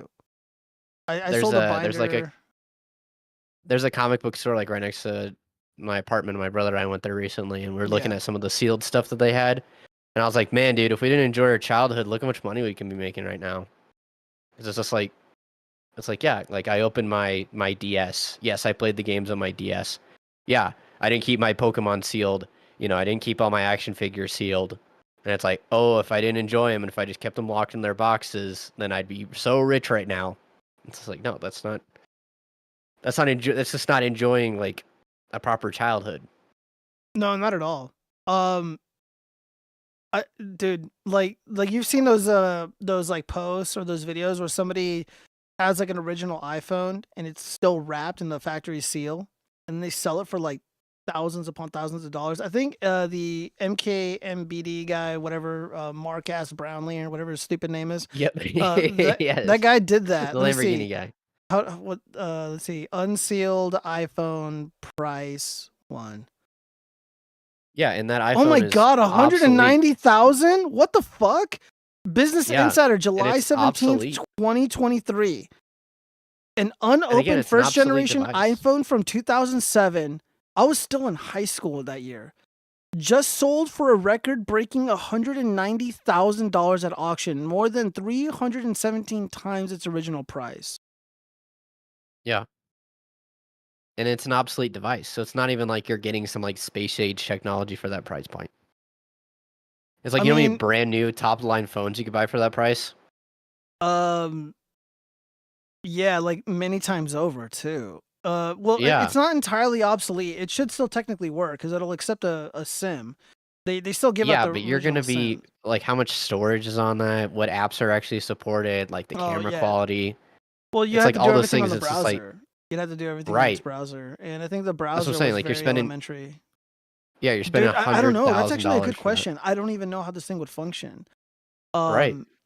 Dude, yeah, but Like, it's just somebody, not practical. That is like the least practical $100,000 you could possibly spend. it was almost 200,000. Yeah, It almost was 200,000. $190,000. Yeah. Imagine being the schmuck that buys that. Well, Imagine Marcus working that Brownlee hard did for almost 200 grand. It wouldn't work. No network would support that. That's not entirely true because all the phones can revert back to at least like 3G or 2G. So those networks still exist. Like it's still there. I think they would work. I'm almost certain that they would. But like she said, like app support would be almost non-existent. The browser would probably just be miserably Super usable. slow. Yeah. Yep. Yeah, like the Wi-Fi card on it would be dog shit. Like, even if yeah, you for didn't hook sure. it up to. That's what I'm saying. Like, it's just it's definitely one of those points. It's like, sure, nostalgia bait, go for it. 200 grand worth, no. Yeah, I like some of these comments. Do you jerk off with these or something? It's not even a good set. My son and I got into Pokemon cards again in 2020. It was wild how people behaved. There was such a demand for the cards again that stores limited how many packs you could buy. Coordinated groups would travel from store to store, and they'd all go in and purchase the limit. When you're unemployed and fat, I can see why you would fight over Pokemon. They should have played Pokemon Go instead and burned off the fat walking and jogging like a Chad. Two retards fighting. They are not fat Pokemon fans. They are fat Pokemon scalpers snatching piles of boxes to put on eBay for 3 times the price. We live in a world where people brawl over Pokemon cards, but won't battle for the things that truly matter. Perspective is everything. Yeah, I mean, that's ultimately one of the glaring failures of consume culture. It's just like, you're willing to fight for Pokemon cards, but you're not willing to fight for the children in your family. You're not willing to fight for the sovereignty of your own nation. But you'll draw the line at these retarded ass Pokemon cards. Unbelievably pathetic. Pathetic and cringe. Why I go so fucking hard on the paint against this shit? Pokemon is never that serious. I don't know, man. I saw the Charizard prices on eBay. It's pretty serious money. Their loss prevention guy probably so confused right now. Remember, folks, half the population is dumber than the top 50%. Yeah. Keemstar, please look in the mirror. Oh, that's rude. I need to go to Costco and see this for myself. I'll bring a bag of popcorn. Dude, I fucking hated working at Costco because, like, dude, you get, like, the clientele at a certain time of the month, very low quality, and it has a lot to do with, like, entitlements, government entitlements, like EBT and shit. So you'll get, like a lot of certain types. They'll roll up to Costco in like a giant, Chevy Tahoe or something, the giant SUV, and they'll literally buy like thousands upon thousands of dollars worth of fucking shit. And I'm just like, and then they'll pay for it with EBT, and I'm like, must be nice, must be fucking nice. I'm paying for this, and Yep. yeah, they do that shit. I'm just like, it just grossed me out, man. Consumer culture has just always fucking grossed me out, sussed me out in ways that I just would probably get me banned if I elaborate further. I just can't elaborate further, you guys. I'll get fucking banned. I'm just gonna keep it real with you. I worked at a Dollar General, and yeah, you would notice during certain parts of the month. Oh, so you know what I'm get- talking? Do you sense what I'm Yep. saying though? Yeah, thank I you. do.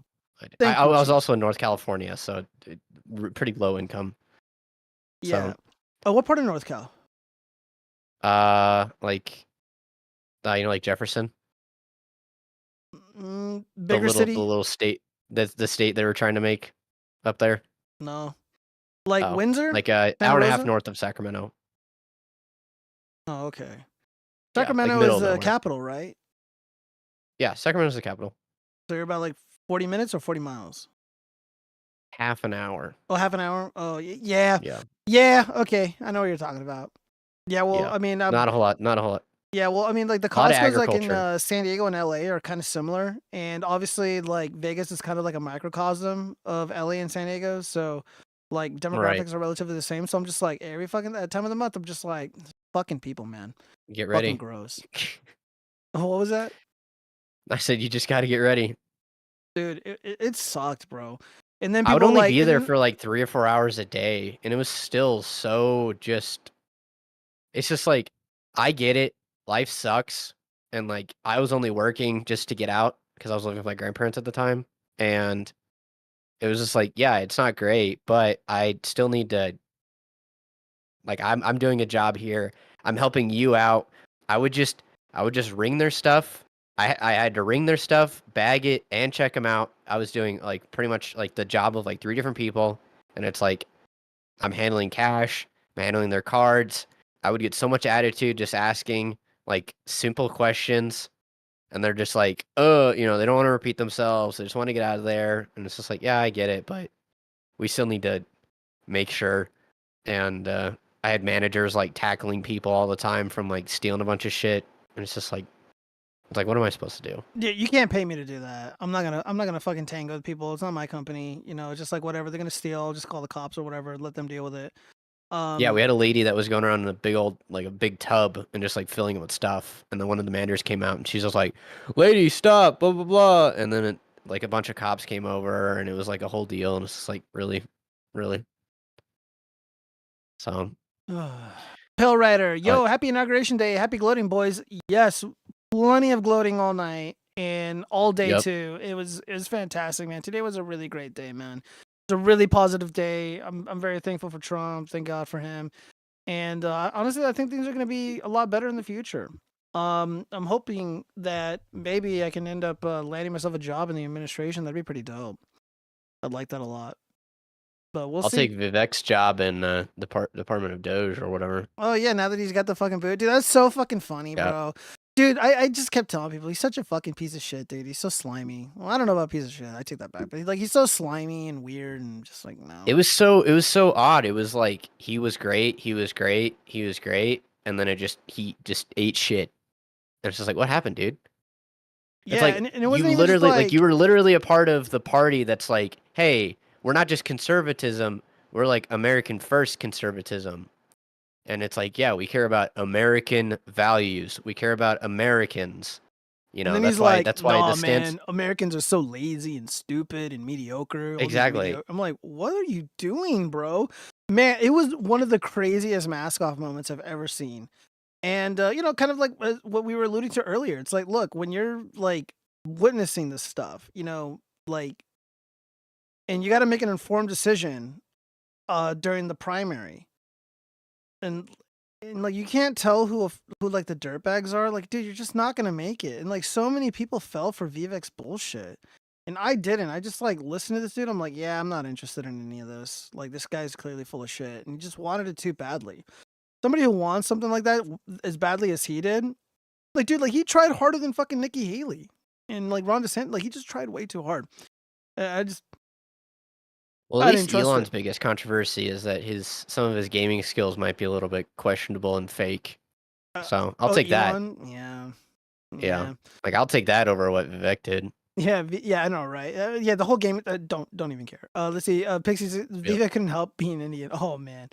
Trump's speech put a smile on my face, made me so proud. Yeah, Pale Rider, dude. I was grinning ear to ear, and it was honestly one of the best speeches I've ever heard from President Trump. I think it's literally his best.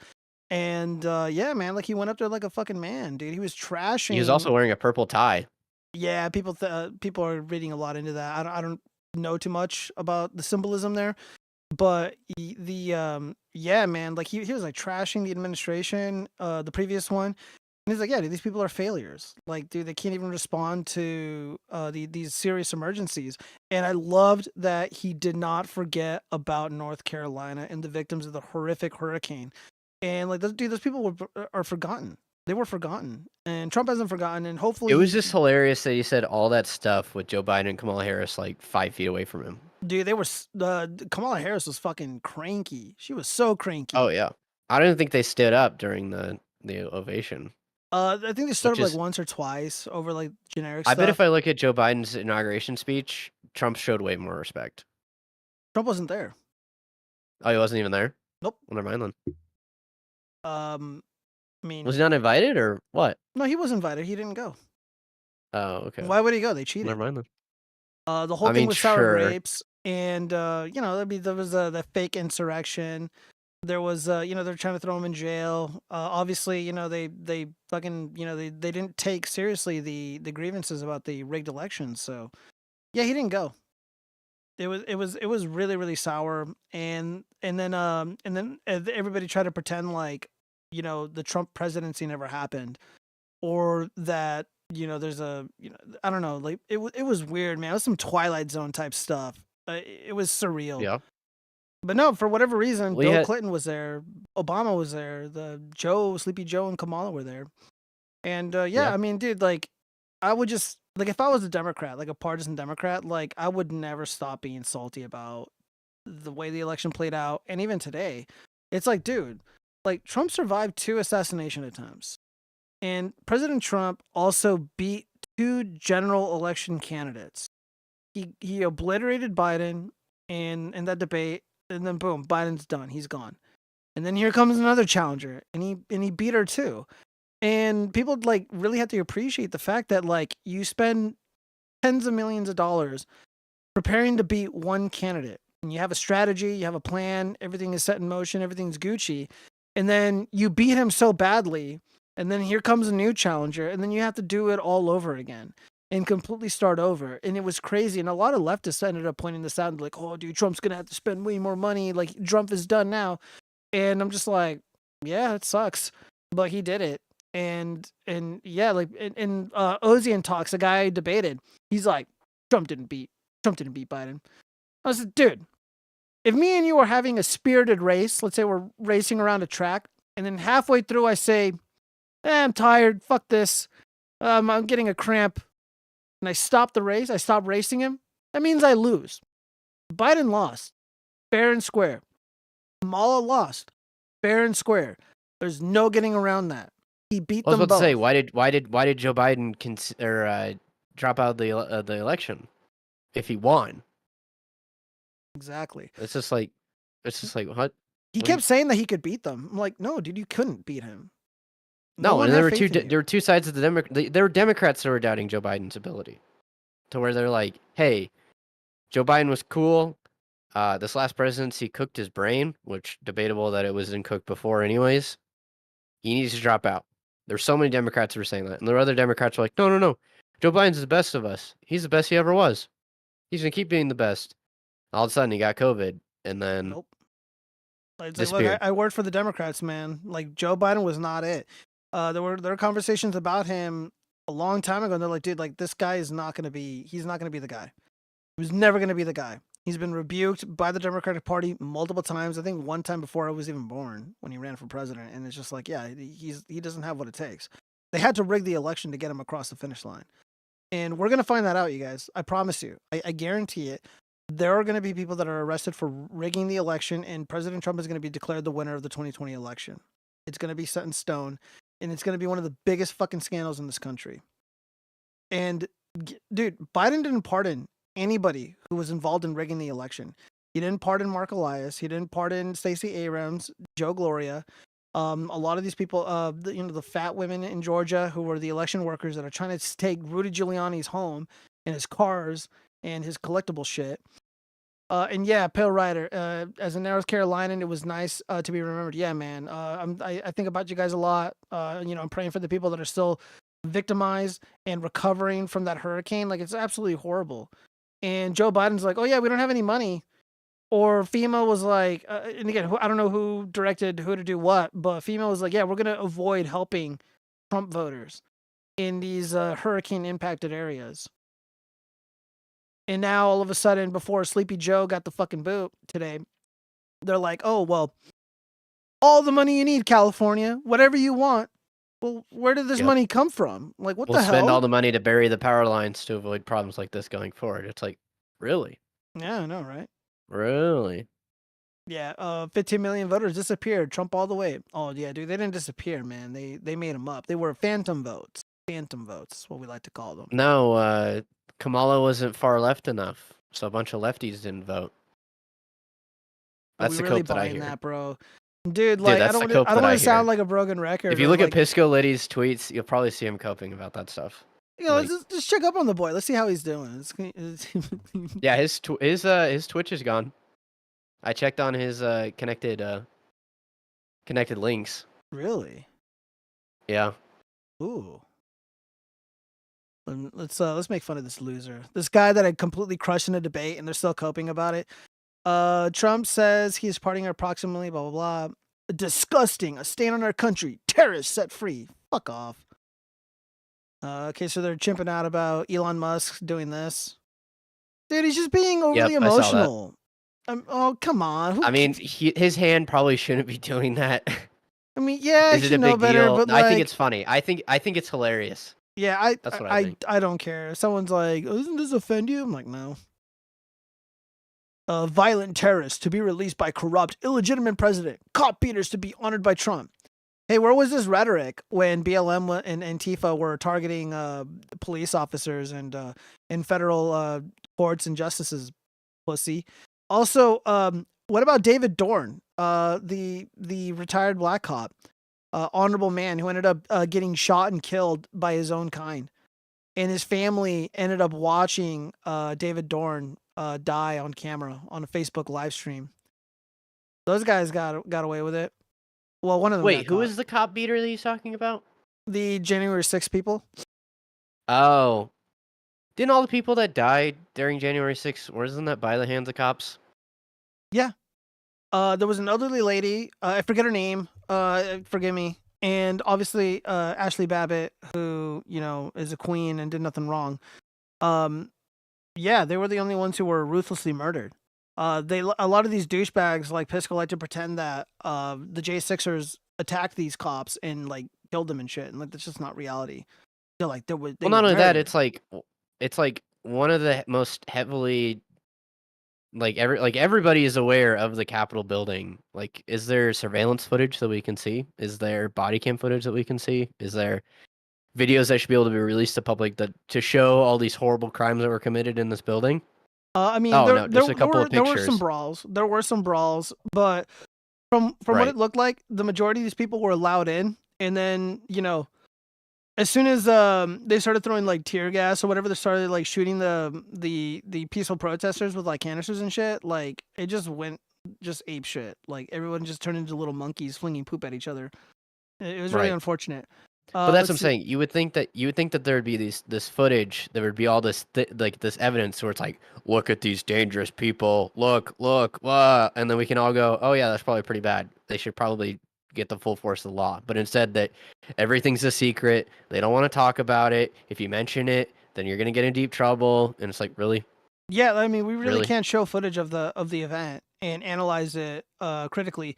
And even then, it's just like, look, if I put on my little nerd cap and we're analyzing this through a legal lens, it's like, how can you persecute these people? How can you keep these people detained without charging them and make these grandiose claims about violence when the J6 committee is literally deleting evidence? And obviously this whole thing was orchestrated, and you know there was definitely a puppet master involved here. Like for example, prior to any of this happening, there was the J6 bomber, and the FBI for whatever reason had zero interest in capturing this individual. You know, they released this bullshit footage where the frame is like 13 or 4 frames per second. Like it looked stupid. It looked like stop motion. And there's no camera with that frame rate that exists on the market. They altered this footage, and there was a lot more of it, but they never released it until somewhat recently. More of it leaked or whatever. And again, like the whole thing just stunk. And whenever I try to bring this up with Pisco, he just talked shit and said a bunch of nonsense. But let's continue laughing at this dirtbag. And more crud Biden pardons for his family, finishing out horribly, doing what not even Trump did at the end of his term. Yeah, this is probably like the only post that he made that's like kind of sensible. Frankly, grounds for impeachment at this point, if it weren't already gone. Disgusting. Wait, can we see what Pisco's banner is on his account? Yeah. Because it was okay. Defend America, no surrender. Trump is corrupt. MAGA is corrupt. Weak Democrats get out. Wow, bro. Why can't it be? Why isn't it a Kamala Harris banner again? Oh, you know, it'd be hilarious to just wear that until he dies. Let's go to his Twitch. See what's happening here. That's what I said. It's deleted. No, it's right here. Hey, can you hear me? Oh shit. Well, never mind. Yeah, I can hear you. Can you hear me? Yeah. Well, no, that was him speaking. Yeah. Let me see. Just chatting. This is 7 hours ago. Let's see if we can bounce in here and see how sad he is. Oh, he's with Hutch. Hutch is another pussy. I'd love to debate this guy. This guy's hysterical. He said that that the J6ers were mutilating the cops. I'm like, dude, what a fucking lying sack of shit. Can we see like pictures and videos of this? Of what? Like that should not be that hard of a thing to ask for. Oh, yeah. Yeah, well, it is. Yeah, but Apparently. our political instincts that if Trump won, he would do a lot of crazy and unprecedentedly corrupt things, even compared to his own standard of his first administration. I think within the first few hours of administration, we've been proven right about that. Trump is not going to be a moderate. He's not going to just not be divisive, like some people would have you believe. He's not going to appoint competent people. it's going to be a bad 4 years, guys. It's going to be a bad and unpredictably bad 4 years at that. I think we got to do it. Look at hideous trans flag. What flag is this? Is that Puerto Rico? That's Texas. Oh, never mind. Sorry, whoops. Fucking boomer moment. I think that's Texas. Hold on. No, you might be right. Dude, I don't even know. I'm not from Texas, you guys, so I apologize. Yeah, that is the A little Texas bit of triage here. flag. Well, anyways, I don't know, the man. hideous I'm gonna flag lose my there. shit if I like live in the outrage. Like, we know he's gonna get a honeymoon period for a short amount of time. It is what it is. It's gonna be highly disturbing, and for me, I just can't live in that like outrage. Our options right now are super limited. We can demonstrate, we can protest. There's other things we can do, right? But like, I don't know. I'm not gonna sit here and just obsess about this stuff right now. I'm just. What's not. with people? Like, I've tried to figure this out. What's up with people saying right all the time? Like after they finish what they're saying. I don't know. I just never. Is it like trying to seek approval, but then being so short-sighted that you don't wait for an answer, or? I'm not entirely sure. I'd have to ask Dr. Grande. He'd have a better insight on that. Like, it's like a nervous tick, I guess. If that's the right term, or. That's what I'm saying. How do you seek approval verbally and then not wait for the approval? Like that's what I don't understand. Yeah, hold on, let me see what else are these idiots saying. I just skipped ahead. We talked about this Yeah, before. go for To what extent does Donald Trump defy political gravity? He's not like literally leaping, through the atmosphere. He's not achieving escape velocity, but political gravity just demonstrably does not work with him the way it works with nearly everybody else. He can leap further, he descends slower. It's different. And I'm just, I'm just not convinced. This is where, I've been very candid on my channel. I've never been an optimist by nature. I've always been somewhat of a cynic. And so I told you guys from the very beginning, I think it's entirely possible that Trump moonwalks through all this shit. I mean, like one of the things, let me just say this. I should bring this up. He also issued an executive order. Let's go ahead and play this clip because it's a big effing deal. Let me pull it up here. There's Slightly too many different bad things topic. happening at once. We can't keep up. Bro, yeah, I know. That's the for point, real. though. That's the point, though, isn't it? I think I get the gist of what they're saying, dude. Like, here's the problem with like these douchebag leftists. It's like they're unable to understand President Trump. Like he's been on the scene for almost a decade, and they still cannot accurately characterize what is happening. They don't understand him at all because any attempt to explain Trump and the phenomena of Trumpism, it's like it's a straw man, it's cartoony, it's false, to be honest. And then they're just like, oh, why is he so immune? The Trump, whatever, like he just gets away with it. We get him in our grips and then he just slithers away. And then You know what? I was gonna say there was a video I was recommended about a Trump like parody artist.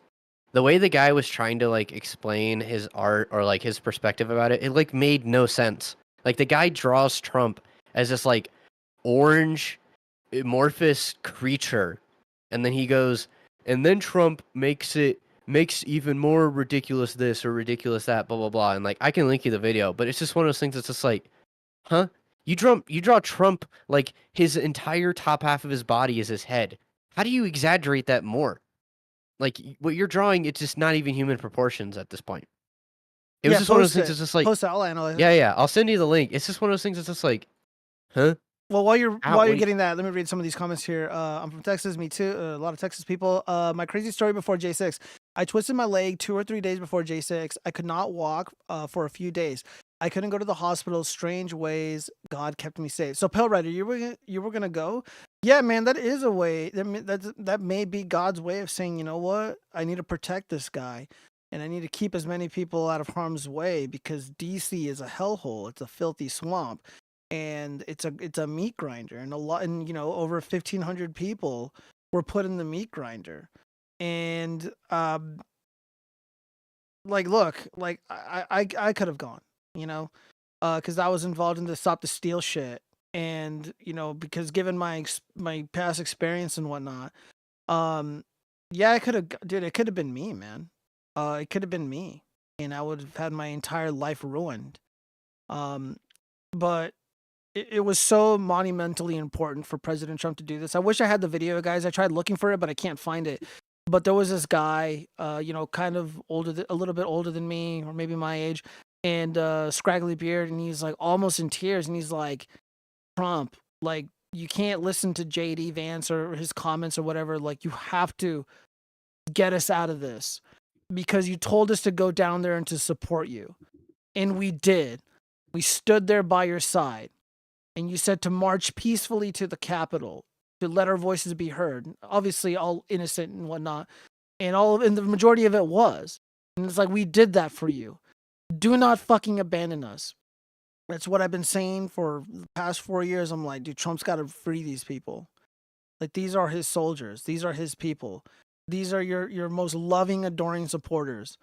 And I mean, that, like, if he were to have thrown Kyle Rittenhouse under the bus, I'm like, dude, I'm done with Trump.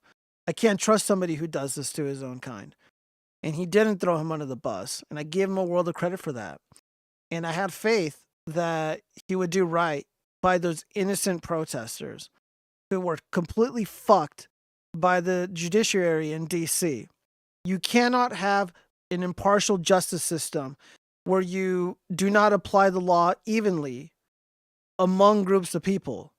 If you are willing to let go of terrorists, or I shouldn't use that word, but violent extremists like Antifa and BLM, and allow them to get away with very heinous crimes, and you don't extend that courtesy to people who did much less, fuck you.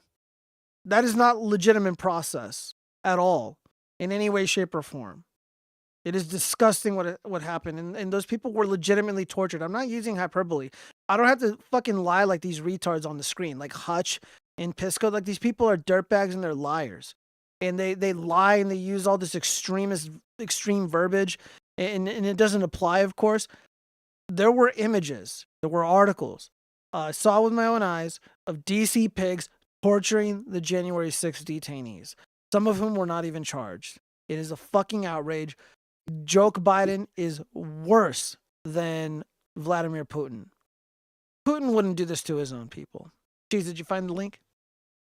Yeah, I sent you the link. All right. Freedom wise, Yeah, it's both only 5 sides of the minutes. American political system cannot understand each other. You people cannot even sort your lefts from the rights on a basic level. Well, I can. A lot of people can't, though. That is certainly true. Like a lot of the douchebag tech bros are like, oh, my woke right, like that. They're trying to astroturf that, the woke right, whatever that means. Let me go ahead and pull this up. All right. Only I 5 love minutes. drawing Trump. He is such a character, and that's what you want. Should I speed this up? It's only 5 minutes. Let me speed it up a little bit.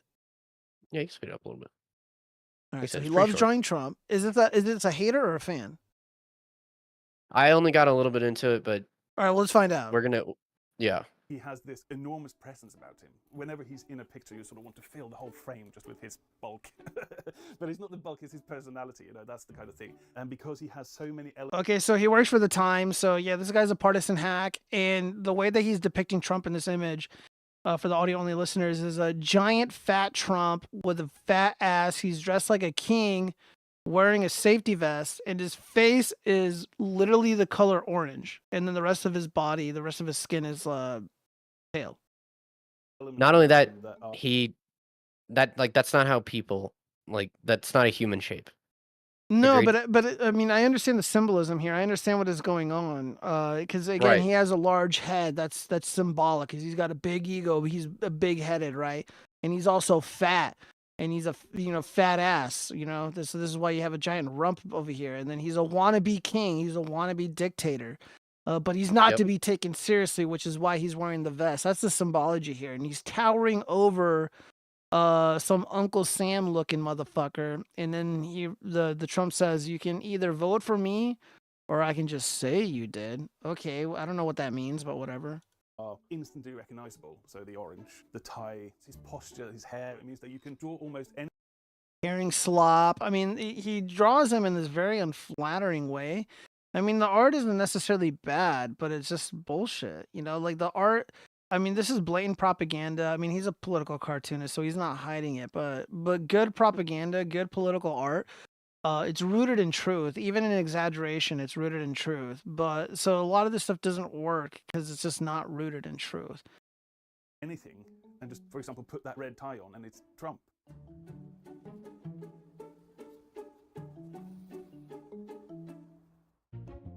the joy of people like Trump who sort of like make news all the time. It just means that on a slow news day, there's always something that he has said or done. So when he came back now, it's sort of awful, but also amazing, you know, at the same time, so professionally, really, really satisfying.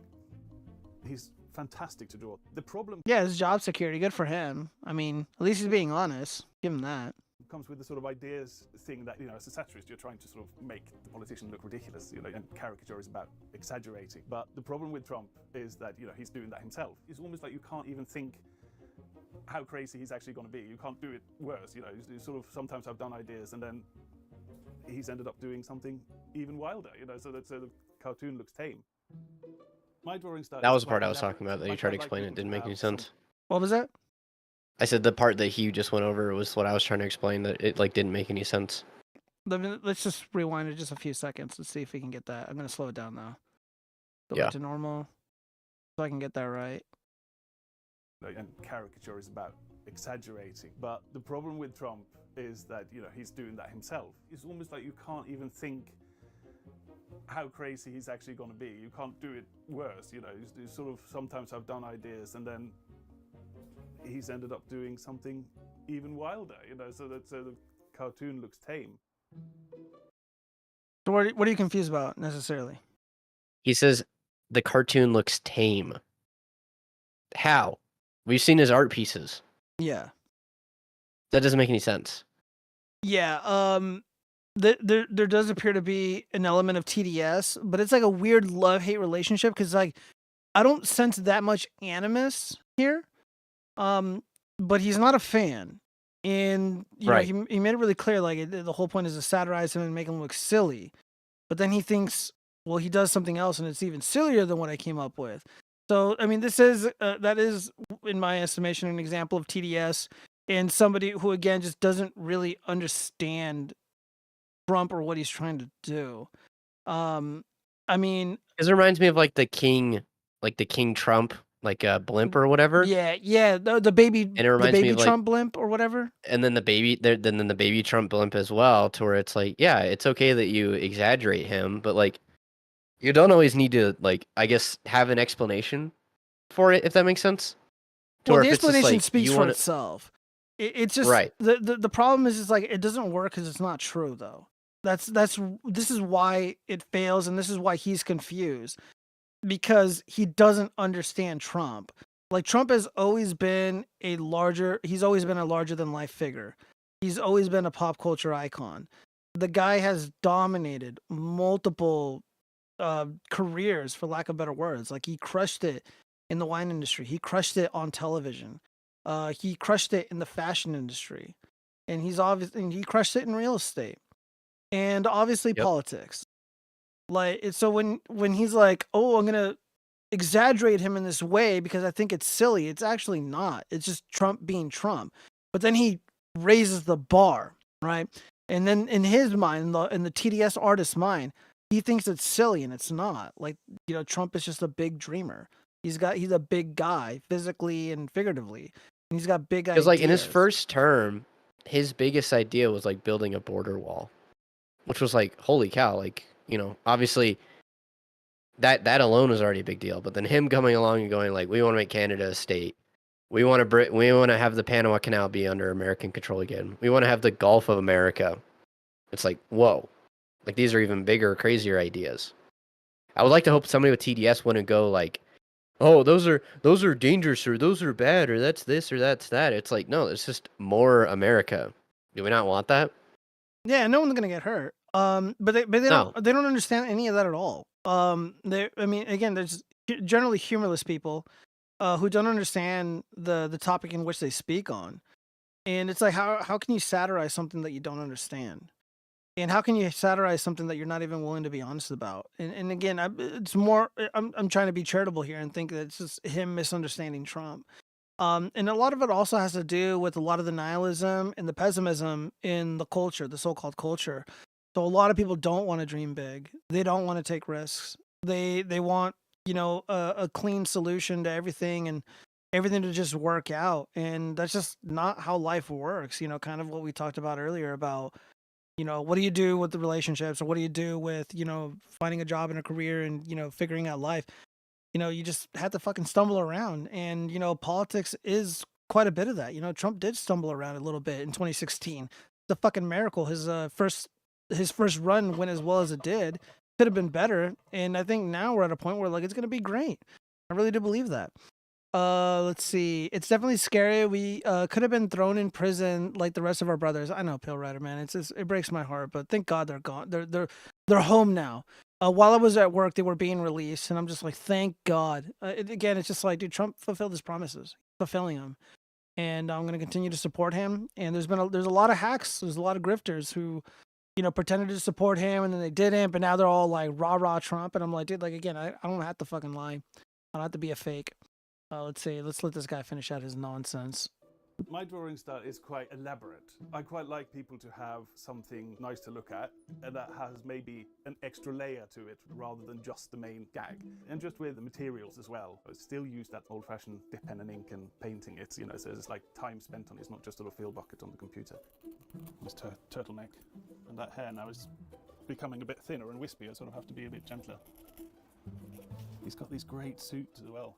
Trump, they're sort of Can like you move your someone mouse? so rich. He's really good with the pen, but I mean, I think we get the point. So I'm just gonna stop there.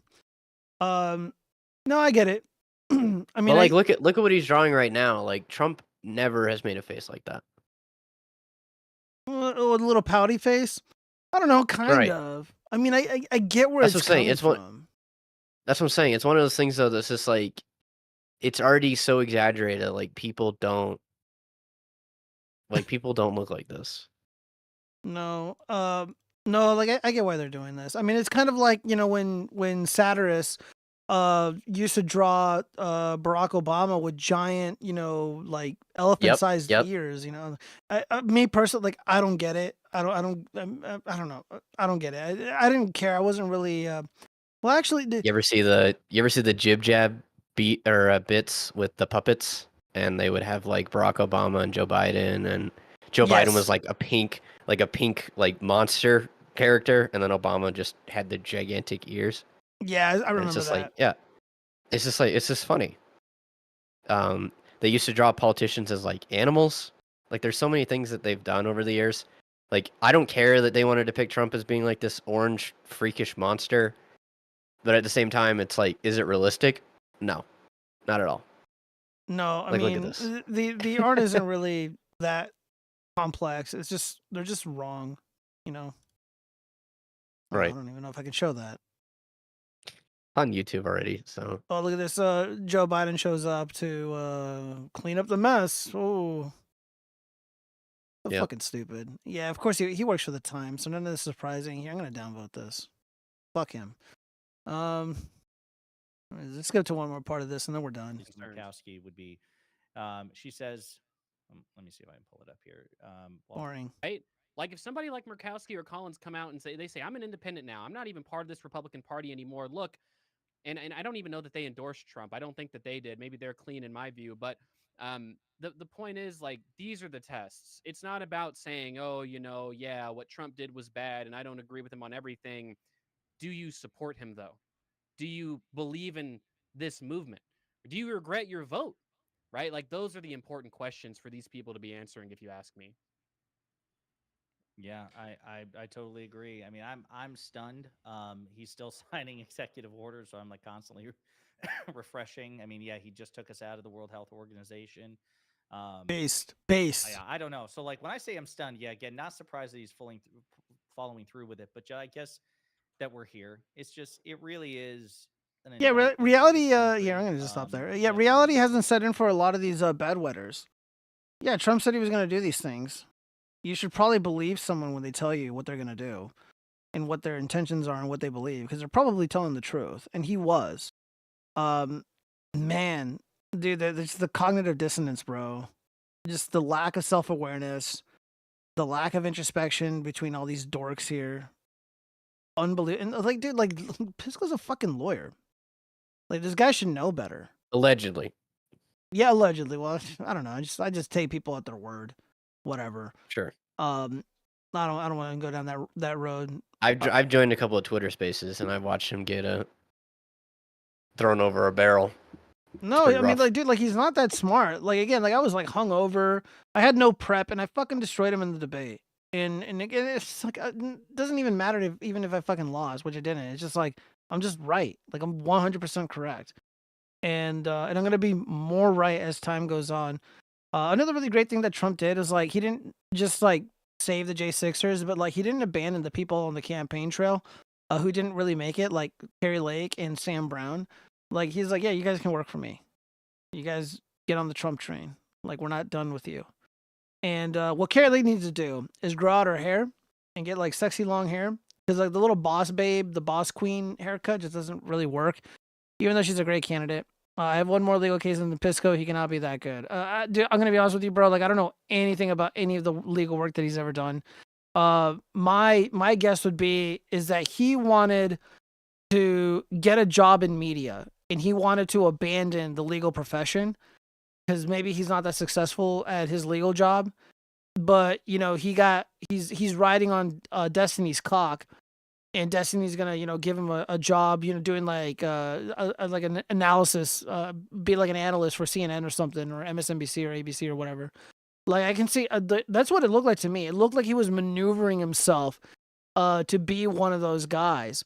And it's like, oh, legal expert turned YouTuber turned analyst, and it would just look good on a resume for him. And it just didn't pan out that way because he just really shut the bed, and he kind of turned out to be a crazy guy.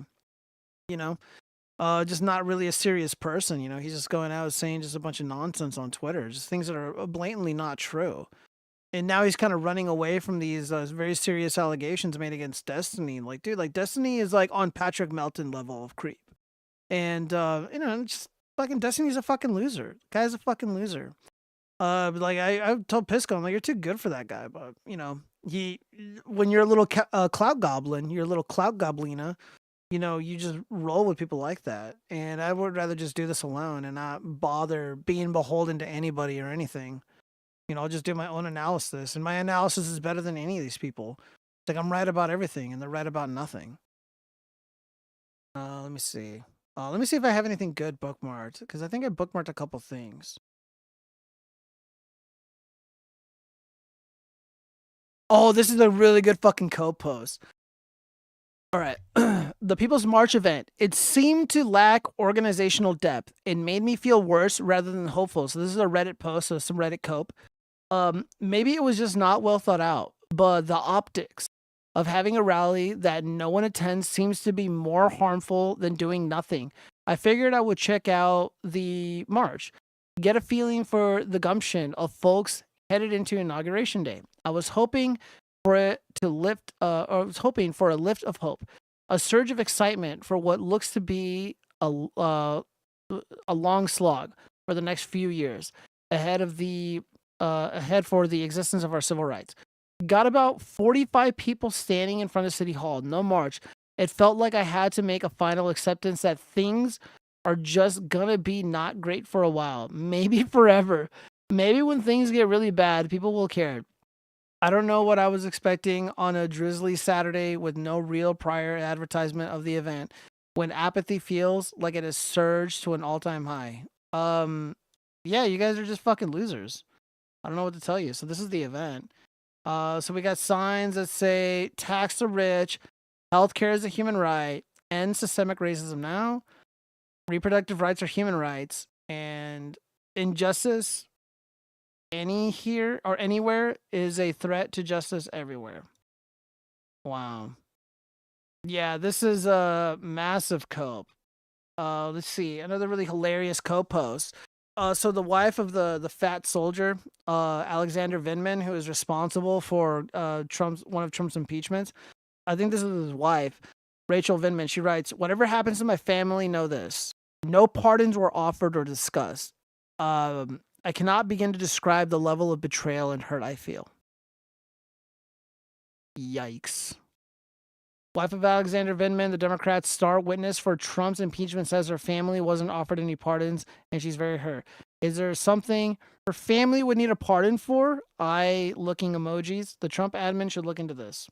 I agree. 1.7 million views. This went viral.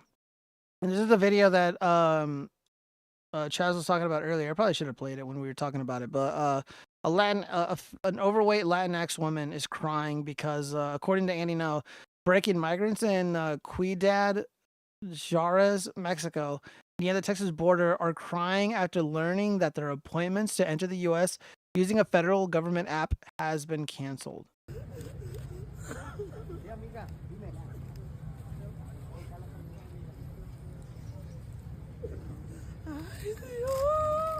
Oh no, look at this really emotional lady. Let's all start filming her. I voted for this.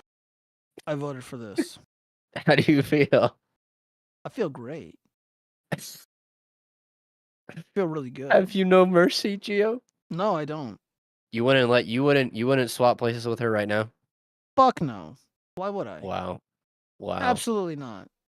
Wow. All right, let's continue watching her cry. Moment of silence for all of our Latinx brothers and sisters and they thems.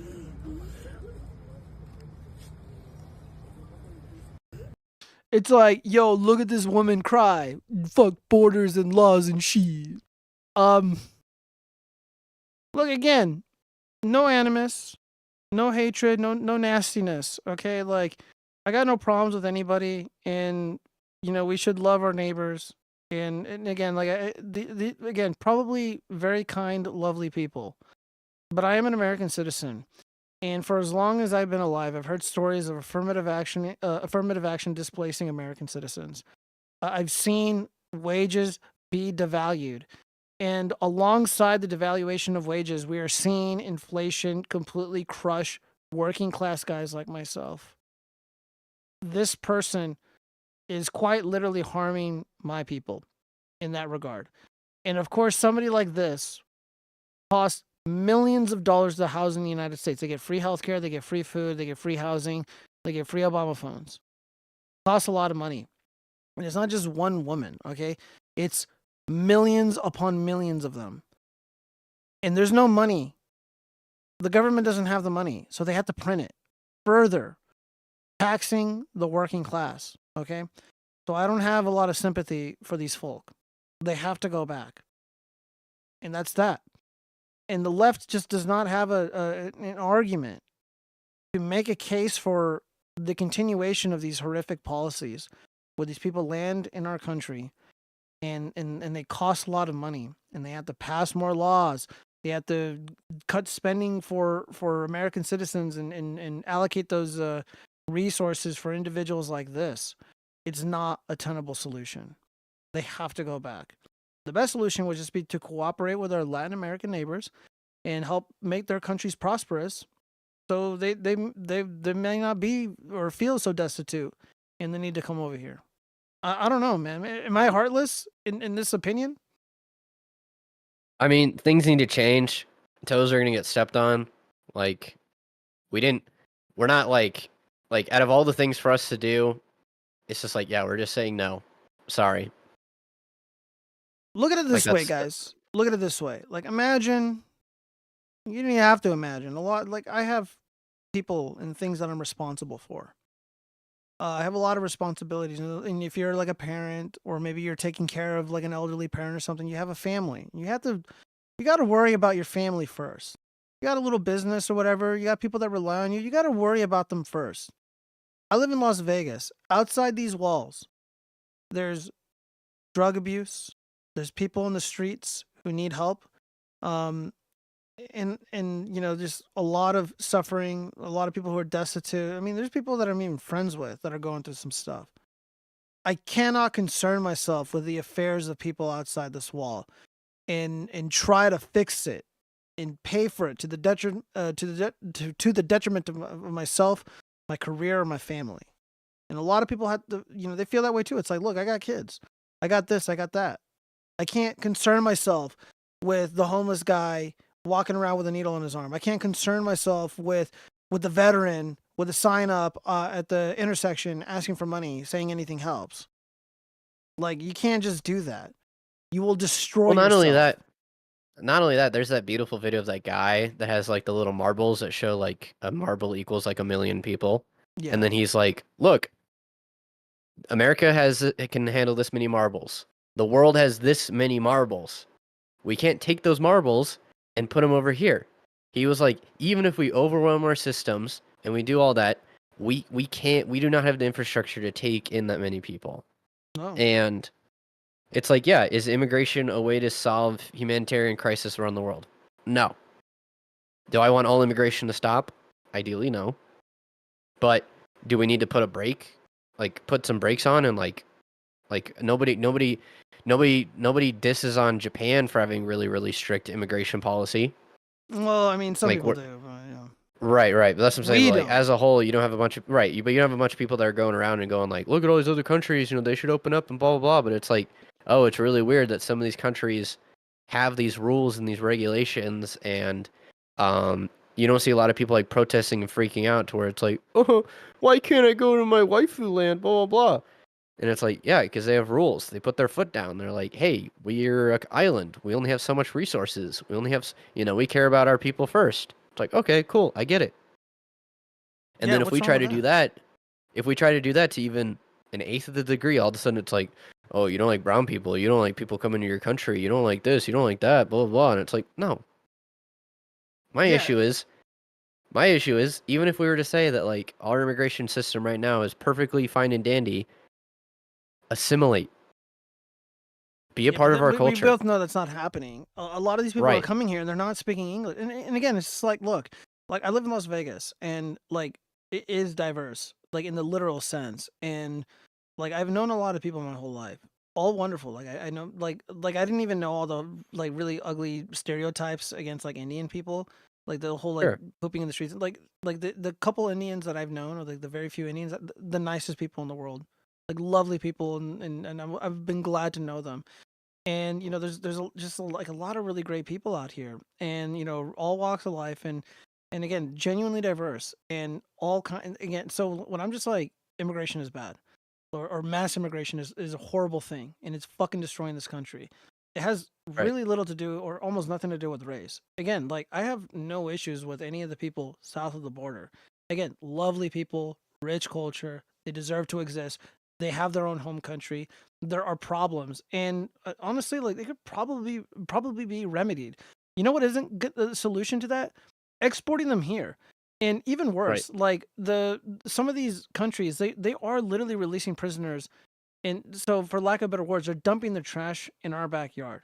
Like I'm talking about criminals. I'm not talking about like women and children and shit. I'm talking about like legit fucking criminals, and just like the weirdest people. And not only that, like Latin America is fucking big. Like they can go It's anywhere. giant. And if they're Yeah. not safe in like Nicaragua or whatever, there's plenty of countries surrounding that don't have any problems. Like they don't need to be here. Like it's obvious a lot of them are just ripping us off, or not even just that. They're just like, well, we can live here for free, so I guess it's better than whatever. I was talking with some lefty family members about that, and they were like, because I was like, do you guys even know how international immigration rules work? They're like, no. I was like, okay, we have an agreement with a lot of the other South American countries that if your country isn't working out for you, you can go to other ones. And if you're doing it by foot, one of the countries that we've agreed to that's a safe place to live is Mexico. Yes. Do they know that? Of course not. But it's like, by their own rules, if you are immigrating up north, Mexico has agreed to be like, hey, you guys can stay here. It's not a shopping spree to where you're like, oh, I want to go to America. It's like, no, I'm escaping with my life and my family. I'm going to go to the safest place, like the closest safest place. Yeah, And- like if my house is on fire, I'm not gonna go to Seven Hills or Anthem, which are really rich communities, like 10 minutes up that way. Like I'm not gonna go Right. there. I'm gonna go to my neighbor or go wherever, whoever's gonna be able to give me like a cell phone so I can call for help. Like I'm not gonna Right. go to Or the, a rinky-dink hotel for a little bit. yeah, Yeah. it's like, oh, I'm gonna go to the the Mirage or the Paris hotel. I'm like, no, no, this is so like the whole like none of this makes sense. Under Right. very minimal scrutiny, the immigration debate is over. Like this is over. And even like Yep. I don't want to say hardcore lefties, but like regular standard partisan Dems are like, I don't give a fuck how nice they are. Like fuck it, just call. We're done with this. We're done with this. We don't want to lose elections anymore. And like, yeah, things aren't really working out. Well, it's weird. Immigration was a united front back in the 90s. And then, for whatever reason, as soon as Trump was like, yeah, we probably need to change some stuff, everybody's like, oh, that's racist. I know, right? And it's Yeah, like, well, bro. I think the racist debate is kind of over with, given all the Oh, Latinx yeah. people that supported Trump and even the black guys. So yeah, kudos to them. And he also gave him a good shout out. So he didn't forget his vote. Dude, it's such a masterful speech. Pixie 67, me Latinx cousins. Aw, man. Let's see, Freakin Marks, crying women don't make me feel sad. I feel angry at the women for crying. Man up, it's current year. Feminism gals. Yeah, this crying shit doesn't work on me either. It's like, I'm gonna look at you and treat you like a man. I'm an accelerationist. We have civil rights. I didn't know that. Or should I say an accelerationist? Trump won. LOL. I don't know. Family, God, country, in that order. Agreed. This is a really good one from one of the hosts of Revenge of the Sis. I like Royce. Funny dude. Mass deportations will separate families. He quotes, says the party that wouldn't let you be with your grandma when she passed away. The picture below is why all of our sympathy is gone. Yes. It's kind of funny that like a comedian guy or a satirist like Royce, like something like this would come out of his mouth. But he's 100% dead on. Like, yeah, I'm not buying this whole like you're evil, you want to separate families and tear them apart. Well, they can go back home together. And I don't give a fuck about your fake sympathy. Like, you guys are all fake. All these leftists are fake. All these Democrats are fake. And again, this was me, by the way. My grandfather, he unfortunately passed away during the scamdemic, and I wasn't allowed to be there. None of us were. In his last moments, he was alone. And the people were like, well, you have such a stick up your ass about all this. How could you be a Bernie bro? Why are you one of these Bernie guys that switched up? It's like, well, initially it's like, whatever, Trump was way better than Hillary. And then I ended up warming up to Trump. And then, the scamdemic happened and all fucking bets are off. I'm never, ever going to support this evil shit ever again in my entire life. And I will never shut up about it. Pure evil. Sam Hyde. I was talking with a family member and he was mentioning, he asked me what the term was, and it was anchor babies. And he's like, oh, Trump is thinking about overturning those too. It just and happened. I was like, well, right. And I was like, how do you go about like dealing with people that have come here illegally and then decided to like, oh, since my kid is here, now I'm free to go too. It's like, how do you deal with that? And it's like, yeah, it's not ideal, but they gotta go back like together. I was saying, like yeah. Trader Marks never support unless Trump does it. I don't think he did it, bro. I don't think it was him. But we're gonna end off on a funny note. Yeah, I got a little dark. So I saw this unbelievably hilarious. Have you seen it? No, I'm just watch it. No. Why do Muslims follow a man who married a 9-year-old? Sounds like something a pedophile would do. Astaghfirullah, Stewie. That's not only offensive, it's also ignorant. You're judging a 7th century society with today's standards. All right, educate me, oh wise one. The marriage to Aisha was normal for that time, and it wasn't consummated until she was mature. Plus, Aisha became one of the greatest scholars of Islam, narrating thousands of hadiths. So it wasn't about power or control? Not at all. Their relationship was built on respect and love, and her contributions shaped Islamic teachings. Huh. Okay, I'll stop calling him a pedophile for now. Alhamdulillah. Progress. Share this video with a friend to spread the information.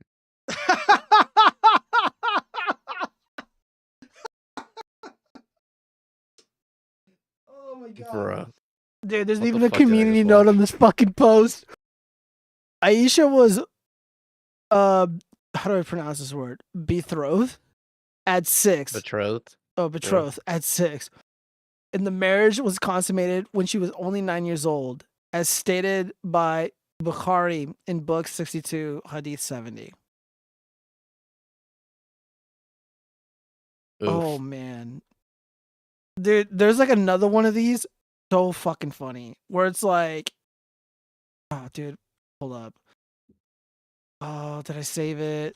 Let me see if it's down here somewhere. No. Damn it. Well, shit.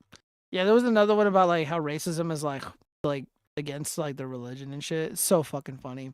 I don't know who's making these videos, but they are so goddamn funny. How many views? Oh, this one almost 1 million.